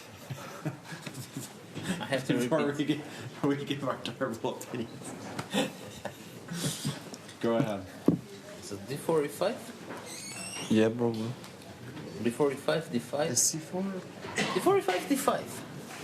No, C4 they will play. You want to play this? Yeah, C5. But I want to. What is I think it's better structure. Play. So you want to play E5, D5? Yeah? Yes. C6, e4, Take, CD, take, ED, b5. The black is doing well, yeah? Yeah, of course. Wait, E5 we have Queen A5, right? I mean, isn't that a Wow. I like it. Yeah, let's go. I mean, it's easy to miss this move for sure. It's coming on the other side, right? An H5 option. I mean, okay. White probably has compensation. no, I don't see any compensation. Knight Like, G6, Queen E5, Queen E5, Knight G6, F4. Maybe not, yeah? maybe not. Yeah. So what was your idea? 97. Ah, 97. I remember this happened in Paris. No, but it's too much pieces. I mean, yeah. What is so much pieces? Yeah. Yeah, white should be better. White should be better? Yeah. You think white's better? Maybe not. Because rook a8, queen g3, I mean, our knight is so out now. And also and we still have to play a3. Knight takes E5 here. No. This is terrible. It's terrible. I'm not saying. Maybe. What about if you take first? You take c5? Queen e5? I mean, then take. Ah. Forcing queen Okay, so here, we take. D. Oh, at least then we get to E3. Yeah. Clever. And we're happy. I mean, D should be like. We own nothing? Nice. D, so knight D7, Queen E3, knight D6, and. No, I mean, to knight d7, even you can play e4, yeah, probably. Then go back to a3 and, I don't know, some plays. Aha, queen a4 is prepared. Very mean. Okay, so let's go back to E1. Oh, okay. No, we're looking at this now. Not working. No, wait. We have bishop G5. Ah, but there's F6. Sorry. I was thinking bishop G5. Yeah, but then C4. Yeah, maybe we use a die or C3. They take on A2. Bishop B3. Wait, when take on A2? So takes queen A4.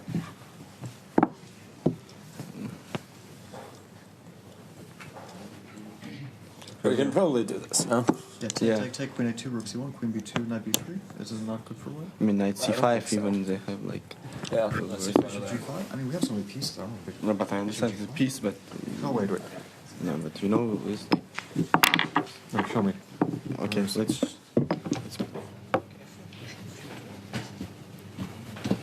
Then 4. 92. Or we can go B5 take and then D5 and F5. Let's find something. I like this. Or it was first move C4. C4, D5. It's not real. This could be also fine. Okay, E4. Have like some D5 move. D5? Take D5? And every stuff. But queen D5, I don't... Oh, bishop E6.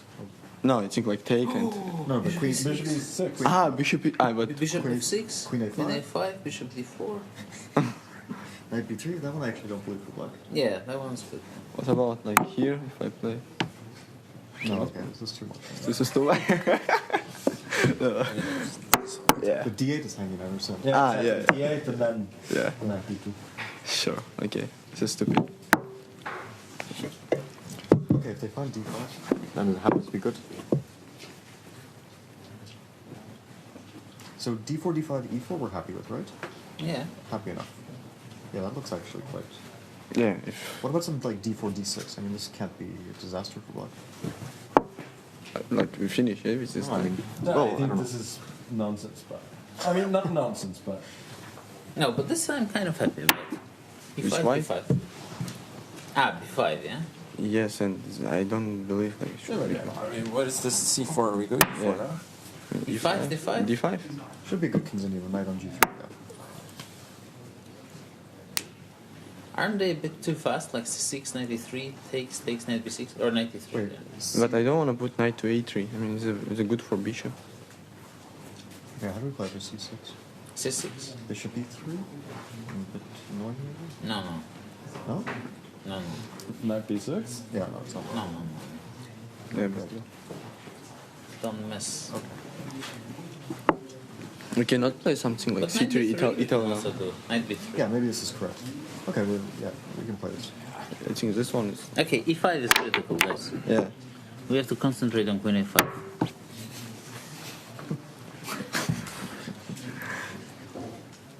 We've got to be serious. D6 is by far the most logical move. Yeah, D6 is like most logical. This happened in pairs against Ikara. Like he played E4, D5, Queen H5, and E6. Yeah, no, So we're sure that this knight B6, Queen E5 is good for white, huh? I'm not sure. Let's check it. Yeah. C4, no. Yeah, knight C4, knight G6, we have to play F4. No, knight C4, F4, I think that's a mistake for black because you just lose 10 B3's coming. Yeah. C4. What are we looking at? Can you count?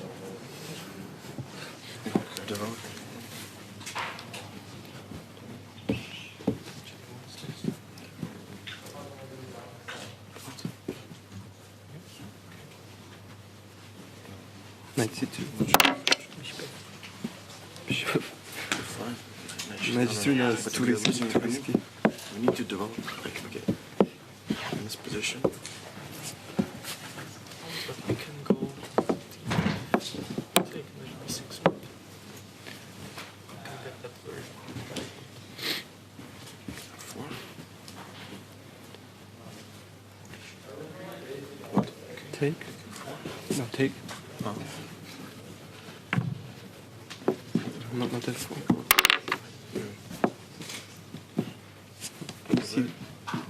CD, knight B6. I think best my test is to go E4, E5, and then E4 C4. should be critical. Yeah. Take.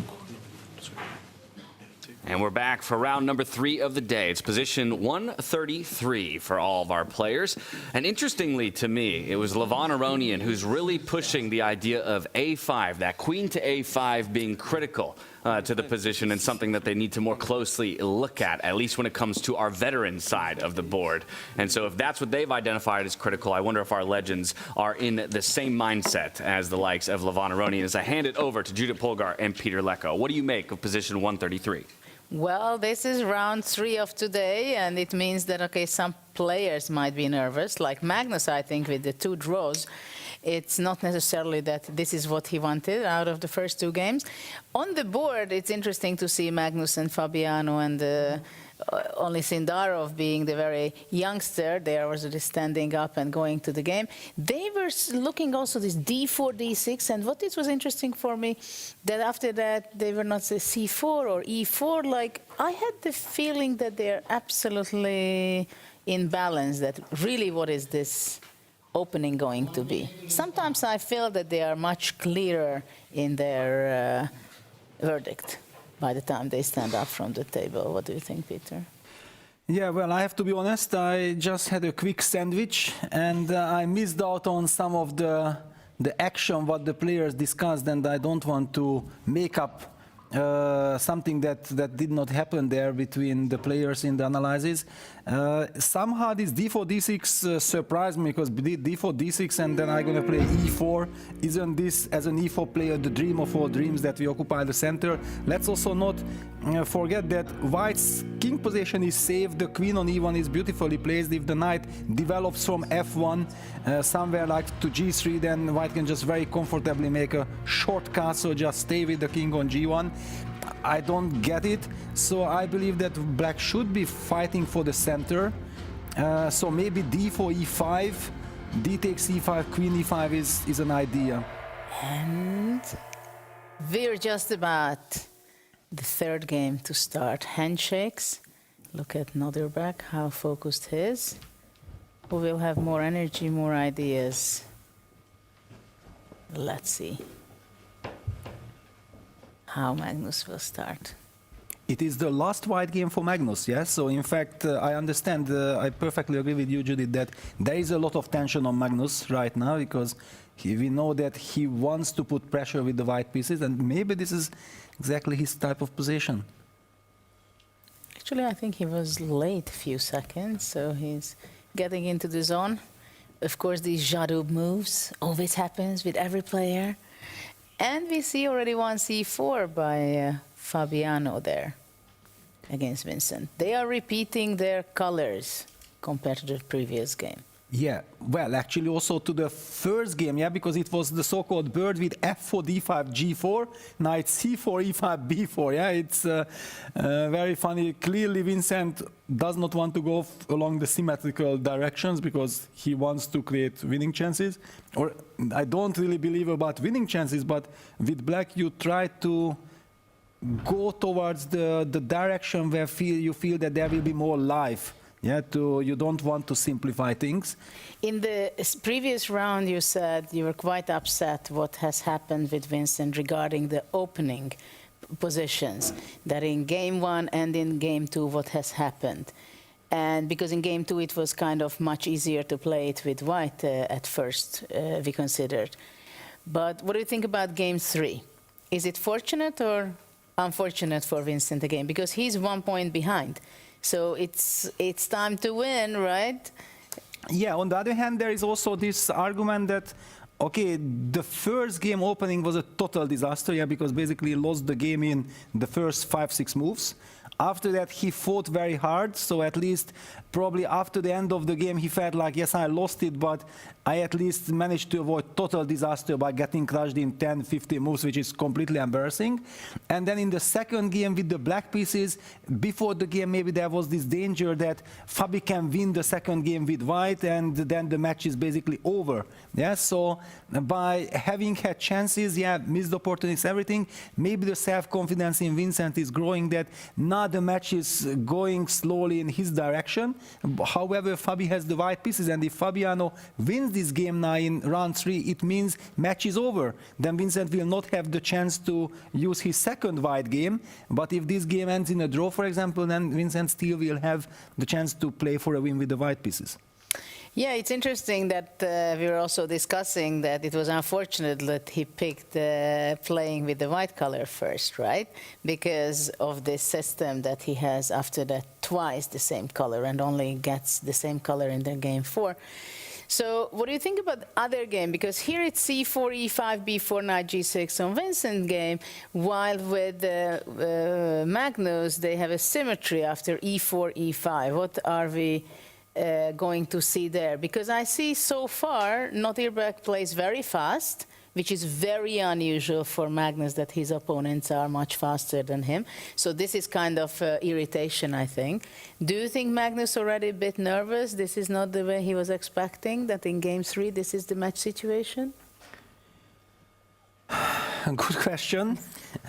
Maybe, because we know Magnus is Magnus, so probably he might have expected to take control of the match earlier on, but it's also his trademark. In the very first game was also spending quite some time in the beginning phase of the game in order to try to be very precise, and so far normally whenever Magnus spends time he comes up with some deep concepts, but yeah, Nodirbek has to stick to his strategy, yeah? Put pressure on Magnus on the clock and try to play good moves quickly. About yesterday, about picking this white color, I even feel guilty, because when I already entered the restaurant at dinner, then already Vincent was almost finishing, because our broadcast and everything lasted longer, and then he asked me, should I pick white? And I did not know at this moment when that there will be this shift that then you play black-black. Yeah, and I told him, well, I'm actually now not clever enough to say anything good because I'm starving. Let me have food and then we can talk. But while I was even looking for a free chair and whatever, which was impossible yesterday, they already decided on, he had to decide, and then he picked white. And then later the organizer, Sebastian, came to me and, you think it was the right decision? And not only about picking white, I'm not so happy, but actually it turned out that with teaming up the players, if Vincent would have picked black, he would have been discussing the games, the pre-game preparation with Magnus and with Levon, and instead he's in the young team who clearly lack experience in all these opening discussions.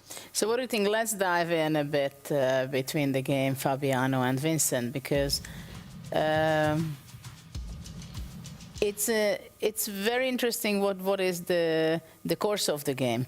Like, is it going to be castle very soon? Now knight b3 on the board, or he wants to keep his rook on h8 and h5 will come very short? Well, honestly, I'm completely shocked what Fabi is doing, because his king is on g1 and he's just playing on the flank like in this English spirit with c4, b4, knight b3. But wait a second, if black goes d6 and black will start getting active on the king side, I don't know, even some f5. Yeah, for example, okay, d6, and then black goes f5. Whenever white plays d4, black will meet it with e5, e4. This is a dream scenario for black when you are fighting for advantage. I mean, not advantage, but trying to create chances. You get a chance right from the start. It seems like a beautiful position, right? Yes, fantastic. And the knight going to g6, normally the knight is on g8 and it goes to f6, it blocks the f pawn. Yeah, now knight g6, I'm even maybe tempted to just castle and then start pushing f5 and playing your spirit. Judith, you are the one who is killing the opponents. I'm just thinking about this a8 knight. Am I going to bring that ever into the game?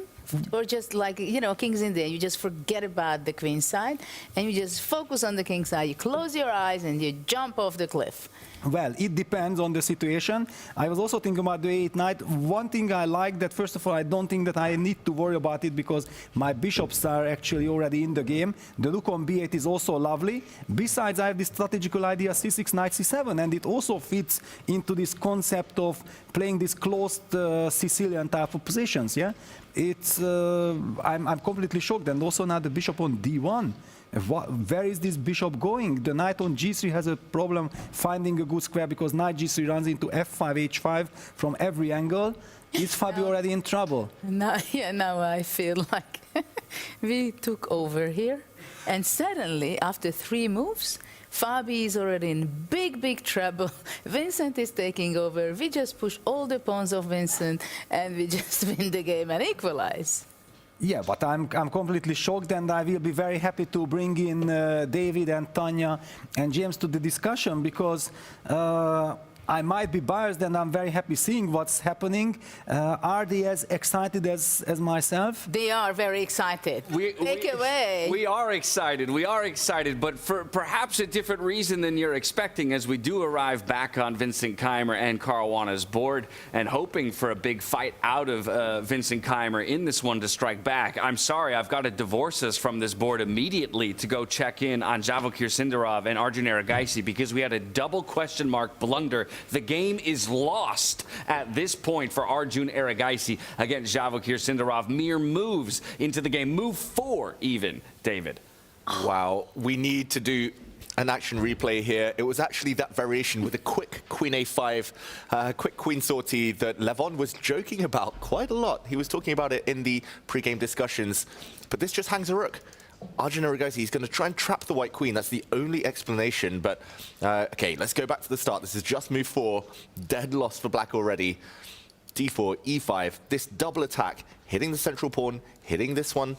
And, okay, after the pawn stepped forward, a capture in the center, recapture. And, okay, you can defend your rook. Yes, you're a pawn down, but the white queen is going to lose several tempi. And black looks like he might get decent compensation here. The eval bar actually says dead level. Fascinating position. But to drop the rook, I don't quite understand yet. Queen takes rook. Is the idea to... I mean, the queen's got an exit here. It's just going to come back. It's going to run away. Is the idea to bring the black queen out? Try to trap the white rook in return? Unbelievable. Is this... That's what Arjun has found. No, it's not lost if you take the rook. And let me tell you what happened in the analysis, right? It was Vachier-Lagrave, Magnus Carlsen, Fabiano Caruana, and Levon Aronian looking at this position. David, if you just put in d4, e5, it was Levon who spotted. Nobody else saw this idea of the queen coming out because it's just so unfamiliar, patterns and all of that, with a double attack. And Vachier was like, this is an easy miss for black. And black would just lose after this. He's gone into this line. And if you just move ahead with the rook getting trapped, David, I don't think you have the time to pick up the rook. And if you don't pick up the rook, black is simply attacking the queen next and getting out of the way. Yeah, that would trap the queen. I think we've all been tricked here. We have. Vachier-Lagrave has been tricked here. I mean, I think the computer itself was tricked. It, for a moment, thought this game was done and dusted. But, in fact, there is a way out of it for I Arjun Erigaisi. cannot emphasize enough how much Sindarov thought that Levon's idea of queen a5 is just such an easy miss for black and clearly gives the advantage to white. And it was Magnus who was arguing that after d6, the knight comes out to d7, you give up a pawn, you have enough compensation. And look at, and also, I'm just going to say it, Arjun finding this, giving up the rook and spotting this queen a4 business, it is out of this world. It's something. I guess the question is, did he see it in advance, or was it a reaction? Did he miss the a5 initially and then find the response, though, when needing to? You know, the time that he's taken on the clock, it makes me feel, David, that this wasn't players' analysis before the start of the game. That this doesn't work. Yeah. And I feel like as soon as that initial a5 and the knight jumping out happened, Arjun kind of went into a bit of a despair moment, head in hands. Now he seems to have, you know, pulled himself up and out of that hole. So impressive from Arjun. And yeah, I must kind of confess my sins here, plead guilty to the fact that I was looking at the computer evaluation. I just saw the double question mark. I thought, it's a rook. Yeah. And I think Sindarov thought so too. It's a rook. It's at the very least a pawn. But he has taken up the mantle. He has taken up the challenge here. The queen is just trapped. But can you start pursuing the black queen? Can you go b3, trying to find a way to get that queen out? Or do you just simply retreat all the way to a6 and say that's it? Or even a2? The rook's hanging knight d7 anyway. It's like a mirror image of what White's just done, except for Black it's so much more effective because Black's queen still cuts the A-file, still this threat of trapping the White queen, and yeah, no way to continue chasing. Rook hits the queen, you can just keep gobbling up the pieces. And this is where Vachier realizes, you know, all his confidence pre-game on the idea of queen a5, giving White an advantage, it's just fallen flat.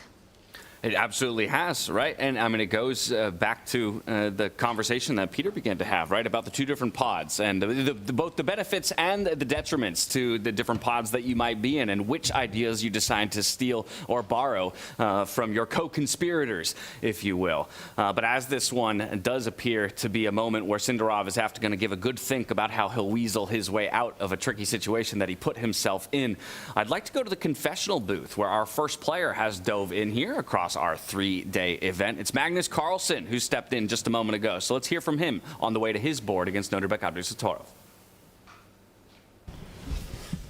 It's funny that there was a conversation after the last game where Aronian was complaining that Fabiano and I had dominated too much of the discussion before the game, and we ended up playing this G4H4 stuff, which he thought was nonsense, and lo and behold, it was nonsense. And now, for the next game, he goes ahead and suggests D4, E5, Queen A5, which is interesting enough. And then we just spent a lot of time analyzing that, which was fun, but ultimately not very useful. And so I decided to go in another direction with 1E4. Yeah, I mean, I think the story is more interesting than the game, because the game is probably going to be quite symmetrical. Well, how kismet of a confessional booth right there. As we saw it play out on one board, Magnus calls it for what it is. He says, I think it was a bit of nonsense, admitting to the fact that maybe he and Fabi were the ones who were professing the nonsense in the previous round. Wow, and I'm not sure Magnus actually understands the drama that's been going on the Sindorov board. Otherwise, that story would have continued. He would have been going even harder on Lev on Aronian. Wow. That's the element, right? And it's a world championship, but the players are discussing. There's so many mind games. There's so many kind of meta things in the mix here. And for anyone who missed the pre-game analysis, you've got to go back on the stream and watch it, because it was so fascinating to see how Magnus really did not believe in the idea of Queen A5 and how much Sindorov believed in it. Mm-hmm. And we're seeing that being played out right now. We're seeing it play out, and the other Magnus didn't choose to go for it. Sindorov went for it, and he's shaky right now, you know? He's likely suffering for it in this moment. But another thing at play here is a conversation that our legends were having about the fact that this is Magnus's last game with the white pieces. Again, he chose to start with black so that he would have 2 white games in a row. But now, in a dead-even 1-to-1 scoreline, if you do feel like white is the side you most need to play for your win, then it's a bit of a pressured moment for Magnus to start pressing against Nodirbek. Exactly. In the confessional, he said it might not be the most interesting game. It would likely stay symmetrical, but actually that might suit his style. That might suit his needs for this game. And he's been the first one to break the symmetry. He's occupied the center now, his last move being pawn to d4. And he's asking a big, big question of Nodirbek. Do you react? Do you take this pawn, for example? Do you just defend your pawn? Big, big moment, because if white's able to gain more space, or if white's able to capture in the right moment, and, for example, capture and back it up with a quick pawn to f4, then we could see Magnus doing well. And look at that smile. Look at that smile. He's seeing the Sindorov board now. He's just spotted it. He's just seen what's happened to his teammate, analysis teammate right there. And he's smirking. I don't know if Sindorov will ever trust Levon again. Never again. Magnus is very amused with how today has played out. And have no fear, folks at home. I do have an eye on that board. Vachier still thinking about how to get out of the situation that he's put himself in, down to 14.5 minutes on the clock. So maybe when that game develops a bit more, we'll take you back over there to see how it progresses. For now, we'll keep our sights set on the 2 semi-final bouts, determining who will play for the World Championship title tomorrow. Yeah, big moment. Tanya, we saw the first exchange of pawns on this board. And now Nodirbek challenging the center. It feels natural, right, to step forward. But what could be holding Magnus back now? What does Nodirbek have in store if that does happen? And the thing is, you're not only stepping forward with your e-pawn, you're going to follow it up with the f-pawn moving ahead as well.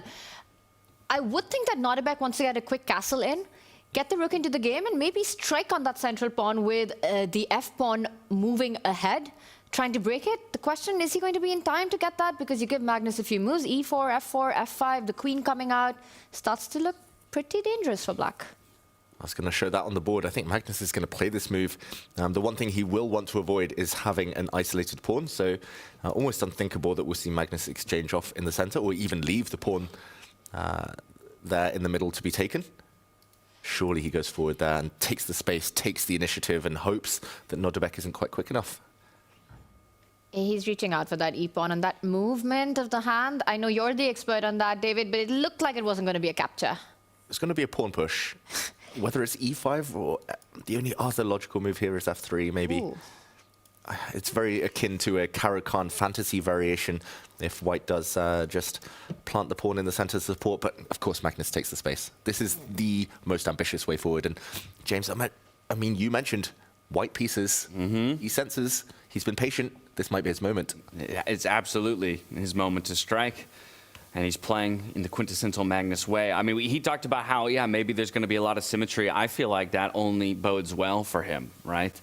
That I could play towards equality and symmetry for the majority of the game, and then I will find that one singular moment that I need.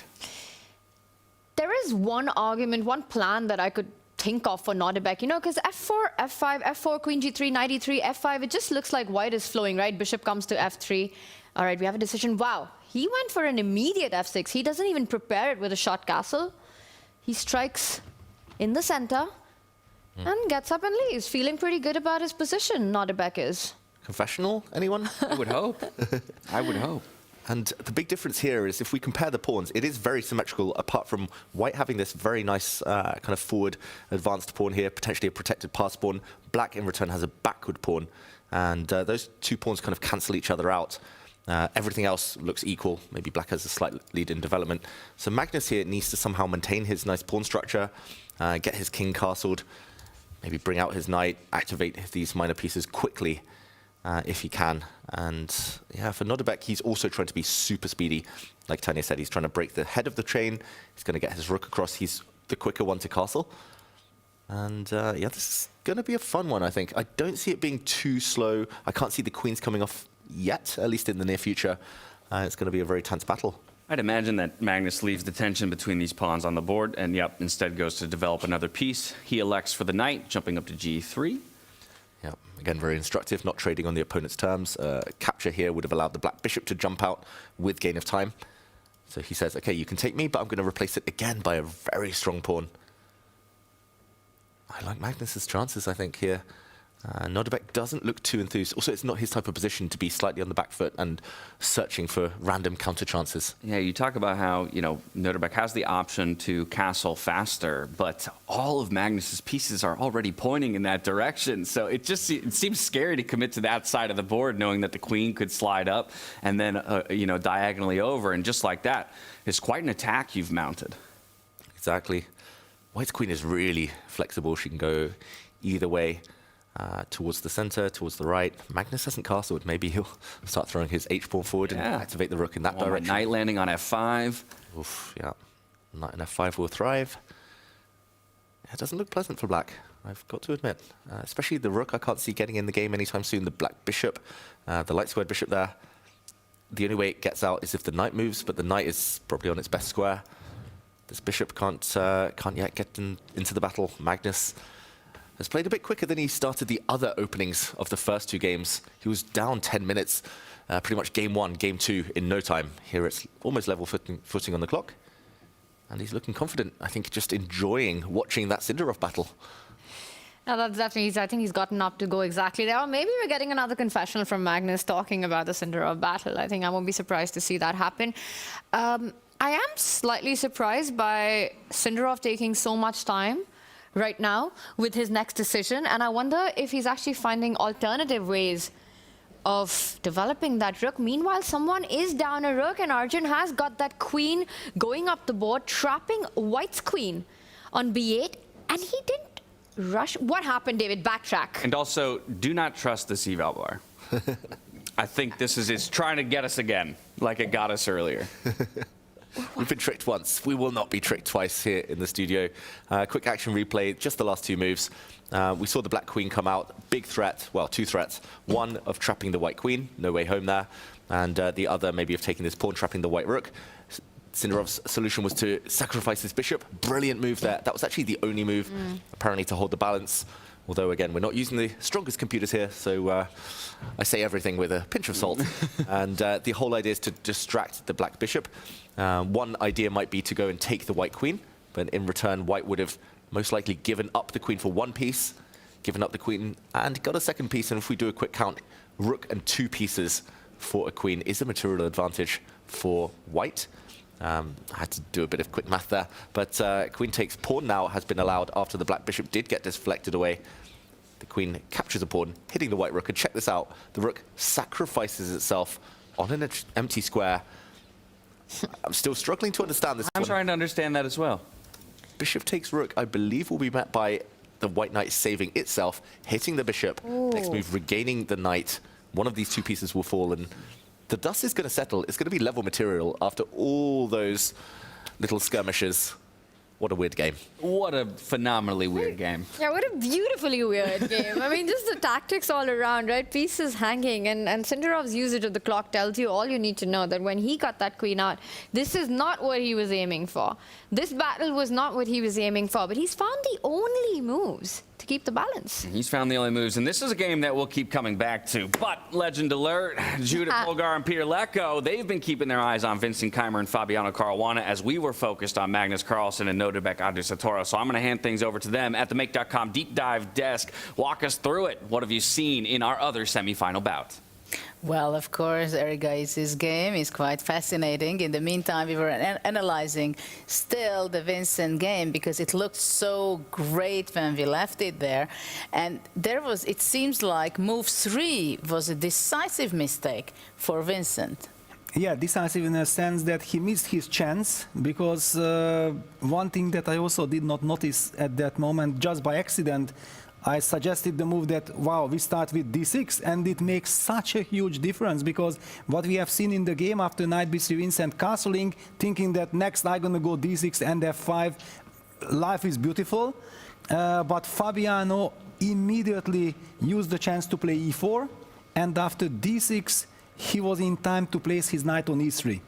And if we just go back to this moment, and after d6 I was kind of claiming that where is this knight going, where is this knight heading from f1, because you certainly don't want to go to g3, you cannot put it on e3 if your pawn is on e2, and this e4, knight e3 setup solved all of White's problems that White had at the beginning. And why it was so important to start with d6, because if now White plays e4, then Black is in time to play f5, because the bishop is already opened up. Clearly e takes f5, bishop takes f5 is not good for White, and you are not in time to develop the knight to e3. So basically after d6, White was not able to play the move e4, and if he cannot play e4, then he is in some serious trouble, especially practically speaking.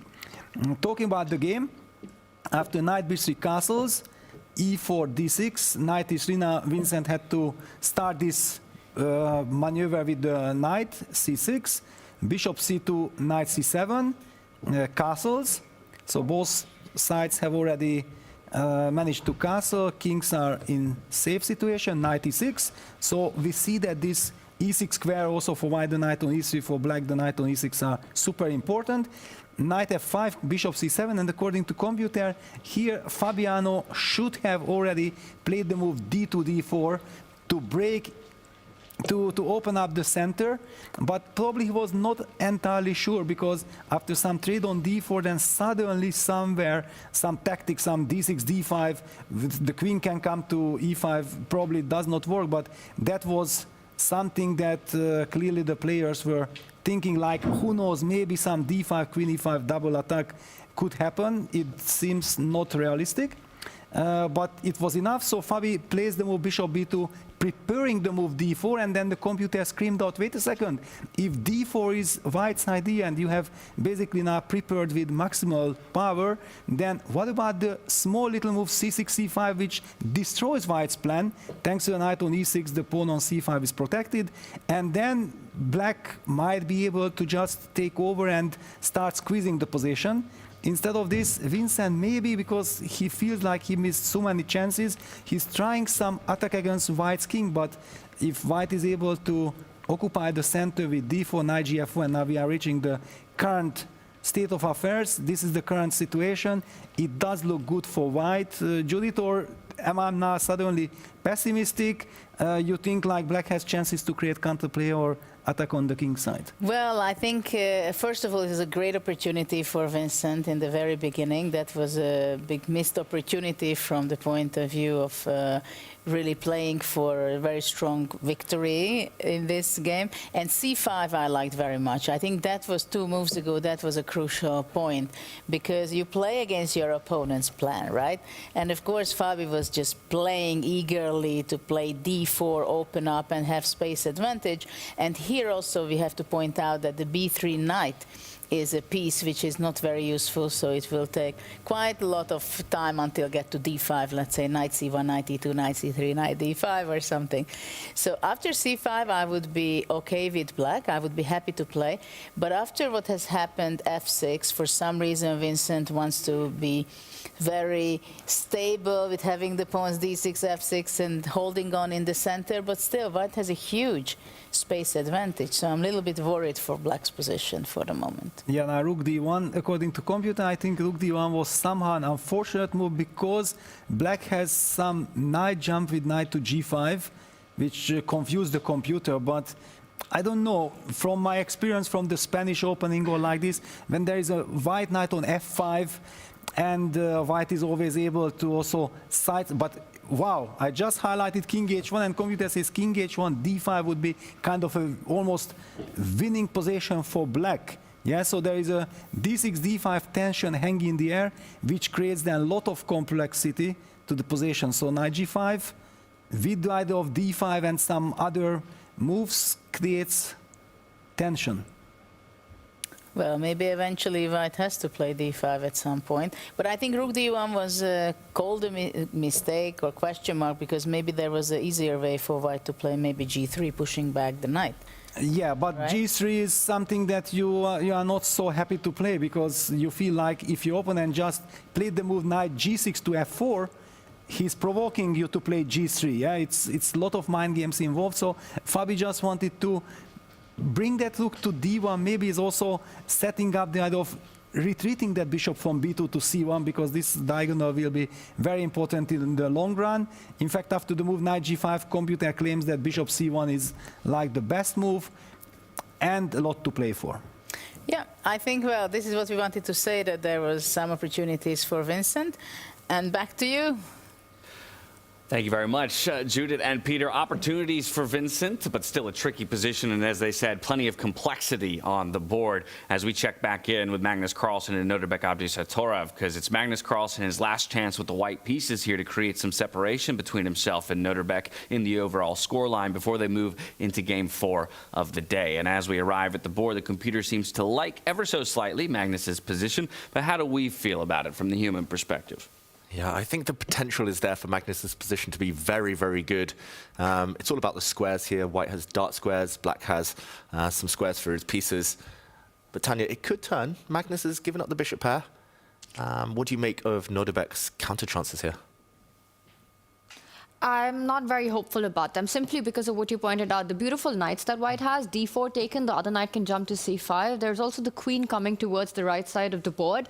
The light squares, meanwhile, can be challenged by Magnus, right? You could offer a bishop trade. You could, at the right time, push the g-pawn forward and get the flexibility moving. Look at the way the board is divided. 4 versus 2 for Magnus on the right flank with a lot of flexibility. Meanwhile, for Nodirbek, the 4 versus 2 on the other side of the board just seems incredibly clamped down with those 2 knights at the center of the board. I think Nodirbek, to answer your question, will need some Magnus help to be able to equalize this. And Magnus, he's not a very helpful guy. No. At least not to his opponent in this situation. He was trying his best to help everybody in the discussion, saying maybe we ignore that A5 nonsense that Levon is spouting. Yeah, this position, as Tanya said, it's about the knights right now. Black's knight looks beautiful. It's the best piece, but it's not really doing much. Not really hitting anything. It plugs the c-file.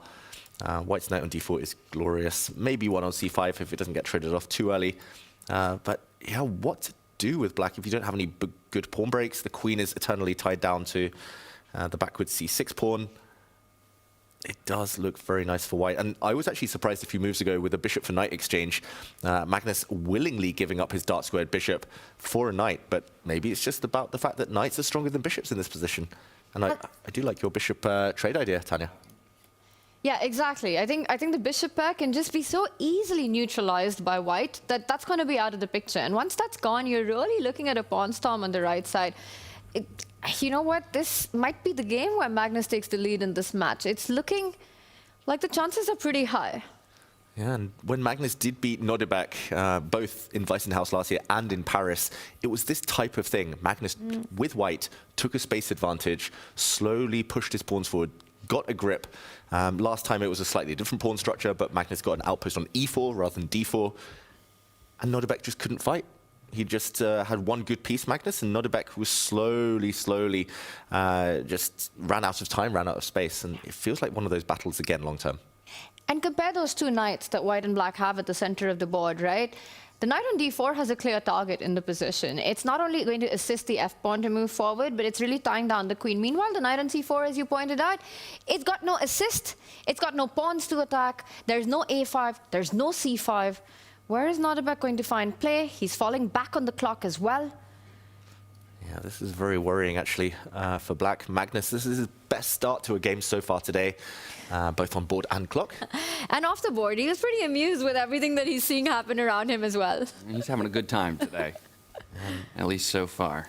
No coincidence that players seem to play better when they're happy. Levon at 2 Grand Slams in a row. Magnus here now today so far. And I especially noticed about Magnus, he really enjoys these inside jokes, you know, in his mind when he's playing. You see that mysterious smile, you see that there's something going on, and I think this time we were able to decipher what's amusing Carlsen. He is thinking for a long time, though, and it's definitely not over. It's definitely going to be a fight.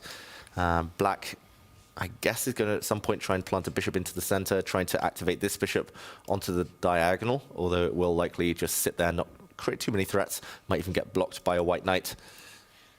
What else? What's Magnus calculating? What's Magnus calculating? And you know, one thing I've noticed about Nodirbek is that when he's playing from a position of strength, you often see him give that stare off to his opponent. He'll look up, he'll look for a few seconds. It's quite intimidating. But when he's feeling the pressure, when he's feeling the tension, you know, he's often in this pose where he is very shaky, he is leaned extremely in. And you can tell that he's not loving his position. The level of confidence in Nodirbek is very clear when he's happy with what he has on the board. And this is not that look. I did hear that yesterday, Nodirbek against Vachier, the table was shaking from both ends, both of them like vibrating back and forth, both of them locked in, their heads almost touching while their legs were going wild. There's a lot of adrenaline pumping in that tournament hall. Feeling the nerves, and for good reason. I mean, you're in the top 4 currently, up against the world #1. And you're 1 round away from playing for a world championship. Oof. If you can undo him. So you start to stack all of that on top of each other, and it's hard to believe you wouldn't be feeling the pressure coming into today. Magnus does finally make a move. It's a slight development of his light squared bishop and looking to offer that trade that Tanya talked about. It just makes a lot of sense. You want to get rid of that light squared bishop. Who do you think wants the world championship more? Is it somebody who has 20 of them under his belt already? Or somebody who's yet to taste it? Well, Nodirbek has. It's a good question, because to a degree, Magnus's motivation is to just not let anyone surpass him, right? And it's kind of weighing that against, yeah, the person who's yet tasted the victory and the accomplishment of that. I will add that Nodirbek does have that One World Rapid Championship, but you know, it's just one. And it was a while ago. Yeah, it's funny. I've had similar chats with Magnus about tennis, for example, with all these Grand Slams, how it tends to be dominated by certain players. Right now in tennis, it's Sinner and Alcaraz, and often the first title is the hardest. Once you get one, you start to go on a roll. We all thought Nodirbek, maybe at 17, he would go on a roll. He's become a super strong player, but yet to get that second one, once he does, maybe then it will be constant candidates. Maybe he'll be a world championship challenger, etc. But for now, he needs to break the monopoly of these giants. Bishop's off the board in the meantime. Yeah, bishop's off the board, but Nodirbek follows it up with that dark squared bishop move that you talked about, kind of planting it on that long diagonal, eyeing, of course, that knight and the king behind it, but will probably sit there for a fair bit of time. I think for Nodirbek, it's going to be key to break on the left side where you've got the majority. C5 is beautifully controlled by the knight and the pawn. I'm expecting him to go A5 the moment he gets an opportunity in this position. So at least try to get a potential target on B4 if Magnus tries to consolidate it somehow. He needs to make the most of the left side of the board because Magnus controls the other flank. Definitely. Magnus at some point would love to take a time out, put his king in the corner, but then the king might be facing some back rank checkmate issues long term. He slides his rook across, very logical. And the big question is what to do. If A5, does white take that pawn? The black knight could come back and recapture this pressure. I think he just has to go for this, Tanya. As you say, no other counterplay. It's his best option in the position. How quickly as white do you want to go E6 in this position? Ooh. Well, now you've got to consider that A5. A5 is in. And Magnus would love to play a move like pawn to A3, but that pawn would be hanging. And the reason is normally you want to just connect your pawns, not change the structure too much.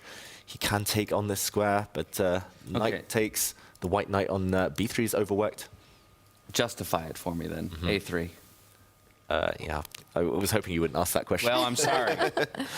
Pawn to A3. This is a variation, not our moves. Knight takes pawn. Now the black knight would be driven away, I was going to say from this pawn, and the bishop would have to drop back, but suddenly black has 3 connected passed pawns. This is not obvious at all. I think we're looking at the wrong side of the board. Magnus's last move, lining up the queen and the rook, overprotecting the E5 pawn, I think his focus is on the other flank. I won't be surprised if he decides to give up the left side and just push F5, E6 or F5, F6 and just blow open the lines on the right side towards the black king. It's committal. F5, pawn takes pawn. Do you recapture or not? But it would get really fun. Oh, not so good, apparently. Get really fun. I mean, this is all in from Magnus. If he goes for this, if he lets his whole queenside fall, he's suddenly down 4-1 on the queenside. But he's going for the black king, which doesn't have any real defense around it. Minimal pawn shelter, as you say, Tanya. I quite like this idea, but I don't know if it's Magnus's style. To just gamble like that. He wants the strategic grip. How to keep it? Pawn to A3. Knight takes pawn. Oh. Apparently then you just push F5. Now F5. So your idea, Tanya, just with the black knight slightly further away. And apparently this is a strong attack, but this is far from obvious. Right, because you're also dropping the B pawn. Yeah. You're saying, okay, you can have my B pawn as well, just for me to get this pawn all the way up to F6. Yeah, because 4-1 isn't good enough. You need 4-0 for the attack to work. Yeah. Distraction! I mean, so you send the Suicide Squad off to the left-hand side while you get the work done on the right. This is so instructive, but so difficult. And like, if the black knight comes back, I don't even see an immediate knockout. The other black rook will slide and defend. White might have to take a timeout and play a move like king into the corner. Moment of truth. What has Magnus done? He's taken that pawn. Given a question mark, a shake of the head as well. He's not happy about it. Yeah, it was one of those things, right, where you look at the clock and you're like, I need to take a decision. The one you take, it's not the one you want to make. And this doesn't win a pawn. It's worth noting, knight takes pawn is possible. Losing a knight just for one move, as the white knight on B3 would get distracted. And it's all about getting rid of the central knight. Nodirbek's back in it. Yeah. Okay. But it was hard because F5, F6, and it's still impossible to find. It is very hard to find a follow-up into that attack, sacrificing all of your other side. Either you're checkmating or you're lost. Yeah, it's a stylistic thing. I think out of the current field, maybe Levon would have found it. Arjun, maybe. Maybe Arjun. But Magnus, he wants the long-term fight. He wants the he wants the positional trumps up his sleeve for later. Okay, I'm expecting knight takes pawn now, and white's not got the stability he earlier did. Yeah, because suddenly there is flexibility on the flank in which Abdusattorov has that position of strength, right? And there is play. C5 can happen at the right time. You're taking the A-pawn away right now. You're dislodging that knight at the center of the board. And Magnus yet to get started with F5. And look at that, the body language switch up right here for Magnus Carlsen. And now a little bit more, despair, I think, creeping into the camera there as he realizes that he's not super happy about the move he's had to most recently make. We're going to take a quick step away from this board over to our Make.com match metrics as we make our way to our other semifinal just to check in on it. Vincent Keymer versus Fabiano Caruana. Checking in with the heart rates. No hearts are exploding or beating out the chest just quite yet, but it's Abdusattorov who's feeling the pressure of the moment alongside Vincent Keymer for both these young guns, staring down the veterans, trying to push their way to a final table. But where are the accuracies at? It looks like there's definitely been a bit of a battle between Fabiano Caruana and Keymer as they dip into the yellow. Everybody else sporting green to their names, up in that 90+ percentile. Out of this, we'll arrive at Fabiano Caruana and Vincent Keymer's board to see how the game has progressed since the last time we left it. Some fighting chances here for Vincent Keymer, it looks like. There was a lot of complexity the last time we were here. Pawns have fallen off, at least one apiece, I think, since the last time we checked in. Yeah, very quick action replay since we were last here when Peter and Judith were breaking things down. Rook to d1 wasn't the computer-approved move. And instead of the knight coming to g5, as Peter was showing a bit earlier, the black queen came out, also very logical. Some tactics in the air, maybe some knight checks as well. And here, pawn to f3, trying to consolidate an exchange in the center, just to rule out white steamrollering forward here. A capture. The white knight went back from f5. That's a step in the wrong direction, surely. And okay, the black queen lines up against the white king. A capture in the center. And now h5, when in doubt, push the h-pawn. Big threat on the board, hitting the white knight. And that black knight on f4 is hard to remove. White has to be very, very careful here. I don't see an obvious reply to this this attack, Tanya. Yeah, it comes back to the point what we were discussing, chances will come. You can't even put that queen on f2 because the attack still follows through. You push that knight away, suddenly there's a check on h3 that would be forking the king and the queen. So not easy to fight against this. Oh, you're even checkmating the white king. I love it. Vincent Keymer, he's managed to once again find an opening to create a game for himself in this one. How are you fighting h4 right now? One almost gets the feeling that at some point you might have to draw back with your bishop to c1 to pin that knight on f4 and hope that you can create some tactics against it. It will be difficult at some point. You can trade off a set of knights, but the black bishop is going to come out with gain of tempo, hitting a undefended pawn as well. Fabiano is not comfortable. Look at the body language, under 4 minutes. Ooh. This might be another golden opportunity for Vincent, who's played very natural moves. I'm really shocked that Fabi's walked into this attack because Black's last few moves have been quite natural. He must have seen the h-pawn coming. But I have to say that this attack to come to fruition is still a few moves away. Meanwhile, Magnus has managed to get those pawns rolling even further up the board. And I think we should go back to that one. Your wish is my command. It's insane what's happening. All right, over to Magnus Carlsen, Nodirbek Abdusattorov then, while Fabiano continues to think about a sticky situation that maybe he allowed Vincent Keymer to put him in. Vincent looking to strike back, but this one all equal in terms of the score line. But Magnus on the roll. Wow, whose pawns are stronger? Black has two fantastic pawns with a lot of potential, also marching. White's pawns strong, but blockaded for now. Just a very quick action replay of the last few moves. I was expecting knight takes pawn, trying to trade off the knights, keeping Black's very powerful bishop. He actually willingly traded off that piece with a check just to get his pawn storm rolling a bit quicker. The white knight went back, and this is how we got here.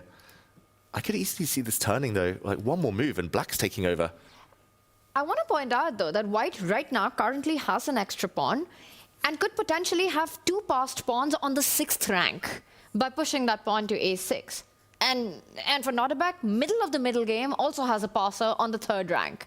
That is absolutely insane. a6, d3, God alone knows what's happening. Oof, yeah, I mean, this knight landing as well. The question is whether White has to sacrifice a rook just to eliminate that knight, just take it off the board, or whether there's something better. He drops back his knight, Magnus, and the bar slides down.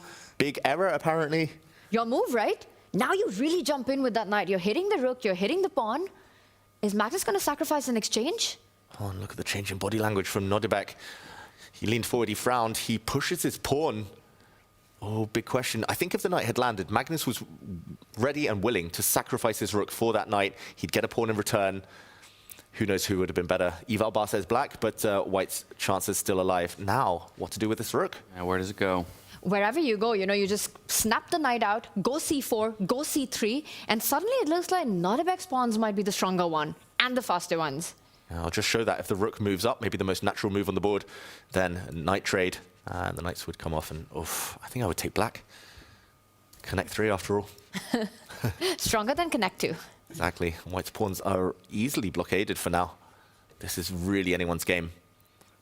I think a draw is by far the least likely result here somehow. Is there a better square than e4 for the knight or for the rook then? There's only 2 safe squares. He slides across. So he goes for f2, at least doubles him up.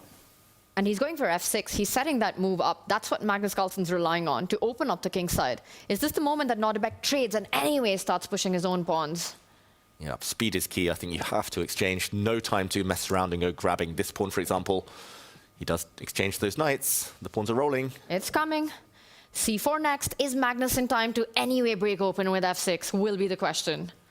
Oh, Magnus doesn't like these imbalanced positions. He wants control. There's no control. Nodirbek's done a great job. Up on time again. Yes. Up on time, up on the heart rate, Nodirbek is. Yeah, rightfully so. He's now looking at the potential of taking down Magnus Carlsen with the black pieces of all things and then taking the white pieces into the 4th and final game of the bout.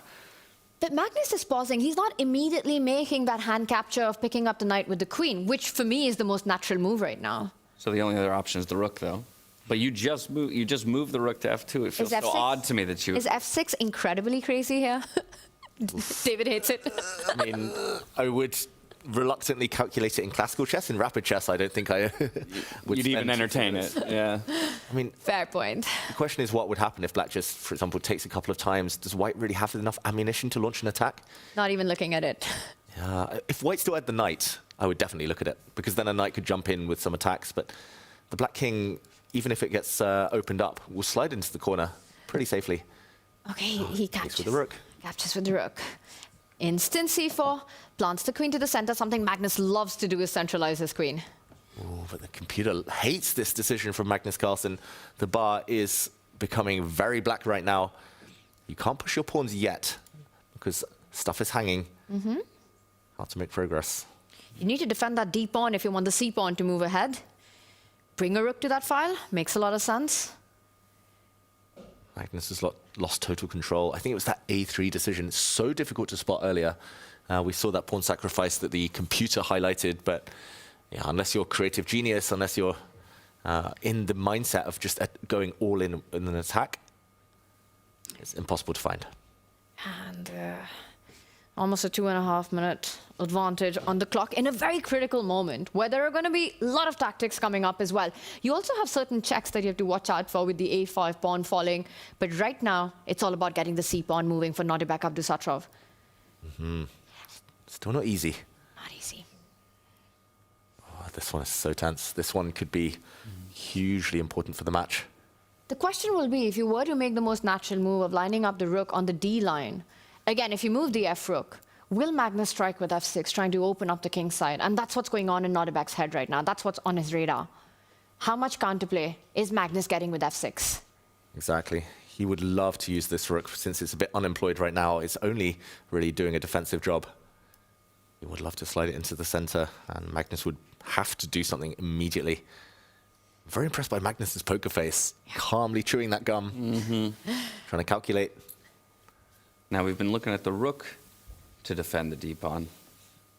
There is one other option, of course, the queen could come to d6. How are you pushing c3 after that? That's what I'm thinking, because the d3 pawn is still under fire. Yeah, it's not so easy. Maybe that's just the way to start, and you kind of leave white guessing before then deciding which rook to plant in the center. But yeah, I would say a rook move is the most natural right now. Yeah, I could see maybe some checks, maybe this diagonal, maybe this square. But you know what? It's so important for Nodirbek to take a decision quickly, because he has to play on the clock and the board both. If he wants his winning chances, if you have to put pressure against Magnus, you need to move fast. Yeah, and with the hand to the lips, feels like he recognizes that. He's going to reach for the rook, and in the end, slide it over to the d-file. What do you think? Are we going to have a pawn move? And will it be f6? Ooh, f6. The question is, what next if that happens? h1. Shuffles over the first. The king instead.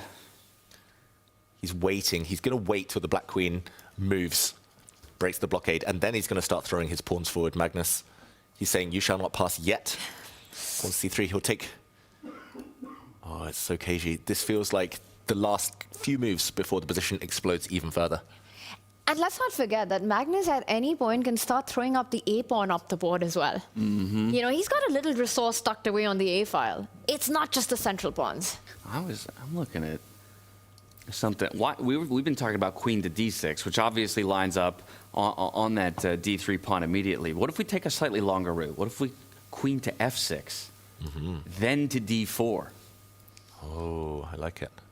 All right, so we can delay the f6 pawn coming forward, the f pawn coming forward for one more turn, then come down and also offer the queen trade at the same time. Yeah, queen's off the board. Despite the fact Magnus is a pawn up, I think that is almost a winning advantage for black. White's pawns can be easily stopped, even by the black king, if the queens disappear. White's pawns are never going to be, the black pawns are never going to be stopped. But just by going right instead of left, right? We prevent that f pawn from taking advantage of the queen's misplacement for that one moment, that one tempi. I think he's reaching for the queen, and I love that idea. He does instead move the rook. Rook to d6, not on our radar. But I like it, because it also stops a6. It's also putting pressure on the e pawn. It's a really nice square for the rook to laterally defend everything. And maybe, David, he's going to go double up on the d file and then push the c pawn, not giving up anything. Exactly. Multi-purpose move. Magnus probably missed that one. Calculating. He keeps glancing at the clock, Magnus, and they're rushing to give his king some breathing space, some luft. Just continued waiting moves, right? He's just kind of sitting and simmering. Ooh, but threat now on the board. The black rooks have doubled up over defense of this pawn now, and c3's coming. Got to be prevented. You have to stop that. Whatever it takes, you can't allow c3. Either slide your rook or put your queen at the center of the board and take control of that square. Queen e5 will be met by b4, only reinforcing the idea of c3. Ooh, that is a tough one to stop. This is really difficult now for Magnus Carlsen. He's just got to go into real passive mode. I think his attack has just dried up. Magnus is not getting to the black king anytime soon. f6 is just going to be met by a capture with no minor pieces left. The black king relatively safe. f6 just never landed in the game. Never. It could have done, but he missed his moment. Now how to stop the mirror image move, c3. It's one of these two pawn pushers, but black's getting there first. Missed that earlier window. Now that window is shut. And you really don't want to put that rook from the f line all the way to the c line just to defend against this threat, because then you're giving away any hope of an attack on the right side. Yeah, and these players, they're taught from a young age not to defend passively unless it's the only way forward, unless it's the last resort, unless you see nothing else. So does Magnus see any other way forward? He's under 2 minutes. I was going to say, he needs to take another look at his clock. He was checking in on it earlier, but now he's spent about a minute and a half already here on this move. And this isn't the final question of the game that he'd have to answer. Many lie ahead. Peter was saying earlier that the previous game between them, when Nodirbek had black extra pawn, Magnus had 10 seconds or 20, 30 seconds, but easy to defend because obvious moves. There's no obvious moves here. And I think it might be blunder territory for any human, let alone Magnus Carlsen. What to do next? Nodirbek has to be sensing his chances, right? I mean, look, he's got that full lean in. He's right back in, knowing that there's blood in the water. He can smell it. He's like checking in with Magnus as well. He did it. Yeah. He gave the look. That was... There you go. The chair's shaking. The arena might be shaking as well. And the thing is, this is the end of the best of 4. You've got only one more game after this. Yeah. Whoever wins this, it's 1 foot into the final. And again, Magnus, you got to take a note from Chrono 24. Keep track of time, my friend. We're coming down the final stretch, under a minute, 40 seconds to his name. And like you said, Tanya, it's not going to be the last question he has to answer in this game. Magnus's heartbeat is nearly never over 100 either. So that shows his nerves. That shows how dramatic this is. Under 30 seconds now. He just has to move. Nodirbek's a killer in these positions. And he does it. He goes for that very passive defense. And you know he hated it. He hated it. And Nodirbek was ready with his response. That's big. And that shows you that Nodirbek understands the position he has Magnus in. Wow, this is getting even crazier. Both pawn chains are being broken. White's connect to the two pass pawns have been hit and will most likely fall apart here and now. But white has hit the base of the black pawn chain, and these black pawns also being broken up. This is good and bad news for Magnus. It's going to make it very forcing, but calculation's so important. And 38 seconds, no room for error now. Ooh, and there's a trade there. He's going to pick up the e-pawn as well. Nodirbek, Abdusattorov here. The queen or rook, that's the big question. Can you take with the queen and hope to win that endgame? And he can only thank his stars, Magnus, that he played that little move h3 with no back rank weaknesses just a few moments ago. Yeah, he saw it coming. The white king has breathing space. Taking with the rook is maybe the most ambitious move here, aiming for some checks. But if rooks ever get traded, if the black queen ever moves away, white will also have checks against the bare black king. The one move that I would be hesitant to make is pawn takes pawn, giving away that c-pawn away. Because then you're really separating your entire structure, your formation, and creating weaknesses. The white rook stepping up into the attack as well. Yeah, he cannot let that white rook to activate.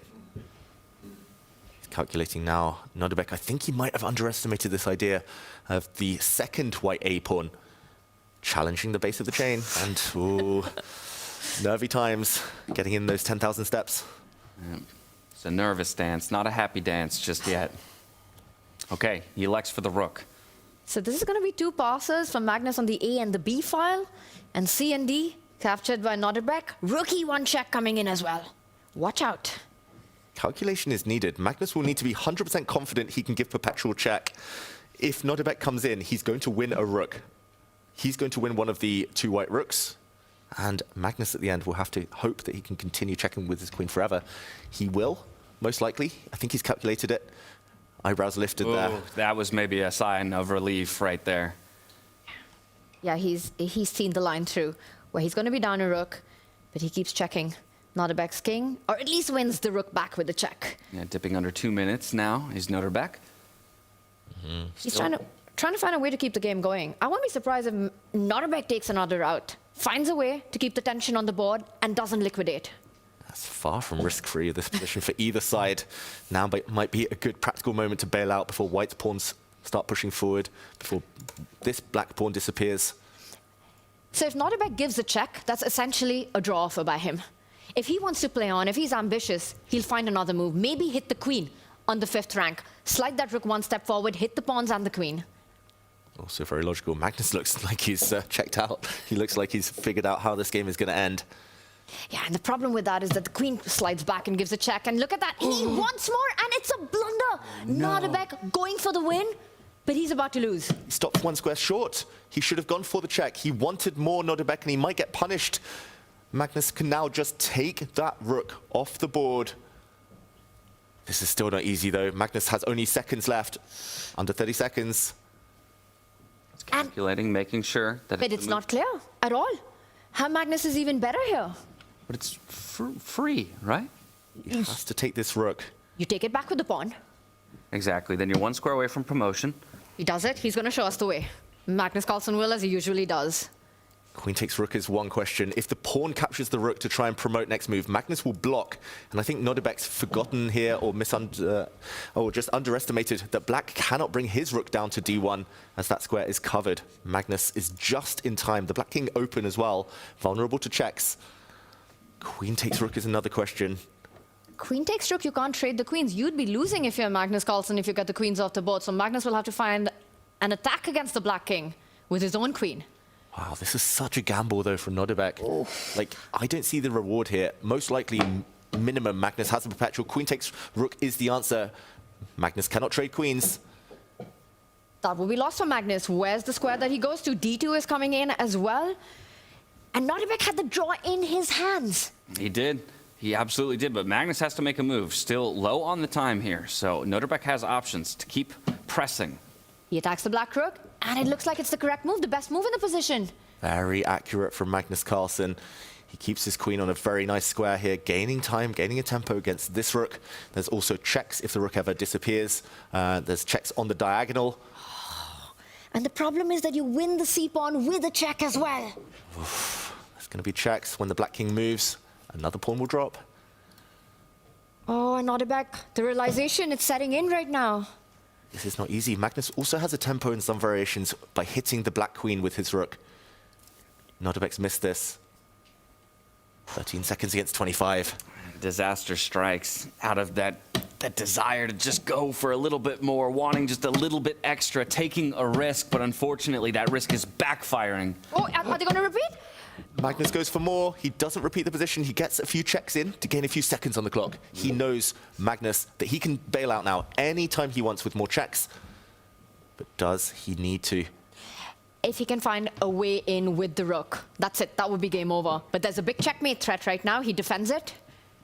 Saves his rook, keeps it on a safe square, defends the mate. And Magnus has these pawns up his sleeve for later. Not much is going to stop these white pawns. Is black quick enough? Yeah, I don't think so, because you go d2, but d1's defended. But meanwhile, white's just unstoppable on the left flank. How does Magnus always get his queen in the center? And wins the game. Yeah, every queen endgame. He knows. He's looking away. He knows. Black has no threats. Black can do nothing. The rook is pinned. Powerless. And this was just gifted by Nodirbek. We would have gone into game 4 with a level score. Nodirbek would have won the rook. Magnus would have been forced to repeat the position. Nodirbek would have had white in the final game on level footing. Now he's going to be down. But he saw it. He saw it, you know, in his mind, in his mind's eye. He saw the opportunity to take him down here and now and go into the final game with an advantage. He overreached just a little bit, and he hands it all back. It's literally nothing to do. Like the white pawns, you can pre-move almost, pushing these pawns forward. You just get the feeling Magnus Carlsen is just, no matter what the position, it's inevitable with him. And you can see the difficulty here. Single digits now under 5 here for Nodirbek. He's going to make a move. He's going to push that d-pawn forward, trying to get it to the promotion square. But there's no way forward from here. That's it. And he's going to keep pushing with the rook pinned. Wow. There's no c3. There's no d1. b7, b8. It's about to happen. Oh, he moves his king across out into the open. He's trying to liberate his rook. But no real threats. The only trick is that the white pawn stepping forward might get captured by the black rook. So instead you push the a-pawn forward, right? Just ladder your way up. 2 connected pawns together work so well on the outside of the board. Give it the assist. Could also give checks with your queen, drive the black king out into the open. But looks more logical, looks safer to push that a-pawn. Magnus just double checking the lines. 20 seconds left. Feels like an eternity in this position for Magnus. He's working it out. He gives a check. Ooh, all the way to d8, forcing the king, and now goes b7. Magnus Carlsen about to win. That is touchdown. The b-pawn. It will be a second queen for him. The promotion square for black, covered by 2 pieces. The white queens will swoop back. No more tricks. 8 seconds, but he could have an hour on his clock right now, Nodirbek. This is gone.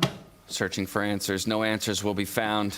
Dives in as a last resource here with the rook. Oh, but look at that double attack. That check will end the game. The queen can pick up the rook on the next move. There will be some exchanges, but white will end up with extra material. He's just going to take it off with his rook. See 4 queens on the board. That b-pawn 1 step away. It's the safest way for Magnus Carlsen. Is it to trade queens and then queen? And it's a handshake. Wow, I can't believe it. I'm sure Nodirbek can't believe it. And you saw how quickly he was up and out of his chair at the end of that game, knowing that perhaps he let something go in this 3rd game. Magnus Carlsen, with his final time holding the white pieces in this best of 4, takes it and now stands 1 point ahead of Nodirbek Abdusattorov going into our 4th round of the day. And this just reminds me of what happened at the World Championship in December between these two as well. Nodirbek right now with such a great gameplay, having it all under control, and that one winning attempt by him is potentially going to just cost him the whole match and the World Championship title. And so while Nodirbek has a brief moment to catch his breath and maybe resettle his mind going into round 4, we have no time to catch our breath, because as we arrive at Vincent Keymer versus Fabiano Caruana, it looks like Vincent Keymer has got Fabi up against the ropes and staring down the barrel of a victory and equalizing the score at 1.5 apiece. All under control. This is a way better chance than the earlier games where we talked about these one-off moves here and there.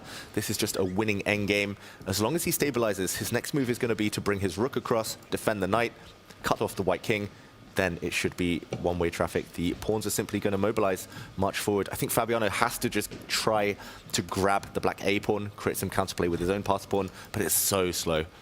No way that that's going to be quick enough, sufficient to make a draw here. Yeah, what a game 3 this has been in the semifinals. Complete turnaround of destinies here, with Vincent about to equalize the match and Magnus taking the lead out of nowhere.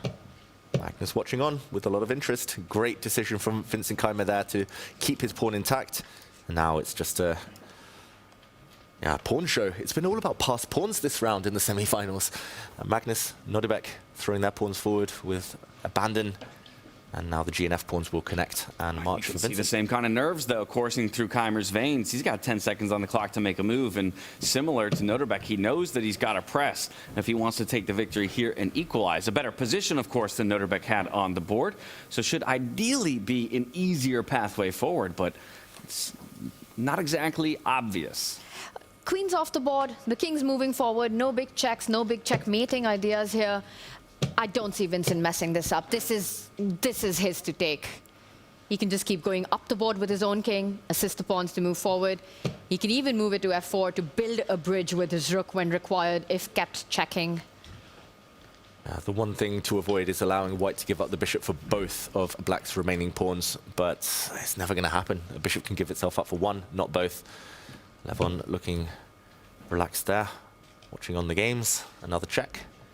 Yeah, unfortunately, Levon fell down to Hans Niemann, so they've been trading blows back and forth, all decisive games between the two of them through 3, but it's now Hans Niemann who leads 2-1 in the scoreline, with Levon looking to strike back in our 4th and final round. And Vincent's doing this perfectly.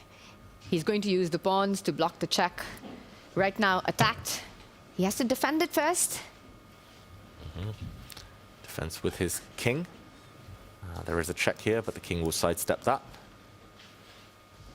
He's still in control, but definitely the nerves. That's the one thing that can hold him back now. Vincent should be winning. He will win this 99 times out of 100. Will this be the exception? Not here, not today. I think he does this because this is really the opportunity you don't miss. This is the position that at this level you have to convert. He is getting a bit nervous here, though. He's calculating whether he can block with his rook to stop all the annoying checks, and just calculating the endgame. If the rook trade happens, the white king takes a pawn, the race. But black's pawns are so far advanced. Black's pawns are surely just quicker. It feels like it should work. But again, you can't go on feeling in this, right? This is not the moment to rely on feelings. But the clock, Vincent. Take a decision, all right? A bit of a repetition there with the king. Okay, now he can hide. And any lateral checks he can block with his own pawns. There we go. Beautiful. Keeping his king off of the light squares as well. Very important. No way for the white rook and bishop to coordinate. That might be the clincher. The pawns are coming in. They're coming forward. No stopping them now. Fabi attacks one of them. Push it. And he goes behind. Get the knight into the game now. That knight isn't doing anything. Yeah, that knight should mobilize. Vincent's really efficient. Yeah, likes that idea. Jumps it forward.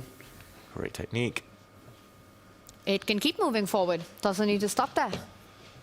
And he will do just that. Nodirbek trying to calm himself. You have to feel for him. Heart's breaking. And Fabiano, in the meantime, not defending this position. Vincent, his heart rate's rising. It's been rising steadily as he gets closer to the finishing line. He gives a check. He's going to go back with his knight. And go back around now. He moves forward with the king, dislodging the bishop, defending his pawn to push the g pawn forward. But just be a little careful. g4 right now, rook g8, and you're giving counterplay. Yeah, keeping your pawns protected is the key. So maybe the knight will come into the center or go back. It's going to support the advances of the pawns. Ooh, check, and he's going to fork the white rook and bishop here. That's going to be the game end. There it is. Vincent Keymer gets it done with the black pieces against Fabiano Caruana. He felt the pressure of the moment, but he lived up to the moment as he pushes the scoreline to dead even at 1.5 points apiece. He'll be playing with the white pieces in the final round of the day, hoping to push himself to a final table. And what a comeback win this was, right? You lose the first game, the way he lost it, and creates chances in the second one, but not enough. And this one, just the moment that he got, he seized it, and then a flawless convert in the end game, keeping the nerves. Fantastic play by Keymer. And it has to feel extra good in the face of maybe some of the missed opportunities from games 1 and game 2. To be able to rebound like this against Fabiano Caruana sets himself up brilliantly for the 4th round of the day. It was a very different story, though, on the other semi-final board between Magnus Carlsen and Nodirbek Abdusattorov, where Nodirbek, he goes for it. He takes a slight risk in the end game, but it was a risk you didn't want to take against Magnus Carlsen, who flipped the script on him just like that, and you can see the emotions on his face as he runs from his chair. One more opportunity for Nodirbek to get back into it, while Fabiano and Vincent Keymer both now have their destiny in their own hands. Wow, that was the definition of nail-biter. It could have gone either way, that Magnus versus Nodirbek semi-final. But yeah, Vincent fighting back. It looks like maybe the momentum is on his side now.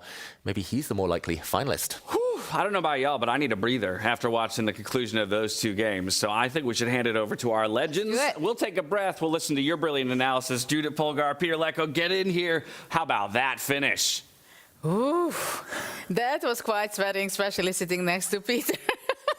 It was like, you know, he didn't win the game yet, but I mean, how can you have better winning position than he had in the last 20 moves, right? But it was so amazing to see also Magnus Nodirbek. What did he do to himself, right? And this is the problem when you make a mistake, how to forgive it to yourself. But we were covering that, you were covering that, so let's go for Vincent game, because there were so many things happening since we left there in the middle game. Peter? Yeah, absolutely. There were some crazy moments. And we start here with Queen H5 because some very interesting things happened after the move F3. E takes D4. Suddenly, White is in a lot of trouble, practically speaking. If you look at the engine says White is better, but only with the move which a super grandmaster or a good grandmaster would never ever in his life play or even consider, namely to give up the dark squared bishop with bishop takes D4. This is a move that normally you just say that no, you should stop playing chess because you can't give the soul of the possession. That's the reason why Fabi hasn't played it, because knight takes d4, knight b takes d4, and all of a sudden, just because of some crazy harmony with these knights and concrete lines, White is able to play like this. In long terms, normally Black should be having all the drums with this bishop on c7. But after ed4, Fabiano opted for knight g3, which is a mistake according to the computer. Now, queen g5, knight takes d4 clear. Fabi wanted to take back with the knight, but all of a sudden h5 comes, and h4 is a very powerful threat. So rook d2 was played, trying to protect the g2 pawn, but things are out of control. Time is ticking down, very difficult to be White here. And Vincent is taking over already. In the last move with after h5, it's clearly taking over. I had resembling my match against Pesky, with having my queen on g5, knight on f4. Yes, you were telling me, and I was very happy here. h4, White is kind of forced, humanly speaking, to play knight f5 because the knight is hanging, and you cannot hide the knight on h1 because of knight h3 checkmate. You cannot go with the knight to e2 because you get checkmated on g2. So what you have, you play the move knight f5. And now after bishop f5, e takes f5, Vincent had like 5.5 minutes and he spent 3.5 minutes. He felt like this is very close to victory. He played the move rook fe8, and after queen d1, he played the move d5, which was the wrong direction. My heart was screaming out that just play bishop b6 and you win the game automatically, because if you trade the dark square bishops, and the problem is with Judith, we were trying to make c5 work for White, but takes, bishop a5 hits the rook, and actually White's position falls apart. He needs to resign on the spot. So bishop b6, White would have had to capture on b6, and play this horrible position where we see that the knight is way too dominant versus White's bishop. The queen on g5 is brilliant, and Black is just doubling on the e file, and the position plays itself, especially with 2-3 minutes on the clock. This is what you need. However, he wanted to win on the spot with d5, and then Fabi started some incredible defense. CD, knight takes d5, bishop b3, all dependent on queen f4, which seemingly winning the game. Then White has suddenly g3 defense. protecting, yeah, because there was no other way to protect than to sacrifice and open up the rook on the second to protect against checkmate. So takes, rook g2, queen f4, bishop d5 cd, bishop takes f6, bishop b6 check, rook ff2 with almost flat equality according to computer. Okay, with 1 minute on the clock or 1.5, how can you even decide on this? But clearly Vincent felt like this is too crazy. He wanted to keep control with rook bd8, very nice, protecting and increasing the pressure. Now Fabi find the only defensive move, bishop f2. He has to get ready to meet queen f4 with g3. Now queen f4, g3, queen takes f5, happened then b5. So now the dust has settled, black is a pawn up, black is pushing, but actually white has stabilized the king side and has very good drawing chances, and we know that Vincent needs to win the game. And then where all craziness started to happen was when both players got down to 10 seconds in this position. Forget about question marks, I will just head right to this position. After rook e7, f4, queen h5, king g1, queen h3. That apparently here rook d3 was the only move to keep on the fight, but rook h2 happened. Gets a double question mark. What is this rook h2? Well, probably played with 1 second on the clock. Queen take g3 check, king h1, and now another double question mark now from black because queen d3 according to computer was winning. Thank you very much. With 2 seconds on the clock, Vincent goes g6, and okay, my heart couldn't take it anymore. I thought like I will just explode. That what is happening here? And then Fabiano missed his chance. He could have just taken on d5. And after rook d5, rook h8 check, king g7, queen takes e7, king h8, this should have led to some kind of a perpetual check, but okay, it's never easy to calculate all these things. Instead, he took on c6, and after queen d3, black took over, and Vincent went on to win the game, like we saw at the end game. Yeah, absolutely. It was ups and downs, but finally, when Vincent got a chance, he grabbed it, and now you should grab it, James. And that I will. Fireworks across both of our semifinal boards, and it came to some pretty wild results, which means we should check in with our upper bracket so we know where things stand going into our final round of the day. Magnus Carlsen, because of that risk taken by Nodirbek Abdusattorov, now stands tall, 1 point above his opponent. Abdusattorov will have to strike back with a decisive victory to extend to a tiebreaker and hold on to his finals chances. Of course, we're all tied up in our other semifinal between Vincent Keymer and Fabiano Caruana. But there was one other board that had plenty of fireworks on display, at least through the midpoint of the game. We got distracted, rightfully so, by the semifinals, but I'd be remiss not to go back and walk through that Vachier-Lagrave Arjun Erigaisi game. The queen a5 as proffered by Levon Aronian that ultimately came back to bite Vachier-Lagrave, who opted for it. Crazy, crazy stuff. A very quick action replay of the early moments. Queen to a5, the double attack, met eventually by a full rook sacrifice, knight out to b6, allowing the rook to drop. Crazy stuff here. Just as it looked like the white queen was getting trapped, she managed to escape. And when the dust settled, we saw a position that looked level. Lots of tactics here. I recommend everyone to play through this a bit later. But this position looked level, equal material, everything. But if we fast forward, one cool final blow from Arjun Erigaisi to turn it in his favor a bit later, just in this position where it looks like white is putting pressure on the bishop, some pressure on the 7th rank, a sacrifice ending it, a brilliant move, rook into d8, threatening and reminding white of the back rank. If the bishop had been taken, this game would have ended in a nice checkmate, the knight in the corner never really participating, and the final position was this one, where again, the knight trapped, the white king in mortal danger, Erigaisi taking the win in a crazy game.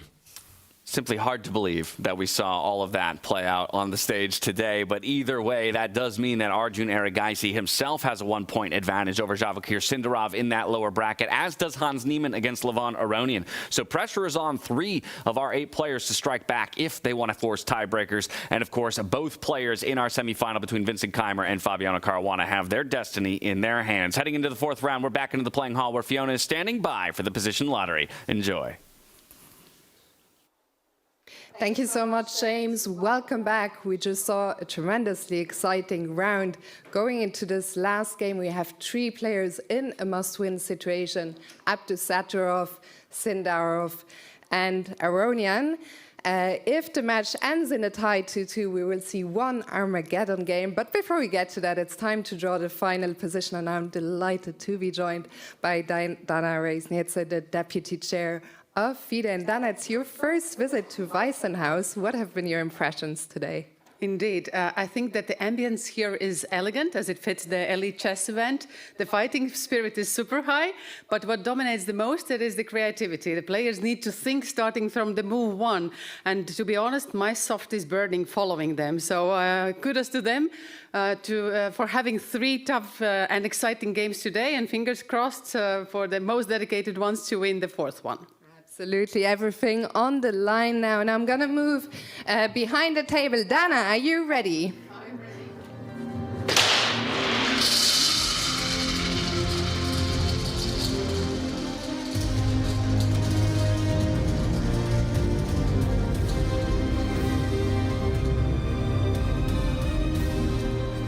Okay, we are ready, and the position is going to be number 545, 545 players. Good luck, and to all the fans watching, have fun.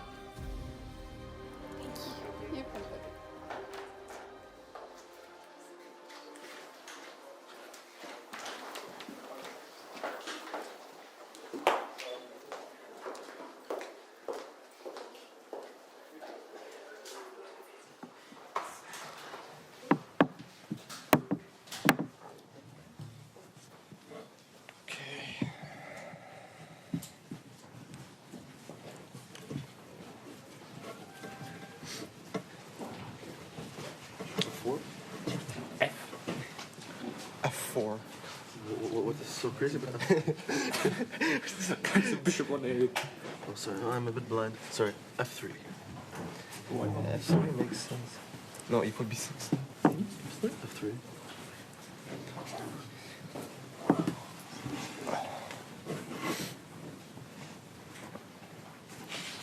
F6. And D5. D4. D5. Take queen. 93. Sorry. Yeah, no, why not? Why not D4? This is good, yeah. For what? This.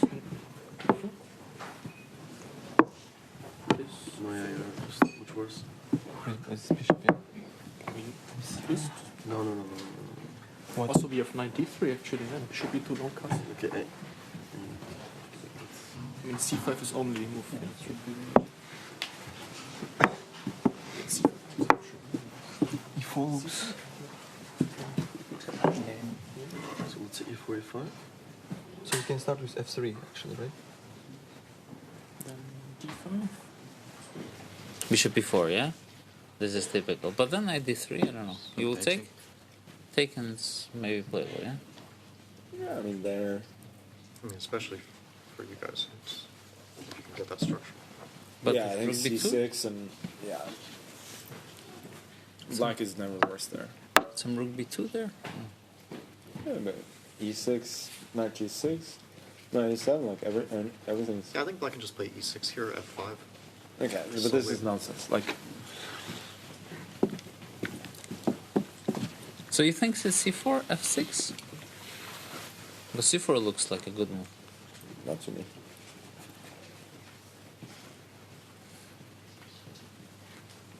But c4 maybe also b5, c5, b4, yeah? Maybe it's interesting. Yeah, but f6 is always useful. Yeah. And unless you want to play e5, knight g6, keep your bishop open, which is also reasonable. C4, e5. It's nearly always useful. And what if white does this? Okay, b5, we should... B5? b5, f3? Yeah. Reasonable. Or even knight g3. Try to play with f4 at some point. Well, f3 is natural, yeah? Yeah, f3 is natural. Because... Yeah, b5 is kind of nonsensical, no? Yeah, maybe b6, yeah. And then c5. Yeah, that's b4. e4, e5. e4, e5, yeah?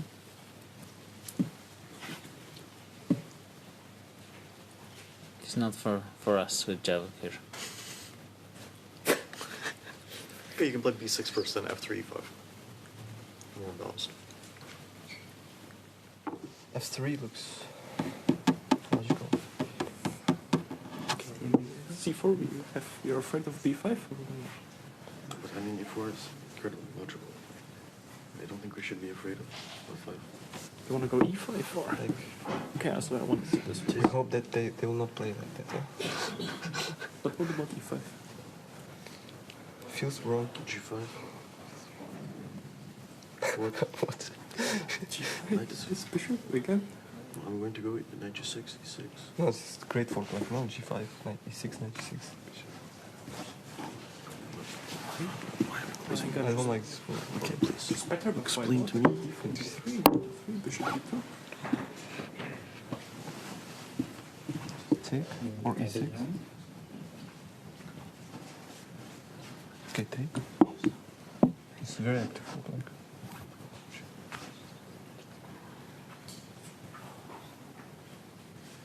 No, it's worse. I think already. Yeah, I mean, it's very risky.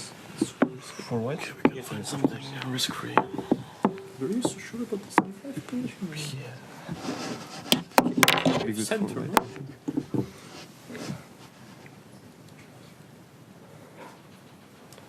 Okay, let's not okay, start with this, yeah? Yes. f3, f6. Okay. Or d5. Depends which side we're on. b5? Yeah, it looks good from Black's point of view. So. f6, bishop c7. Yeah, I don't understand. f3. But in that case, we shouldn't be going for this with the other side. No. Can't be good for both sides. So what is c4 in that case? Are we actually playing like this? Playing first move c4? Yeah, I don't know. But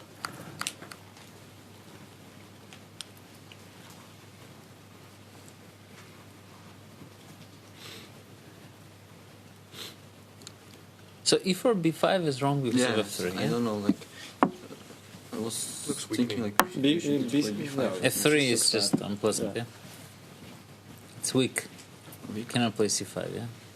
Yeah, but you can. Yeah, but I was thinking like to f3 we can put some e5, d6, knight b6. We're heading into our final regulation round of the day, round number 4, and it's position 5-4-5 for all of our players. But interesting things at play here. Magnus in a very different situation to the remaining players in his pod here. Magnus with a lead over Nodirbek, Abdusattorov, Fabiano in a tie up against Vincent, Keymer, while the other two, Levant and Vachier, down a point in their matchups. So considering all these different circumstances for the players, I'm curious what Judith Polgar and Peter Lecko think about the approaches that maybe each of them should take, considering their games demand different things of them. Over to our legends at the deep dive desk.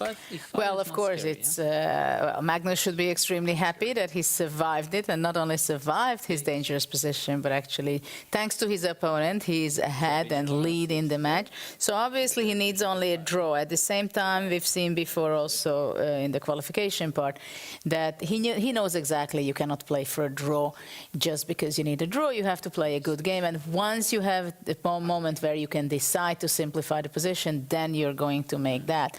And of course, he's professional. He will find those moments. At the same time, it's not going to be easy because Nodirbek will not give his life so easily. But what we noticed, it was very interesting, the discussion in the opening, and very exciting because after e4, b6, f3, there is a great highlighting move too. So the two teams were seeing something very different. Peter? Yeah, it's incredible. It's absolutely breaking news, sensation or shock of the tournament. The legends had not found the brilliant move f5, which Nodirbek came up with. That wait a second, e4, b6, f3, which seemed like a very good strategy, and the legends were talking about that. Wait a second, this e4, b5, f3, we just don't like it for black, and all of a sudden this f5 turns the tables, and then Nodirbek said, but maybe they will not find it. but how can you? So probably, and then Hans, Vincent, and the team started switching instead of e4 to b3 to very cautious approach, b3, b6, f3, and then they were discussing this kind of play. Yeah? So what a shock moment for the players, and I don't know if we have seen on the screen, if yes, the players don't know what to do now, what to do. Are we going for e4, f3, hoping they will not find f5, or what's really happening? But once you know that after e4, b6, f3, f5, you're scared, obviously they are not going to be playing. They will come up with something else. But we should not forget that this is game 4, and Nodirbek, of course, he's in the zone. He knows he's in a must-win situation, and I'm very curious what he will be coming up and how he wants to make his life possible to still win the World Championship title and move into the finals. But take it away, James. Thank you so much, Judith and Peter. Nodirbek thinks he's found something. The question is, will it result in a victory for him? Because he thought he found something in the previous game, and it turned out to bite him in return. Players have taken their seats, or at least some of them. Nodirbek already at his board awaiting his opponent Magnus Carlsen to take his seat before they launch into battle. Nodirbek needing a win, and nothing else will do for him. While as in our other semifinal, Fabiano Caruana and Vincent Keymer, for either of them, if they come away with a decisive win, they wrap it up here and now. A draw means they go into a tiebreak scenario. Everything's on the line here as 4 players are about to battle it out for their shot at a final table in the 2026 FIDE Freestyle Chess World Championship. And here we go, clocks begin. How will Nodirbek open the game? Will he refrain from e4? He does. That trick he spotted, he trusted that Magnus would find it over the board. Already some mind games. He plays the very modest looking pawn to b3, opening up a fianchetted bishop. Logical. But Tanya, maybe a first sign that he just wants a longer game, doesn't want to allow Magnus any instant solutions. Very smart by him, right? And also given Magnus's history, how much he likes to sacrifice pawns, get his queen into the game. I think he just chose the odds that Magnus will spot that pawn sacrifice, and that's not what he wants. I will say, though, that the starting position that we have, it feels like it could transpose into a standard 5-1-8 pretty quickly. The king is in the center. You know, you get the queen and the knight out of the way. You push the e-pawn, put the knight behind it, get the queen to that f2 square, castle quickly. And we could be in very familiar territory with very standard chess patterns. How quickly do you think we'll see those ideas, or do you think this will still have a lot of elements of freestyle? Still some elements, I reckon. If it does become a normal position, it's good news for Magnus. I think out of all of these 4 players, Keymer, Caruana, it's unclear who that would favor. Nodirbek will want to keep it a bit strange, a bit more imbalanced. Magnus starting with an f6 pawn push, opening up his queen. Yeah, Tanya, I think you're right. It's very likely to transpose into normal-looking positions, but will there be some traps along the way? And it's got to be, I mean, both these players, right, for Fabi and Nodirbek, such storylines from where they are coming from. Both losing their last game, but in such dramatic fashion, especially for Nodirbek, where he pretty much gifted that point. Just becoming ambitious at the wrong moment against Magnus. And for Fabi, it has to be said that Vincent just felt like he outplayed him beyond a point. So a little bit feeling a little bit more neutral about that. How quickly can Nodirbek recover from what's just happened? Yeah, I think the big thing I would look at is that, if anything, there has been more swinginess, it feels like, in the Keymer and Caruana matchup, right? At times, a blunder given in each of the games that is taken advantage of by the other, and ultimately has brought us back to equalization. Okay, I see an H-pawn being launched up the board here on the side of Vincent Keymer, so looking at opening an avenue for his rook to come into the game. Perhaps we hop over to that semi-final bout. They usually progress a little bit quicker than Magnus Carlsen and Nodirbek Abdusattorov as well. So we'll check in with that one in just a bit. Yeah, really fascinating stuff. I don't really associate Vincent with those H-pawn pushes, but they're so trendy, so principled in freestyle chess. And yeah, we don't need to backtrack too far. This is just moved to the last pawn push, H4, opening up the rook, asking Black how he's going to defend against threats potentially on this long square, on this long diagonal. And Fabi taking a leaf out of Magnus's book, ignoring any pawn pushes, just trying to occupy the center. Occupy the center, create a lift for the queen, get the knight out of the way, get castling as quickly as you can. Or will he block the h-pawn from moving forward at some point, Fabiano Caruana, by pushing his own h-pawn ahead right now? f6 on the board. Vincent's got to be so relieved to be back in the match, just at the nick of time. Without a doubt. And again, with the momentum in his favor, having been the one to take the win more recently, and now piloting the white pieces, should feel confident coming into this one. Yeah, so far, only black has won in this mini-match. Fabiano winning with black in the first game. Then a draw. Yeah, then a draw. Vincent could have won that one as well. True. But, then he did strike eventually with black. It feels like the colors having the white pieces normally an advantage, not necessarily so in this mini-match. Yeah, both these players have been on their A game. You know, the first match, right out of the opening, Vincent got into trouble. But the second match, you know, creating chances, Fabi holding it in equal ground. The third one, a roller coaster at some point. Eventually, Vincent taking it. Just incredible play. I think this is going to be very close, and I will not be disappointed if you have an Armageddon to decide this. I wouldn't be either, and I'm sure fans at home would echo those sentiments. Vincent Keymer, though, taking a pause here early on move 3. One of our players who's known to take the most time at the beginning of a game to chart his way forward. Exactly. It shows trust and confidence in himself. Vincent, he knows he can handle middle games if he gets an advantage early on, especially with white. He was especially strong with white last year in Weissenhaus. I would say the most logical moves would be to continue advancing that pawn, take away some squares from the black knight, for example, cramp the black rook in the corner, maybe at some point to bring the white queen out. I guess that's another reason for pushing the h-pawn to develop and put pressure on this diagonal. Maybe as well to push one of these two pawns to open up white's light squared bishop. But lots of choice means lots of time burnt off the clock, and he does push that c-pawn forward. Something very similar to what happened in the other semi-final, in a question mark appearing for the first time. Not a blunder, not a bad move. No. There was just something slightly better. And I've been so focused on getting the king to safety the right side of the board. I wonder if we're actually going to see a completely different plan on either of these semi-finals matchup, where we'll see the c-pawn moving forward first, before the e does, get the bishop on the other diagonal, get the knight out of the way, and then castle on the other side. And white might do it, black might do it, but the more I look at it, feels like the king would be pretty safe on the left flank. Yeah, early days, but that does look like the case. And the question for Fabiano is how he wants to set up. He can go for symmetry if he wants to play it a bit safer, or he can break the symmetry, go for a English opening Sicilian-esque type of pawn structure, pushing this pawn forward. That would be maybe more consistent, blunting the bishop in the corner. No, he goes for the symmetrical structure. And yeah, solid start to this game for both players. So with that symmetry and that solid start for both players, let's go back over to Nodirbek Abdusattorov versus Magnus Carlsen, because you mentioned that that c-pawn push was something we saw come out into play on that board. However, it was a bit of a different look overall in terms of the board state and how Magnus ultimately responded, because that c-pawn push came a little bit earlier. Wow, big call from Magnus early on. Taking a small risk, I would say, or at least losing a bit of time. His rook is already out.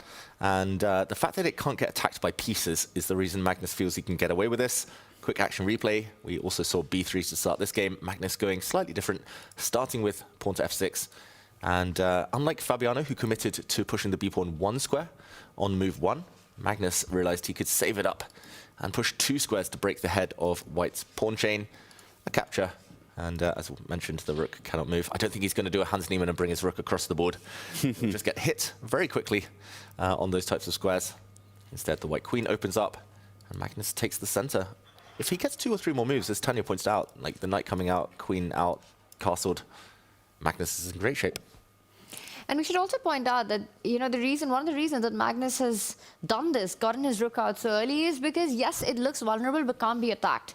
The way the white knight is placed on c1, it's not jumping to c3. The bishop on d1 instead of f1, there's no attack on the diagonal either. So the rook, relatively safe on that square. Already a rook lift, a good way to develop. The knight's coming out as well, now eyeing that f4 spot. Everything's coming to fruition for a castle to the right-hand side for the player with the black pieces. Both sides likely to get castled in the near future. And it's funny because this type of strategy, as we see both players get castled or prepare to castle, is something that Magnus is known to do. He did this exact strategy in game 1 of their match today. Again, it's the big pawn island. Here it's the 6+1 versus the two slightly smaller pawn islands, it's the 5+2. And it might not sound like much, but in endgames, he really fancies his chances. Yes, it's an isolated pawn, but if he can maybe come and swap them off later, he's just got one fantastic island, all the pawns connected versus some isolated pawns. It's a strategy he likes, a structure he likes. It also feels like the kind of position where black's going to be more mobile in the center, where you're going to get d5, c5 in faster than white is able to gain control of those squares. Faster pawn moves for black, but it feels like the pieces are threatening the right-hand side of the board a little bit quicker for white, developing that light-squared bishop, already targeting the right-hand side. The moment you castle, I could jump my knight forward to that f5 square. That opens a slot for my queen to come out. Magnus doing Magnus things. He doesn't like to castle first. He likes to wait until his opponent is committed, just in case, as you say. Suddenly, black castles and white doesn't even bother wasting a tempo and starts going for the attack. Now, why does he get to do that? I was told in my chess principles to get my king castled, and he doesn't have to? When you're 2,800, James, I'll let you off. All right. Bet. I'll hold you to that. Oh, Nodirbek looking up at the other boards. I think most of us, like, to be fair, anyone other than Magnus would be castled. But Magnus likes to wait, and there we go. C5. He's clamping down on the dart squares. Just as you said, Tanya, those pawn moves, nice and quick here for Magnus. I like it. And white doesn't really have the flexibility here for Nodirbek to go e4. You'd shut down your own bishop. You'd give complete control on the dark squares that you pointed out. Not to mention Magnus eventually, at the right moment, will strike with d5 anyway. So instead, a more cautious approach here by Nodirbek. He moves that one step forward to create a square for his knight to come into the game. Yep, the knight can now activate, and the black knight, most importantly, cannot jump into the center. There were also some tricks, potentially, on the diagonal if white had castled instantly. So just shutting things down there for Nodirbek. It is a bit passive for white, so unless he is able to generate some kind of attack once black castles, it's hard to know what else he's going to do. In a must-win game, not loving Nodirbek's position right now. Ooh, and all of the pawns are up the board. And I wonder how much of this cautious approach is a result of what happened last game, right? Now feeling like, well, maybe I shouldn't be taking as many risks, when this would be perhaps the time to have done so.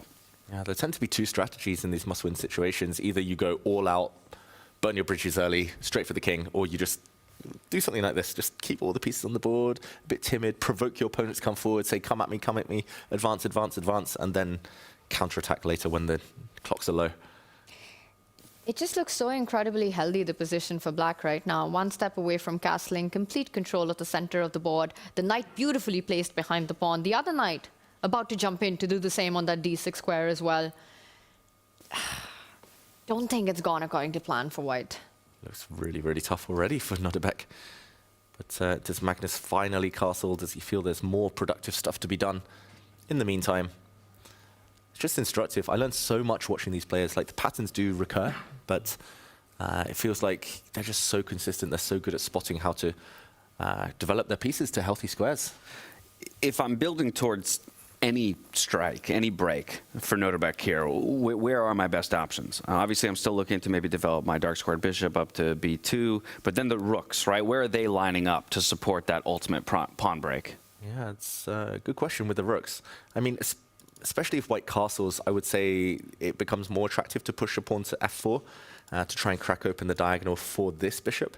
A white rook, if castles does happen, also would love a semi-open line here. Maybe the c-file would stare down at a pawn. At least white has no pawns of his own blocking that line. It has to be surely f4, d4, something to blow open the black center. You normally want to chip away at your opponent's control here. But it is difficult. It takes some time to prep.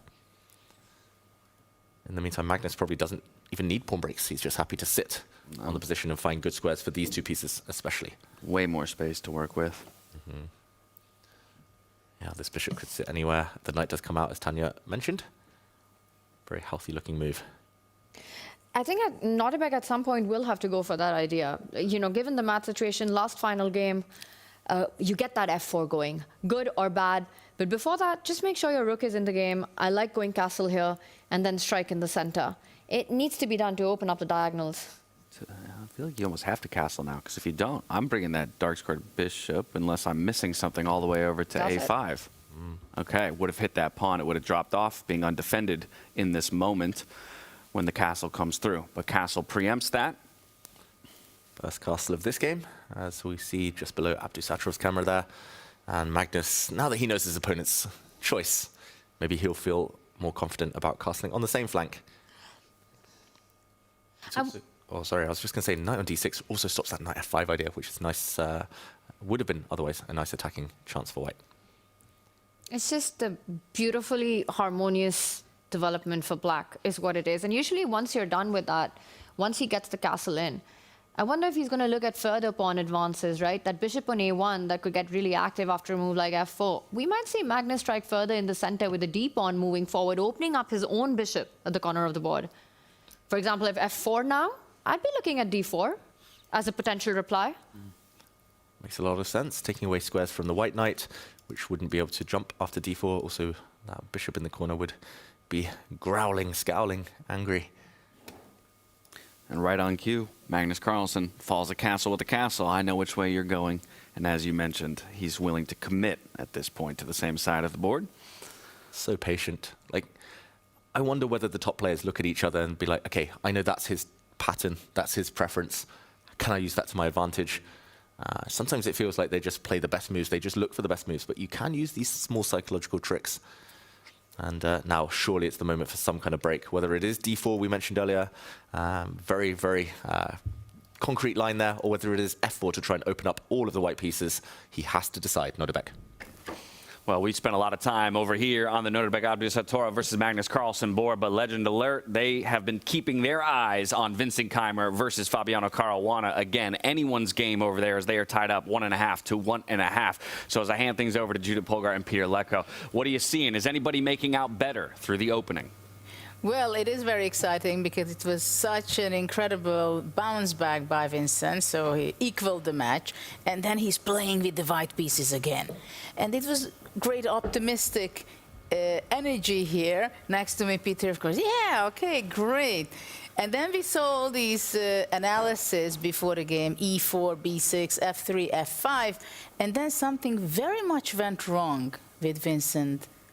Mind idea how to make the opening. And not only his, but also with Nodirbek. Yeah, it's when I'm looking at the semi-final matchups and I see what's happening, I feel like the two youngsters are throwing away the game because of this second move f5 find in the analysis. Yeah, it just drives me crazy that basically by finding a brilliant idea in the pre-game analysis, they lost the confidence because e4 looked like the natural move, and then out of panic, okay, we will play something, yes, some b3, b6, and because they are ambitious, they don't want to follow it up with the logical way of, okay, then we play b3, b6, then we take it slow, and we play f3. We wait for our opponents to show his cards. Then most probably the players, the legends, the experienced super players would have played f6, and then we take it from there. White is slightly better and put some pressure, and we go slowly. Well, what did Vincent do? What Nodirbek has done, we have already seen. Yeah, he is fighting for his life, but actually he needs to win. And in Vincent's game, h4 is an emotional move that, yes, I know this idea that with rook on h1, h4 makes sense, but exactly in this position, it's somehow not a mistake objectively speaking. Computer says it's a normal move, but in a game 4 situation when you're already extremely tired, this is way too much of a difficult decision because you don't have a next couple of moves that comes automatically to you. So what happens? Fabio, of course, brilliant. He feels, he senses that, wait a second, all I need to do is making good moves and my chance might come. From human perspective, if you already pushed the h4, we were always showing that the idea is to keep on progressing that pawn, but if you keep on progressing the pawn here, then black just laughs and tells you, I'm playing according to the general classical principle rules of chess. I'm gonna react to a flank attack with a nice central... And block the bishop on a1. block the bishop, the knight is heading to e6, black goes d5, and what is your pawn doing on h5? Absolutely nothing. So the computer actually says that the reason why h4 was not a mistake, that here there are some ideas, like you can still play f4, and then we looked at each other with Judith, f4 with just playing h4, I mean, you're never gonna do that. Judith, please tell your opinion. Well, this is not what you teach to your student, to play f4 after h4, right? It's if you have your idea after h4, you want to make a progress, right? So f4, this is the big problem, that objectively f4 seems to be the smart move, and also in a later stage against e5. But Yes. it's a so unhuman move. You cannot make a move like that. Exactly, and the other computer idea, the smart idea is that, okay, no problem, you could have also played e3 in this position, and then we thought like, okay, so what? I'm gonna play e5, then computer says, okay, if you play e5, I can do everything, but I can even do knight d3, we decided to go f4, and it's a nice position for white. I mean, this is just impossible, and especially game 4, so much at stake, getting a position where you can rely on your hand, on your feeling that everything is normal, and it's all gone. Vincent finally after f6 played c4, and Fabi just with very simple moves, c5, e3, bishop c7, d3, d5, took over. And in my mind, Vincent is fighting for his life. If I would have the chance, I would run to the playing hall, stop the clock, say draw and play the playoff. But we don't have this luxury, yeah, because, okay, my heart cannot really take it. I'm just going crazy that how unlucky you had to be that Nodirbek is such a genius spotting f5, otherwise life would have been fantastic. Well, it can still be fantastic from your perspective as well. Still, yeah, we've seen bishop h5, g6, bishop f3, knight d7. It doesn't look so bad actually right now. Well, but look at the knight on c1, the knight on f1, the queen on g1. I can highlight so many things, and what I don't like in white's position, while for black, everything is harmonious, everything is there, which means that probably Vincent is burning time, Fabi is way up on the clock, will just stabilize and most probably win the game without any effort. Okay, I say he's not going to lose the game. Okay. Okay. High five. Okay. So now I would do anything. I would do anything for that, but I'm very pessimistic. High fives over there on our Legends Deep Dive desk. While we return to our desk over here, we're going to be keying back into Magnus Carlsen versus Nodirbek Abdusattorov. I do think the time element that Peter mentioned is important, though, for Vincent Keymer, because he is in a 5 or 9 minute deficit currently, only 11 minutes left to work with to Fabiano's 21. Over here, clock situation a lot more equal. But as you can see, it looks like Nodirbek finally is looking for a way to kind of open the position up. He goes for that b-pawn push up to b4, creating some tension, a potential pawn break here, and to begin to disrupt the center of Magnus's board. Yeah, I like the idea. It is given a question mark, so probably for concrete reasons, move by move, it doesn't quite work. Just a very quick update that f4 did happen, breaking the connect 3 here in the center, but Magnus, of course, says, okay, I can go one better, connect all the pawns, everything's covered, and this type of, queenless middle game, this would very much be under control for black. I think this type of position, very hard to imagine defeating Magnus Carlsen with the bishop trapped in the corner here. So b4, a good practical try. But now the question is, what happens if black starts taking everything off the board? I'm not sure whether you start by taking this pawn, and then finally grab the pawn that's offered itself up. Another question is, what happens if that pawn simply disappears immediately? Something to do with this diagonal is Nodirbek's plan. But Tanya, I can't quite see it working yet. And I think the reason you feel that way is because black also has a bishop which is ready to jump to d5 at the right moment to defend it against that diagonal. This is Nodirbek's move given the match situation. He needs to break open, he needs to find his chances, and how much can you sit in the passivity of the third rank. He goes b4. The most critical move has to be just pawn takes pawn here. That has to be what is going on in anyone's mind looking at this position. Also making sure that bishop b3 can be met by that bishop d5 at the right moment. Magnus, though, taking his time right now, hasn't made his decision just yet, and this would just block any attack on that diagonal. So what does Nodirbek have in mind? It is potentially a trade at the center of the board if Magnus's choice was to take the pawn, and I hope you don't ask me which pawn I'm talking about when I say a central trade, because there are two and I have no idea which one I want to go for. Well, you stole my question from me. was going to say, I think when you see 3 pairs of pawns staring at each other in the center of the board, that's a horrifying sight for somebody like me. I can't even begin to imagine how you calculate the different variations of trades. Yeah, normally in classical chess, with an hour and a half on your clock, I would say, okay, start with one, come to a conclusion, start with another, maybe start with the most forcing one, so it's kind of quicker to come to the end of the line. In rapid chess, you kind of just have to guess. Trust that intuition. As Tanya says, the most ambitious, the first one he probably would calculate is taking this pawn, because if it works, black's just a pawn up, or with a big positional advantage, outside past pawn potential. Maybe the safer ones would be to trade off everything, but there we go. Magnus does play the critical move. Perhaps Nodirbek missing, as Tanya pointed out, that black's bishop can challenge this diagonal. Otherwise, there would be some serious threats on the black pieces lined up on the light squares. It's not exactly a pawn sacrifice, though, I want to point out, because if you want, you can win the pawn back immediately with the arrow that you're pointing out, right? You have enough pieces attacking it. And I'd be inclined to leave that pawn right there and, in fact, trade the other one, because the d4 pawn blocks the bishop on a1, and d4, d2, the pawn structure, who even cares about that? And just strategically, even with material balance, this looks really pretty for black. Plant that bishop on d5 once you defend that knight, and you're a happy camper. Yep, I almost hung my knight there. Thank you for saving me, Tanya. But as you say, once the black bishop enters the center, I mean, these 2 pawns, you kind of want them, at least one of them off the board. Maybe the d4 pawn just to clear space for your pieces. Long-term, black is just winning every endgame. I don't see any attack for white right now.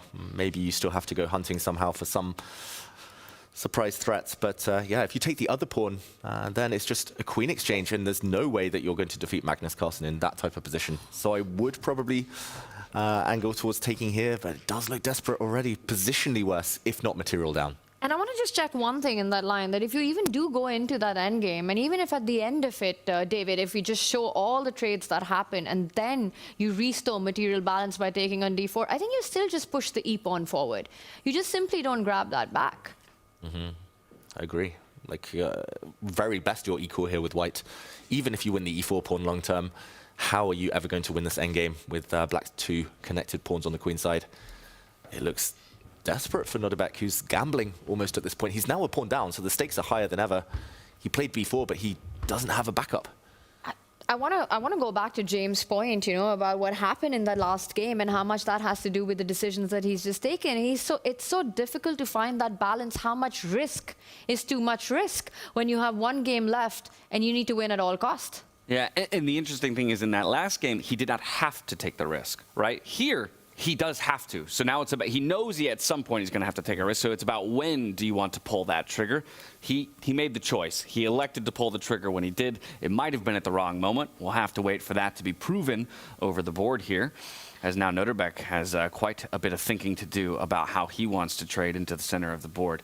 Now, if that e-pawn trades off of the d-pawn, we originally were looking at lines, right, that took the queen off the board.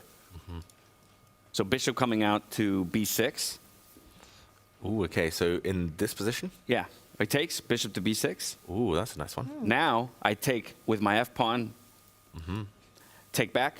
Queens are staring at each other. But unfortunately, if you're telling me Nodirbek, it feels like you have to go take the queen, trade with the check, but Nodirbek doesn't want this, you're saying? Doesn't want queens off. I think there's no circumstances here, unless he's up in material.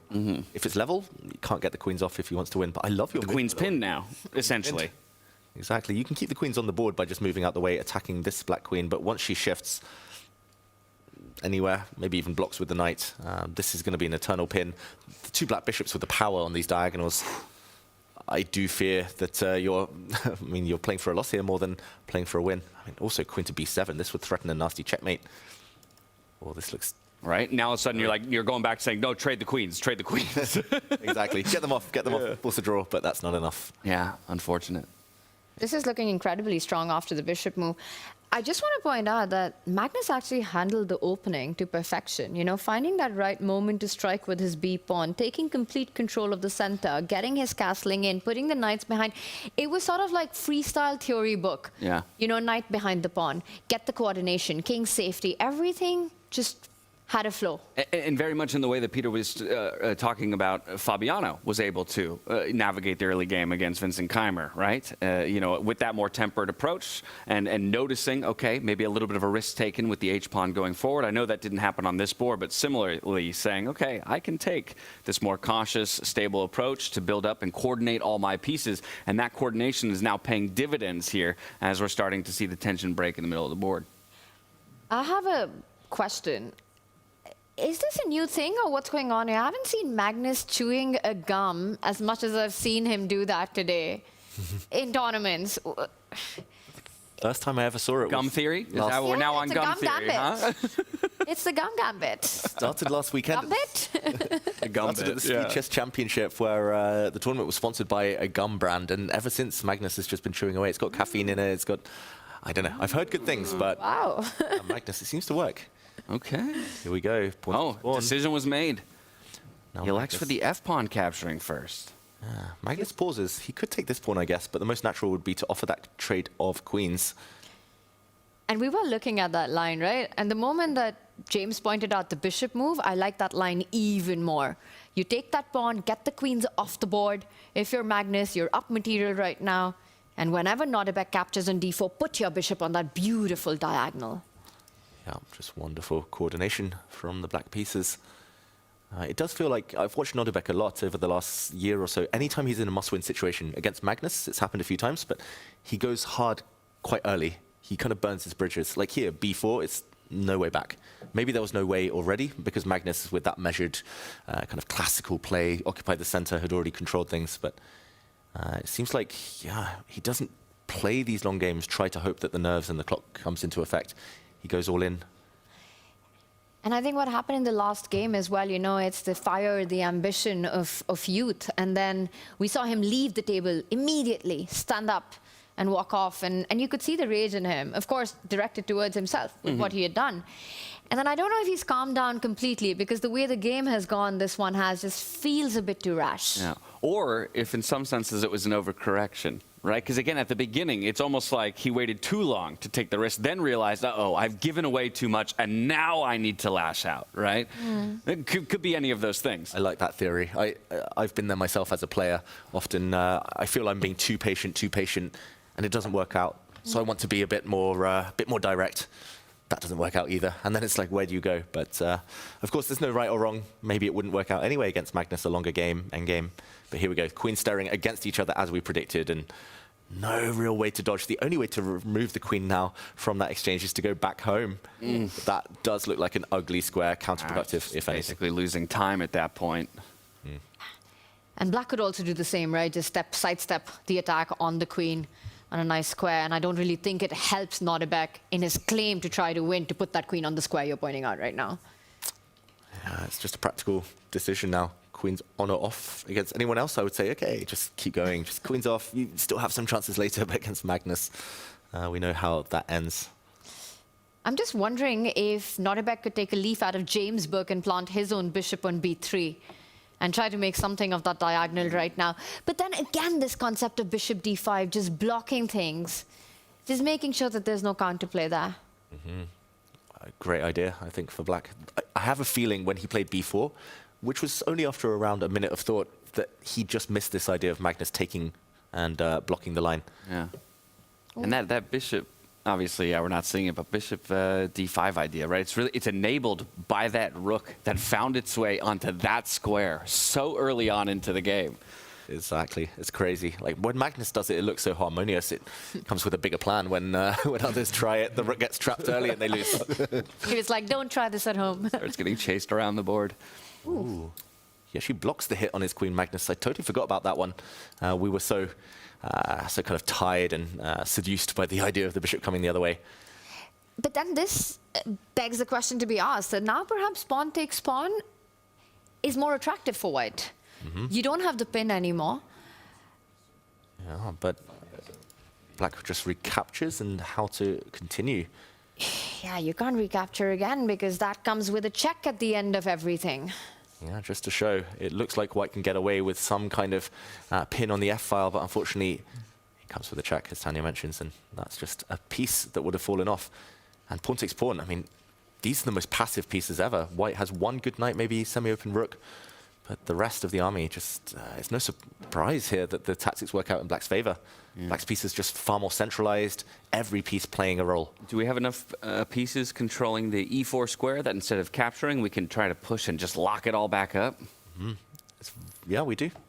We do have enough defenders of this square. The problem is that that pawn sacrifice means that with the block structure, just playing down a pawn, it's going to be long-term suffering. He does grab. Oh. Okay, he grabs it. What's the follow-up is the big question for Nodirbek. Just the way Magnus has been, you know, the moves he's played, b5, getting the rook into the game. Beautiful play so far. The gambit that we've been calling it. Looking chill on camera.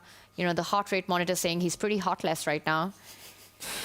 And check on him. The moves expressing that as well. Pawn takes pawn, he slows down. Does he see an alternative to the natural grab? Yeah, I mean, the move you want to play is to take with the pawn here. Taking with the knight, probably also fine. But it does slightly expose you more on this diagonal, although the black bishop can still jump out to d5 and block.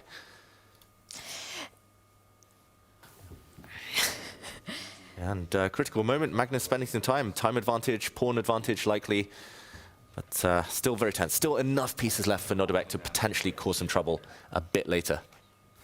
Okay.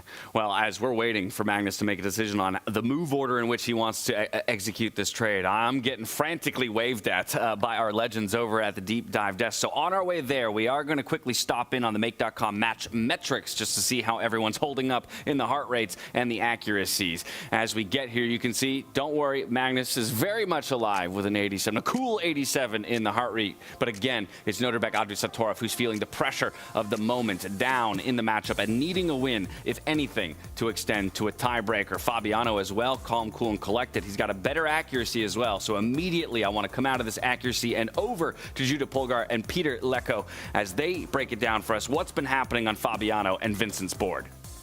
Well, Vincent does not have to win, but he's fighting for his life because what has just happened in the last move, Peter, let's show us. I know it's painful for you. Yes, actually, it's a beautiful move. The reason why I was waving that this was the position and I felt like we need to go full screen immediately because there is a devastating blow here, winning move for black, and it's a complete knockout punch on move 12, and Fabiano has played it knight b6 to c4, a stunning move with all the pins in the position. The rook on b8 is pinning the rook on b1, but it's all connected with the white king still in the center being pinned by this monster bishop on a5.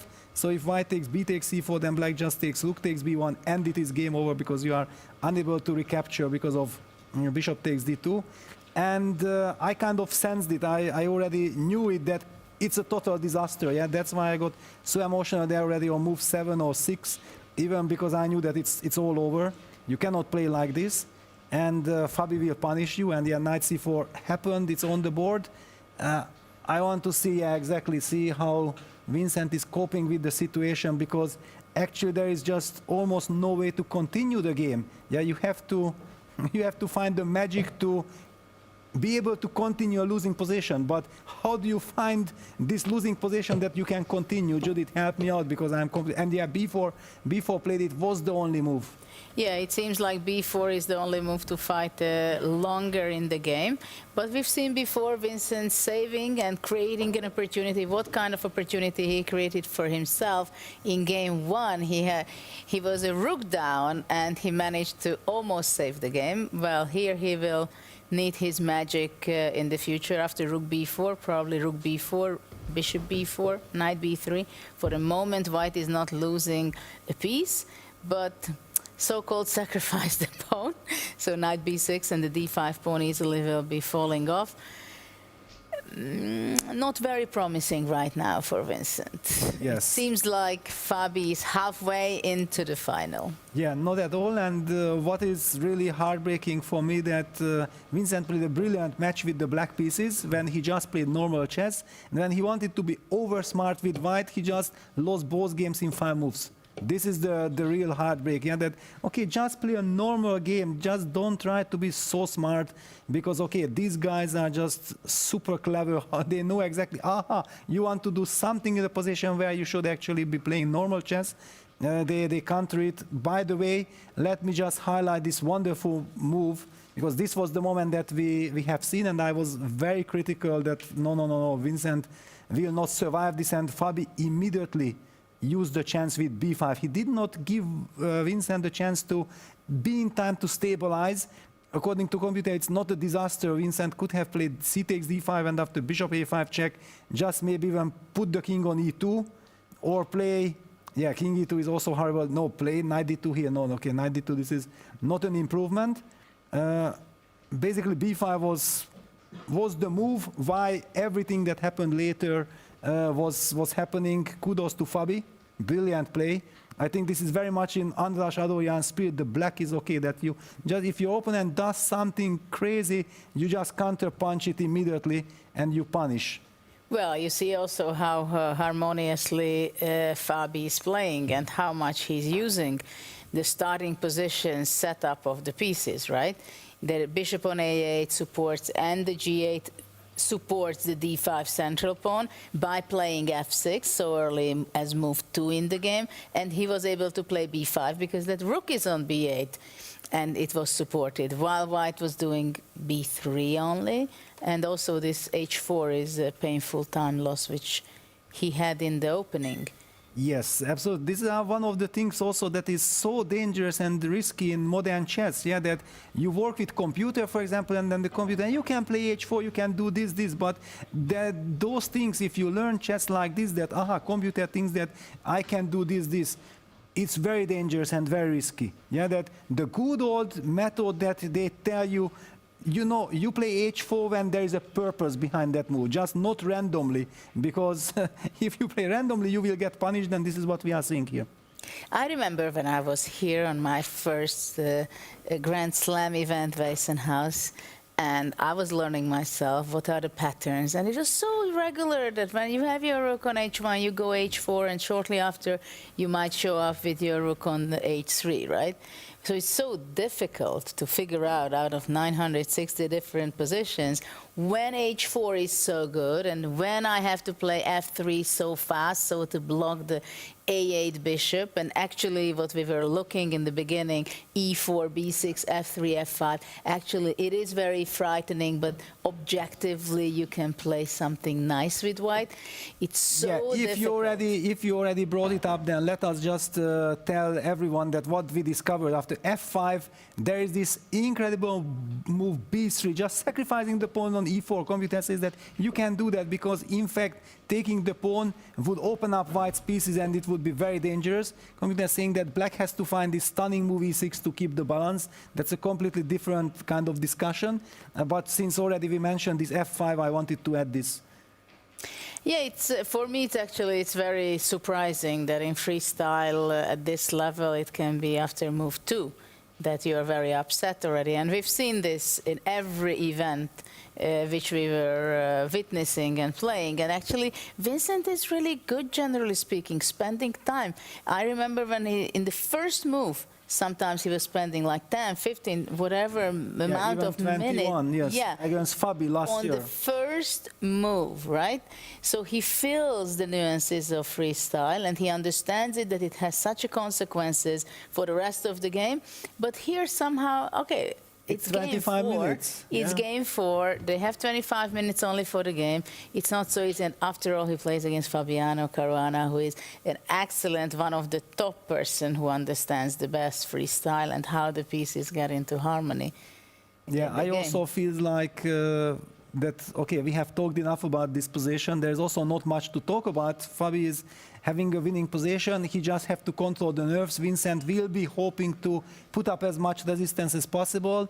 I think we can move on to the other game. Well, actually, yeah, there are some things happening in the other game, so we toss it back to James and David and Tanya, because though I'm very curious how you will figure out that Nodirbek will bounce back in this position. Well, thank you very much, Judith and Peter. And yeah, maybe from a bad situation to a slightly less bad situation here for Nodirbek. also maybe a breath of life and an opportunity while still fighting an uphill battle here against Magnus Carlsen. A reminder, he needs the win to extend to the tiebreaker. Nothing else will do. Yeah, slightly better in terms of the fact that he was almost dead lost, and he's at least alive now in this game, but pieces are disappearing from the board. Magnus is guiding it closer to a position he knows there's zero risk. Just a very quick action replay to show how we got here. We did see pawns being exchanged in the center of the board. Bishop to b3 along this diagonal. Magnus happily gives back the pawn, very instructive for everyone at home. Better to not suffer any awkward pins if you can give back material and go to safety. Peter was talking about the h-pawn push, always coming with a purpose. Here, very purposeful, Magnus's h-pawn marching down the board. This knight is almost trapped once he gets hit. d3, given a question mark, but logical, wanting to jump into the center. And Magnus may have had some stronger moves, especially in this position where it was better to go for the white king immediately. But even here, Tanya, it feels like he's not risking much at the world number one. It looks pretty nice for him. I mean, especially that h-pawn that can move even further ahead, eyeing the e4 pawn right now. Yes, d4 looks a little weak, but I don't see Nodirbek having enough time with the dynamics of the position, the open lines and the diagonals and the tactics to actually find time to take it if Magnus was to even immediately push h3. I love the point that Peter and Judith made earlier about the understanding of the starting position to see how you can maximize your moves. And I think Fabi and Magnus both did that to perfection. We see the starting the way it was, right? You had the rooks on the B line, and both these players used that to play the move b5, to open it up via that file, to use where the queen and the bishop were already placed at the very beginning with that f-pawn moving forward at the right moment. So that understanding that when it's shuffled up, how do you actually maximize and optimize the starting position of your freestyle chess pieces really seems to be a skill that the best have at another level. And they're the best of the best for a reason. Exactly that, right? Not just for their understanding of the game of chess, but also for their ability to perform in the most crucial moments, which we do see time and time again from the likes of a Fabiano Caruana or a Magnus Carlsen in particular. Yeah, that's where experience really pays off, knowing pawn structures, recognizing patterns, and knowing when to go through the different gears, when to play just classical chess, when to forget about the h-pawn pushes, when to forget about the weird, wonderful maneuvers and just stay kind of keeping things simple. Magnus has been spending a long time on this specific move, around 5 minutes now, 5+ minutes. I wonder whether he goes for this pawn. If the two pawns in the center disappear, E, D, it's almost definitely a draw. But h3, Tanya, I don't know why he's resisting. It feels like these are the top two candidate moves in the position, right? You either first line up the queen, hit the pawn, and also threaten h3. Threat is stronger than execution and all that jazz. Or you go for the direct line. I don't think there's a massive difference. Both look equally strong to me. I don't think there's an immediate repetition in the position. So Magnus is 5 minutes down on the clock. I think he's reaching for his queen. And he does it, queen g6, and immediately Nodirbek used that time to pin that black knight. Response with queen to b3. He uses the time to pin the knight. The computer doesn't love it, but he's at least also going to use his clock edge at this point. That's maybe one thing he can fall back on here. Big question. I mean, he's stopping h3 for now, but firstly, what happens if black takes the pawn in the center? Can you go knight f4 is the big question there. Yeah. Using that pin. This is the idea. Knight f4 is the threat, or kind of threat at least, trying to break through. And if not, then the other question is, what if Magnus just moves out the way somewhere? And I hate to ping-pong us too much, but I want to make sure that we catch the end of the Vincent Keymer and Fabiano Caruana game if that is the way that it is going to go. And as we head there, I can let everybody know that our lower bracket bouts have completed. It was a draw between Hans Niemann and Levon Aronian, but that draw means that Hans has enough points, 2.5 to 1.5, to push himself through to the 5th place match tomorrow. We also have a result on our other board between Arjun Erigaisi and Vachier-Lagrave. It's Arjun Erigaisi taking the win with the white pieces. All he needed was a draw. He does one better. 3 points to 1. He will be playing Hans in that 5th place match tomorrow. We arrive at this board with time ticking down here for Vincent Keymer, though, in what looks like a nearly dead lost position. He will try to keep it alive in this moment, but Fabiano, plenty of time on his clock to work with here and navigate to a win. Oh, I see Peter sweating. It is a difficult position. This check looks very, very scary in the near future. The white king just not able to slink away here to safety. Pawn down as well. That just compounds things. Unfortunately for Vincent, it looks difficult, and yeah, that clock situation isn't going to help matters at all. Black can castle still at some point if he wants to. Bring the rook into the game. I don't really see what White's next move is either. Tanya, it feels like it might be almost done now on his last legs. Fabi has the extra material and all the compensation in the position. He has the king safety to target. That king on e2 absolutely stuck there. The extra pawn that you pointed out. I really like the idea of just playing simple here. Just go short castle, finish development, then get the bishop to b7, plant it on a6. Yeah, big threats against the white king. The reason he moved his rook up, though, is to defend the knight, meaning the king is free to start running away out of the center. The white rook also defends a loose pawn. If white gets a few more moves, if the knight lands on c4, the king gets away, then maybe it's a fight. But it's a big ask, especially with 20 seconds on the clock. Making 3 moves for free. Arjun needing some help opening a bottle there. Or I think it's his, yeah, he's fitting his Chrono 24 wristwatch there, as all of our players have been sporting those watches all weekend long. You can see both Vincent and Fabiano Caruana. And they look very cool. They look very I've seen them here. Oh my goodness. I'd like one of those. Anyone's listening. It helped Arjun today, that's for sure. Keeping track of time, exactly. Fast and strong. That's a very good point. And time is a factor here too. I mean, 22 seconds, but that's the thing. The problems are on the board, not the clock. Okay, Fabi looking for a killer plan. He knows if he can get the job done in the next 3-4 moves, then... Which is interesting that he's taking this time because of what Tanya was talking about. It does feel like there's a couple fairly obvious or easy moves to make that just generally improve and hold on to your advantage. And you could be tossing the ball back into Vincent's court. You could keep the pressure on in that moment. I think from a human perspective, the move that you want to make is give a check right now. You know, checks, captures, threats. I know that's basic, but it kind of asks these questions to the white king. Because if you plant the knight on c4 to block the check, there might be further tactics with black giving counter checks on c3. It gets pretty wild. But instead, Fabi, he goes another route. He brings the rook out, but with a king step. Wow, slightly closer to the center, just in case it goes to an endgame. The king better placed than it would have been if it had castled. That is, yeah, a difficult move, I think, for most of us. But the whole idea, castles or not, is to bring the rook to the center. Now watch out, this knight is very loose. There's going to be sacrifice ideas. Knight takes pawn, come with a check. Vincent's got under 10 seconds to deal with all of these problems. He seems paralyzed in this moment. Checking in with the clock, he sees 2 seconds. He's got to make a move, and he will make it just in time. It's just a king slide. King's on the run to safety. Then maybe he can find a way to get back into this. Oh, look at the body language. He's looking away. He looks distraught, Vincent. He does. Fabiano Caruana is about to go through to the finals. Yeah, the first move you calculate here is knight takes pawn. Whether it works or not, you look at it. It would be backed up by a queen check. He plays it. He's worked out it does indeed win more material. Yeah. These have to be the last few moves of Vincent's journey in this World Championship title. And beautiful tactics there. You take that rook, queen takes pawn coming in. A look to the heavens, back to the board, searching for answers. None will be found. This is over. It's going to be a 2, maybe 3 pawn deficit for Vincent Keymer, and he offers his hand. That's enough. It's enough for him to know there will be no more magic found in Weisenhaus for Vincent Keymer. For Fabiano Caruana, he's the first ticket booked to the final table, and he is looking to do what he's not done yet on the freestyle stage. Take the top spot and name himself world champion. Wow, fantastic play from Fabiano. It was such a close match. Vincent had his chances. We'll get a proper debrief on that one later, but Fabiano is the man of this moment. Absolutely the man of the moment, but there's 2 more men locked in a battle, and that would be Nodirbek Abdusattorov and Magnus Carlsen. And how about this? Look at the time left for Magnus Carlsen. Yes, he's had an advantageous position. Yes, we still have the belief at times that Magnus will pull it through, but it's not looking so easy all of a sudden with 19 seconds to your name.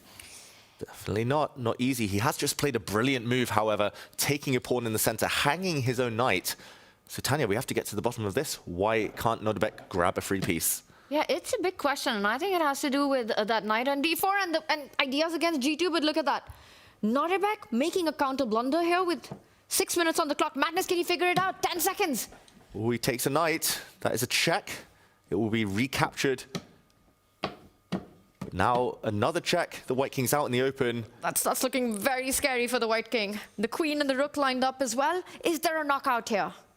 Magnus only needs a draw, but he has a winning move here. Or maybe more than one winning move. Just go check. Rook F4, take the Queen. Oh, check is safe. A knight move. He finds the best move. Whoa. Another double exclam here for Magnus Carlsen. I mean, he comes off the tail end of the double question mark. But that's the mark of a champion right there, capitalizing. What a move. Queen takes knight. He would give a rook check, get his rook out of the way, and win the White Queen. Maybe there's even better there. Other rook checks in the air as well. Mate on the board. And with 6 minutes on the clock, how do you fight this? You've got no moves. You fall back with the bishop, trying to defend that E1 square? Is that something that could keep the game going for Nodirbek? Although Magnus looks like he's seen this through to the end. He knows he's going to the finals.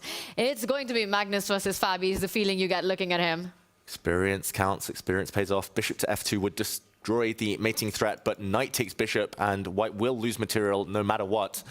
That is game over. Nodirbek had 6 minutes. He always tries to rush Magnus on the clock, and that's where his own blunders have come. Yeah. It's experience against Magnus, and Magnus knows it. Look at that. Oh, he knows. He knows he was a bit slow, Magnus. He could have got the job done maybe more efficiently, but when it mattered, he found the moves. Everyone just feels it's been gifted to Magnus in these last 2 games, you know, by Nodirbek. But that's the thing, right? You know, in order to take down the world #1, at some point you're going to have to take a risk. You've got to throw a pretty heavy punch, a knockout blow. And the couple of times that Nodirbek does it, it's either an ill-advised moment or he doesn't take the time that is afforded to him to think it through entirely. It'll come back to bite him in this case. Magnus is staring down a Fabiano matchup in the finals. And once again going to be experiencing triumphing over youth here in Weissenhaus as Magnus and Fabi will fight for the World Championship title. Wow, handshake any second, surely. Queen takes knight would be met by that rook check, discovered attack on the White Queen. Just no way to keep this game going. It's over, almost on the spot. Nodirbek just coming to terms with things now. I'm trying to find ways to fight against the checkmate. G3 just feels like you're delaying the inevitable. Lots of options to win there. You could even just take the pawn. You could block the king further. You could give a check first. Bishop falling back does not help. Yeah, Nodirbek knows this is over. Your best option is a bad option, which is that bishop falling back to F2. And as we've discussed, it's already a losing situation here. So we're burning the time that perhaps we should have burned a moment ago. Or perhaps in the last game. Mm-hmm. The problem with bishop to F2 for everyone at home, knight takes bishop. The queen has to stay protecting its rook, so the White King would have to step forward, and the Black Queen would drop back to F7 with a check, also winning the White Rook. I know there's a lot of arrows, but this is it. It's a piece down, guaranteed minimum now for Nodirbek. Beautiful geometry, and it always seems to work out for Magnus. His pieces always seem to land at the right spot to make the tactics flow. He covers the center. Like his queen is always nearby, his rook, his knights, they're always controlling the central squares, and that gives them more ability to go to either flank. Save for king as well. Yeah, just everything playing out to perfection somehow for the world #1 every single time. In the hunt for that 21st World Championship is Magnus Carlsen, and he is poised for one final match to earn it. He's almost amused right now. Where is he looking? This is the only game remaining in the arena. No other games on screen. Maybe thinking back. And that rook move, that blunder by Nodirbek, you know, there were still chances, James. Absolutely. It could have still gone on with Magnus playing on those final seconds. And even before that, and maybe something we can look at near the end of the day, it was not the cleanest game by either player down the stretch. Obviously cleaner for Magnus than Nodirbek. What's the cleanest way? Magnus will show us, and that's it. Wow. And just like that, Magnus Carlsen, the world #1, chasing his 21st World Championship title. He gets it done over Nodirbek Abdusattorov, and he will move on to our championship table tomorrow against Fabiano Caruana. And fantastic. And David, I think it was just mate was inevitable with that last move. The king would have moved up, the pawn would have moved up, Magnus Carlsen moves up to the finals. And this feels like we're reliving everything in Weissenhaus. Started in 2024 with the GOAT Chess Challenge. It was Magnus versus Fabi, and that is the finals for the World Championship. Yeah, mate in 3 on the board to end it, ending in style. Magnus and Fabiano both winning with the black pieces. Yeah, experience. We talked about it. Maybe the fact they were on the same team, they could analyze together, study those openings together, giving them that extra edge. But ultimately, their nerves just stronger than their opponents. The know-how. They've been there. They've done it before. Well, it was a marathon day of chess for all of our players, but this fourth and final round is where it all came down to. As the gong sounded, off they went. Nodirbek Abdusattorov needing a win against Magnus Carlsen. He played tempered in the beginning, perhaps too much so, before taking a risk that would bite him back. In our other semifinal bout, Fabiano Caruana versus Vincent Keymer, they entered all tied up, but in a similar style. Vincent perhaps too tepid initially, and then Fabiano found a way to clamp down and take the victory. In our other matchup semifinals, those each wound their way to decisive ends, with Hans Niemann and Arjun Erigaisi booking their ticket into the 5th place matchup. But this is your upper bracket picture right here. It's Carlsen and Caruana, both of them sitting at the final table alone tomorrow. That means we turn our attention to the lower bracket, where Nodirbek Abdusattorov and Vincent Keymer will fall into that matchup for 3rd place. Hans Niemann, Erigaisi, they're fighting for 5th, and Aroni and Sindarov, they will be duking it out for 7th and 8th place overall. What a day of chess this has been. And I want to also point out that Fabi versus Vincent, I think it's something that you said, David, earlier, that all decisive games, including the last one, came with the black pieces. All the wins that happened. And what a way it was for Fabiano. I mean, just simply the way he did it in round robin and his phenomenal play today. I think both these players, Magnus, Fabi, definitely the one who've been on their A game. And we're in for an absolute thriller of a final. What do we say about Fabiano? Mr. Consistent. Whether he wins or not tomorrow, he's made it to another final. He's always in the mix. When is his time going to come? Is this finally it? His first ever world title? That's the big thing. We love to call him Mr. Consistency, but I bet you he's got to be so frustrated to be called Mr. Consistency at a certain point. He does want that #1 title. He wants it so bad. And the thing is, I can't imagine a better way to do it than to take down the world #1 if it's written in the stars for him this time in Weissenhaus. Always so close, yet so far. Is this when he crosses the line? Yeah, you have to imagine that if you are going to pick up a world championship title, there's no one better to do it against, of course, than Magnus Carlsen. But it also is probably nobody harder to do it against than Magnus Carlsen. Yeah, you got to beat the best to be the best. But yeah, it feels like it was fated somehow that if Fabi ever were to win a world title, this might be the opponent he does it against after so many near misses. Of course, Classical World Championship in 2018, but also throughout the years, so many matches. I think the format suits him, though. 4 games, slightly longer, 25-minute time control. I think it's brought out his best so far. And I also want to just add to that, just the quality of play that we've been seeing by Fabi. It really feels like if ever there was a time for him to take this, by taking down Magnus, it's now. How impressive was he today in his match against Vincent? Incredible gameplay, not the scoreline, but just simply the quality. And so high. Couple that with his group stage, which by no means did he blow the whole field away, but it was a better start to a group stage than he typically has. We'll call him a slow starter, somebody who ramps up and eventually finds form. It seems like he's found it much earlier on, and even more important, in a truncated format, 3-day event. Most of our events in the past have been quite longer. Exactly, and especially in the crunch moments, Fabi stood up tall. Yesterday, there was that blip in the group stage, lost 2 in a row, but came up with some incredible tactics in the final game. And same again today. He got pegged back by Vincent. He upped his game in the final one. With so much on the line, you know, Fabi's been that one player here who's always had those fun nights, you know. He's out at dinner, game nights on till pretty late in the night, having fun, playing snooker, playing board games. With what's on the line tomorrow, do you think Fabi's going to continue the tradition, or? He was playing games last night. And he got the win today. Don't fix what ain't broke. The old classic, stick with the system. Me and James are around tonight, Fabi, if you need any... yeah, also, we would really love to play games. So, Fabi, please play games with us tonight. Now, normally, it's David's responsibility to pick a move of the day, but I got good news for you, my friend. I'm going to take that responsibility away from you. I'm going to toss it over to our legends at the Deep Dive desk. First, they're going to break down their thoughts around all of the games of the day, and then maybe pick one final move that they feel like eclipsed the rest. Judah Polgar, Peter Lecko, take it away. What a day we had. Incredible. First, we want to show you the nice little touch what Magnus played. I think that's the first. And then we can talk about what was actually breaking down all the games just a bit. Yes, I want to highlight this moment, yeah, because we have seen the double exclamation mark by the computer. Magnus had played the rook takes e4 move. We have also seen that he spent quite a lot of time. I believe that it was a conflict of interest, knowing that Magnus actually all what he needed is a draw. He could have played the very tempting move queen takes e4. Thank you very much, I'm sealing the game, sealing match victory, but he said, no, wait a second, guys, the position has so much potential, let me find something brilliant, and he found this rook takes e4.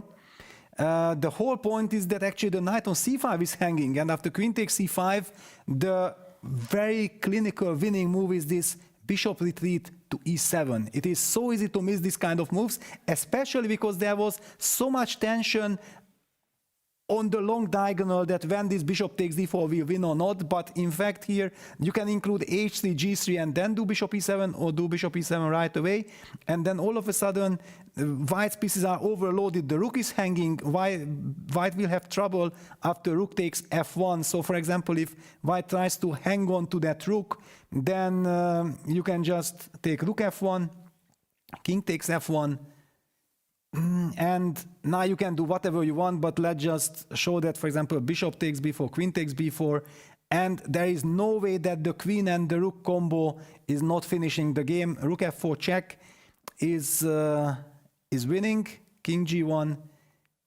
h3, g3 and queen e4. This is like a very picturesque, but okay, there were so many other winning moves. Clearly, Nodirbek did not want this to happen. Let's go until the end. Sorry. Queen d2, queen h1. Okay. There you have it.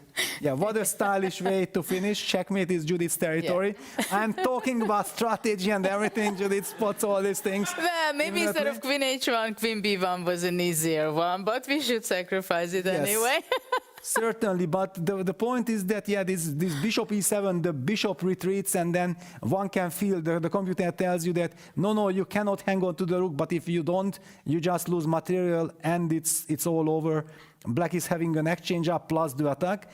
So that was the problem for Nodirbek after rook takes e4. He was in a horrible situation because, okay, how do I fight? Black is winning. I cannot take on c5. The computer says that rook c4 was a blunder because he could have fought on with rook bb1, and then Magnus is just clearly better but not winning on the spot. It does not change anything for the match. Magnus would have been in the finals anyway. And after rook c4, clearly, Magnus was shaking his head because he was so happy. I can imagine that after this very difficult kind of match, yeah, the first two games were very even, then two draws. The third game, it looked very good at the beginning, then things got out of control. He was low on the clock, and Abdusattorov refused the repetition of or the drawish line, trying to play for a win, and got punished. And then finally finishing the match with knight d3. That should be so pleasant. Judith, what are your thoughts? Well, exactly. I mean, this was, well, for Magnus, draw was enough. So we did not choose the move of the day, this one, but we choose something else because, as you pointed out there, I mean, Fabiano is on the roll here, and we decided that actually in this position, the move knight c4 was the move of the day because he made a great opening also, and finally this was the final touch that said, okay, it should be game over. And this seals him the ticket to the final, yeah, because Magnus, all he needed was a draw. Fabi needed to win, otherwise it's playoff. And yeah, Fabi was incredible, yeah. But knowing Fabi, actually, he will be critical of himself that, yes, I played two brilliant games with black, but what did I do with white? Yeah, and tomorrow against Magnus Carlsen, clearly he will have to work on this because you can't just rely on the black color against Magnus. Yeah, well, we had an amazing day, and it was so interesting to see 4 games in the semifinal. And in the third game, Abdusattorov basically made a mistake. He's too young probably. He smelled that maybe I can win, but he was not able to do it. He pushed it too hard. He lost the game. And basically after that game, it was almost a mission impossible for a comeback.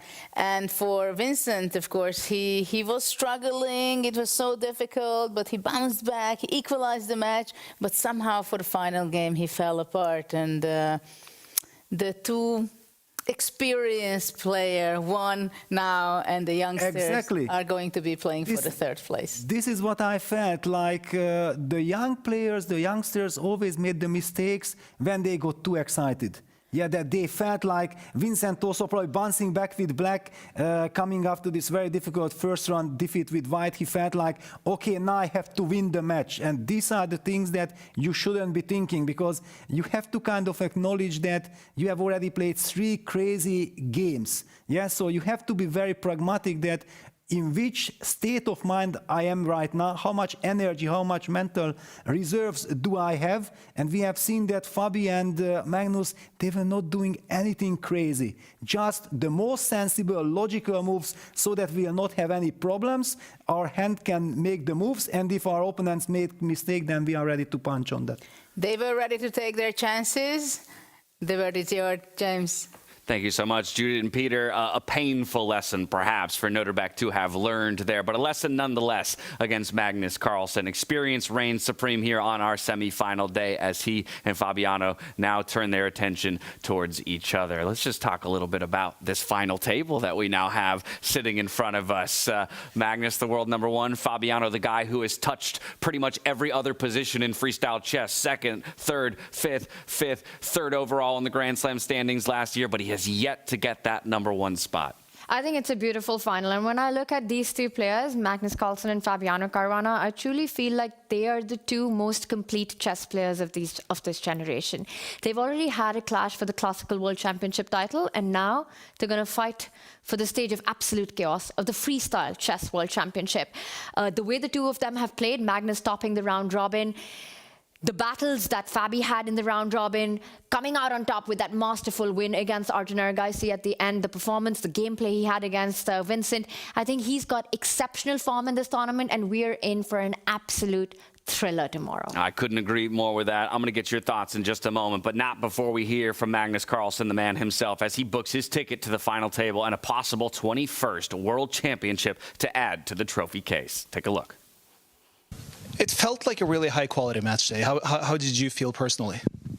Yeah, it was definitely a very tough match against somebody who I feel gets stronger and stronger every time I play him. I thought, yeah, the first games were relatively high quality. First 2 games were relatively high quality draws, and of course, third game kind of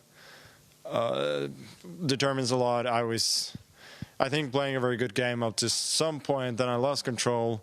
He did extremely well, which he does. Like, he calculates and he's tough, but that was also his undoing at some point, because I was fighting, getting down on time, but not like immediately collapsing, and yeah, then I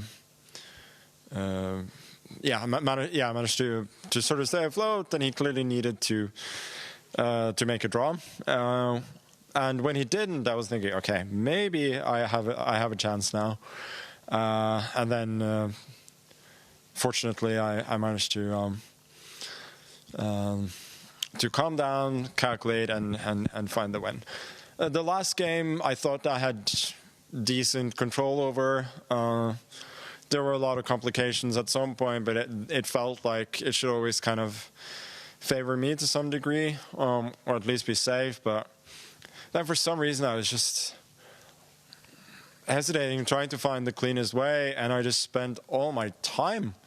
It really annoyed me, because once I'd spent all that time, I realized this is actually quite easy. But now if I get surprised at some point, what am I going to do? I've 15 seconds or something. Fortunately, there were no more surprises, and he kind of lost on the next move. So I guess I was always like on the board, kind of in control, but yeah, getting down that much on time feels a bit silly.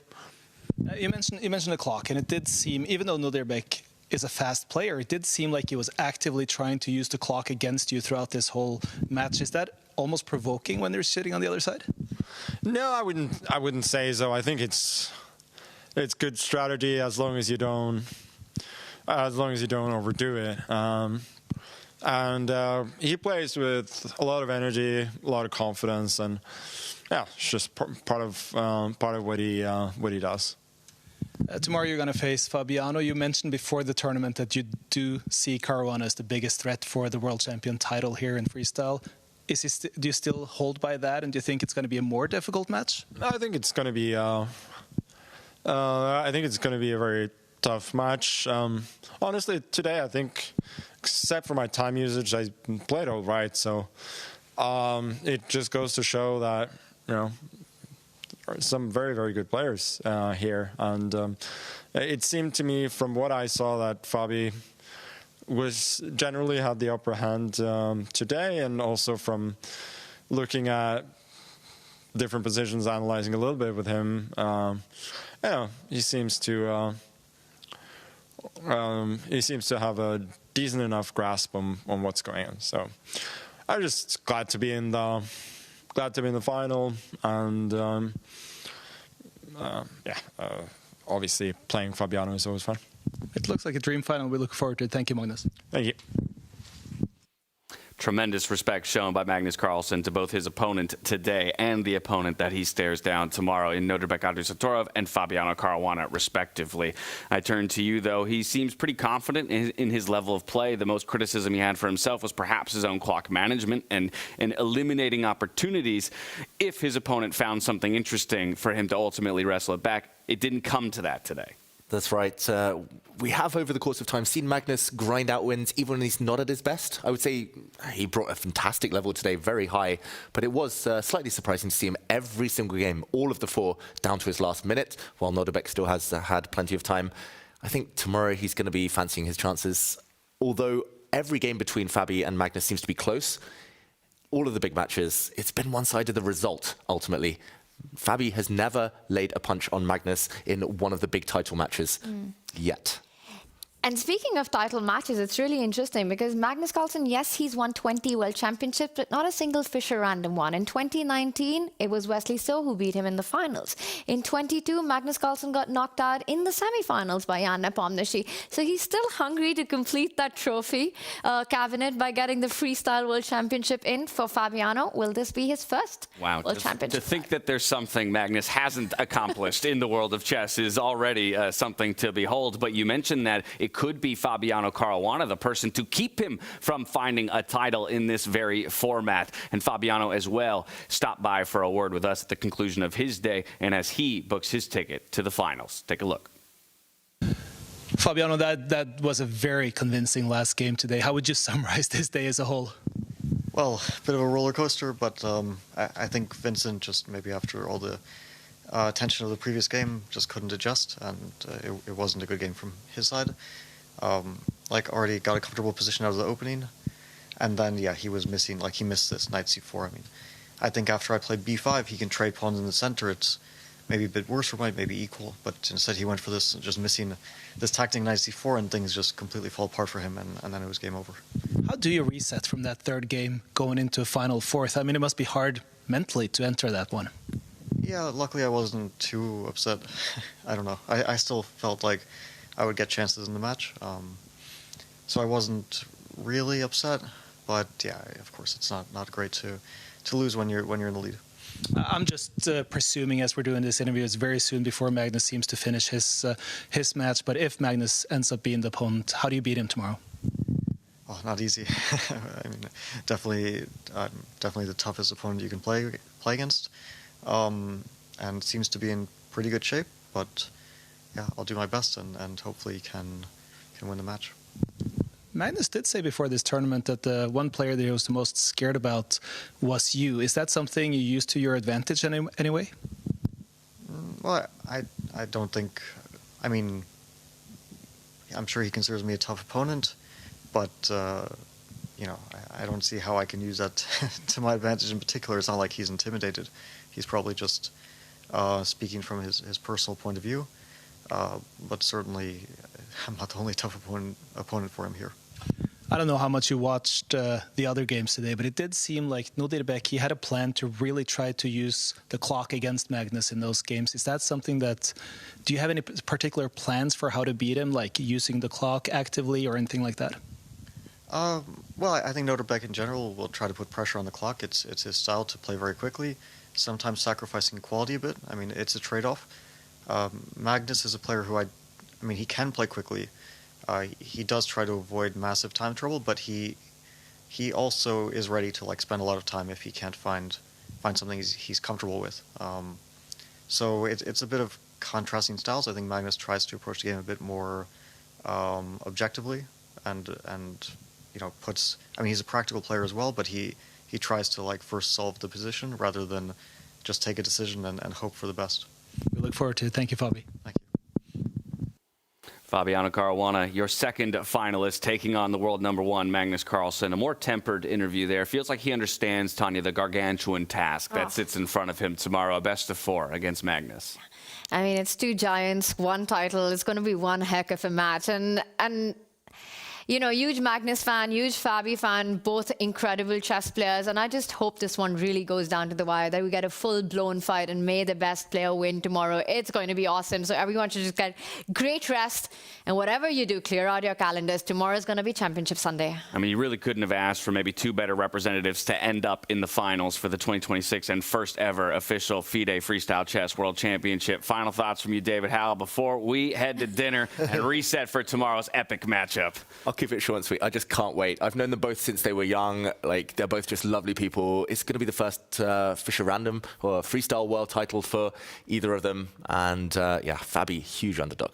But we like underdogs here, don't we? So bring it on. It's going to be fun to watch. An underdog story is a good story. It is. You can make it happen. That's going to be it for us, though, here in the studio. We appreciate you all hanging out with us today on our semifinals, and we hope you'll join us tomorrow for the thrilling conclusion to the 2026 FIDE Freestyle Chess World Championship. Magnus Carlsen, Fabiano Caruana, those are your 2 who are doing battle tomorrow on the final table. We'll catch you here, same time, same place, and until then, stay healthy, stay safe, and be good to each other. Good night.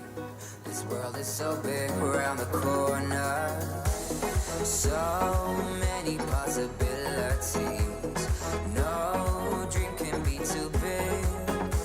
'Cause this is the start of something new. 'Cause now I know this is my time. Time to just be me. Time to hold my key. 'Cause this is my time. Time for me to choose what I wanna do with my time. With my time. Life is a blessing, such a gift, and I am so lucky to be here. Live to the fullest, don't resist. No time to waste, so have no fear. So many possibilities. No dream can be too big. 'Cause this is the start of something new. 'Cause now I know this is my time. Time to just be me. Time to hold my key. 'Cause this is my time. Time for me to choose what I wanna do. Are you curious to play freestyle chess but don't know how to? No opening theory, no memorized moves, just pure strategic creativity.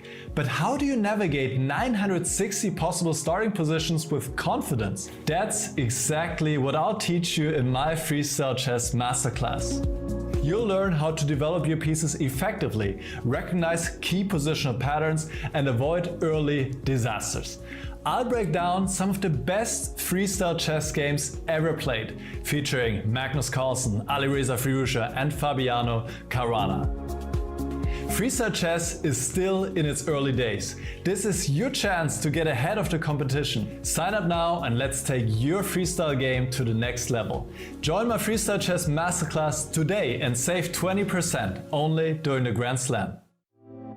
The future belongs to those who make it happen. That's why we built Make, a visual-first AI and automation platform for changemakers.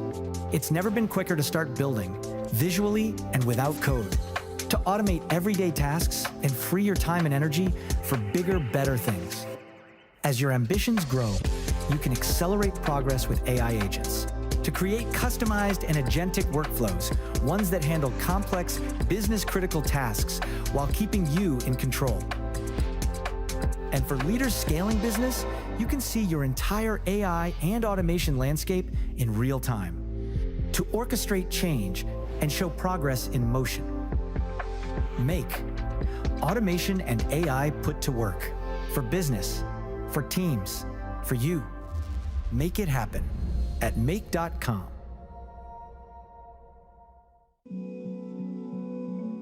Das Weißenhaus ist eigentlich zu dem geworden, was es ist, weil meine Vision sich weiterentwickelt hat. Inzwischen ist es alles Realität.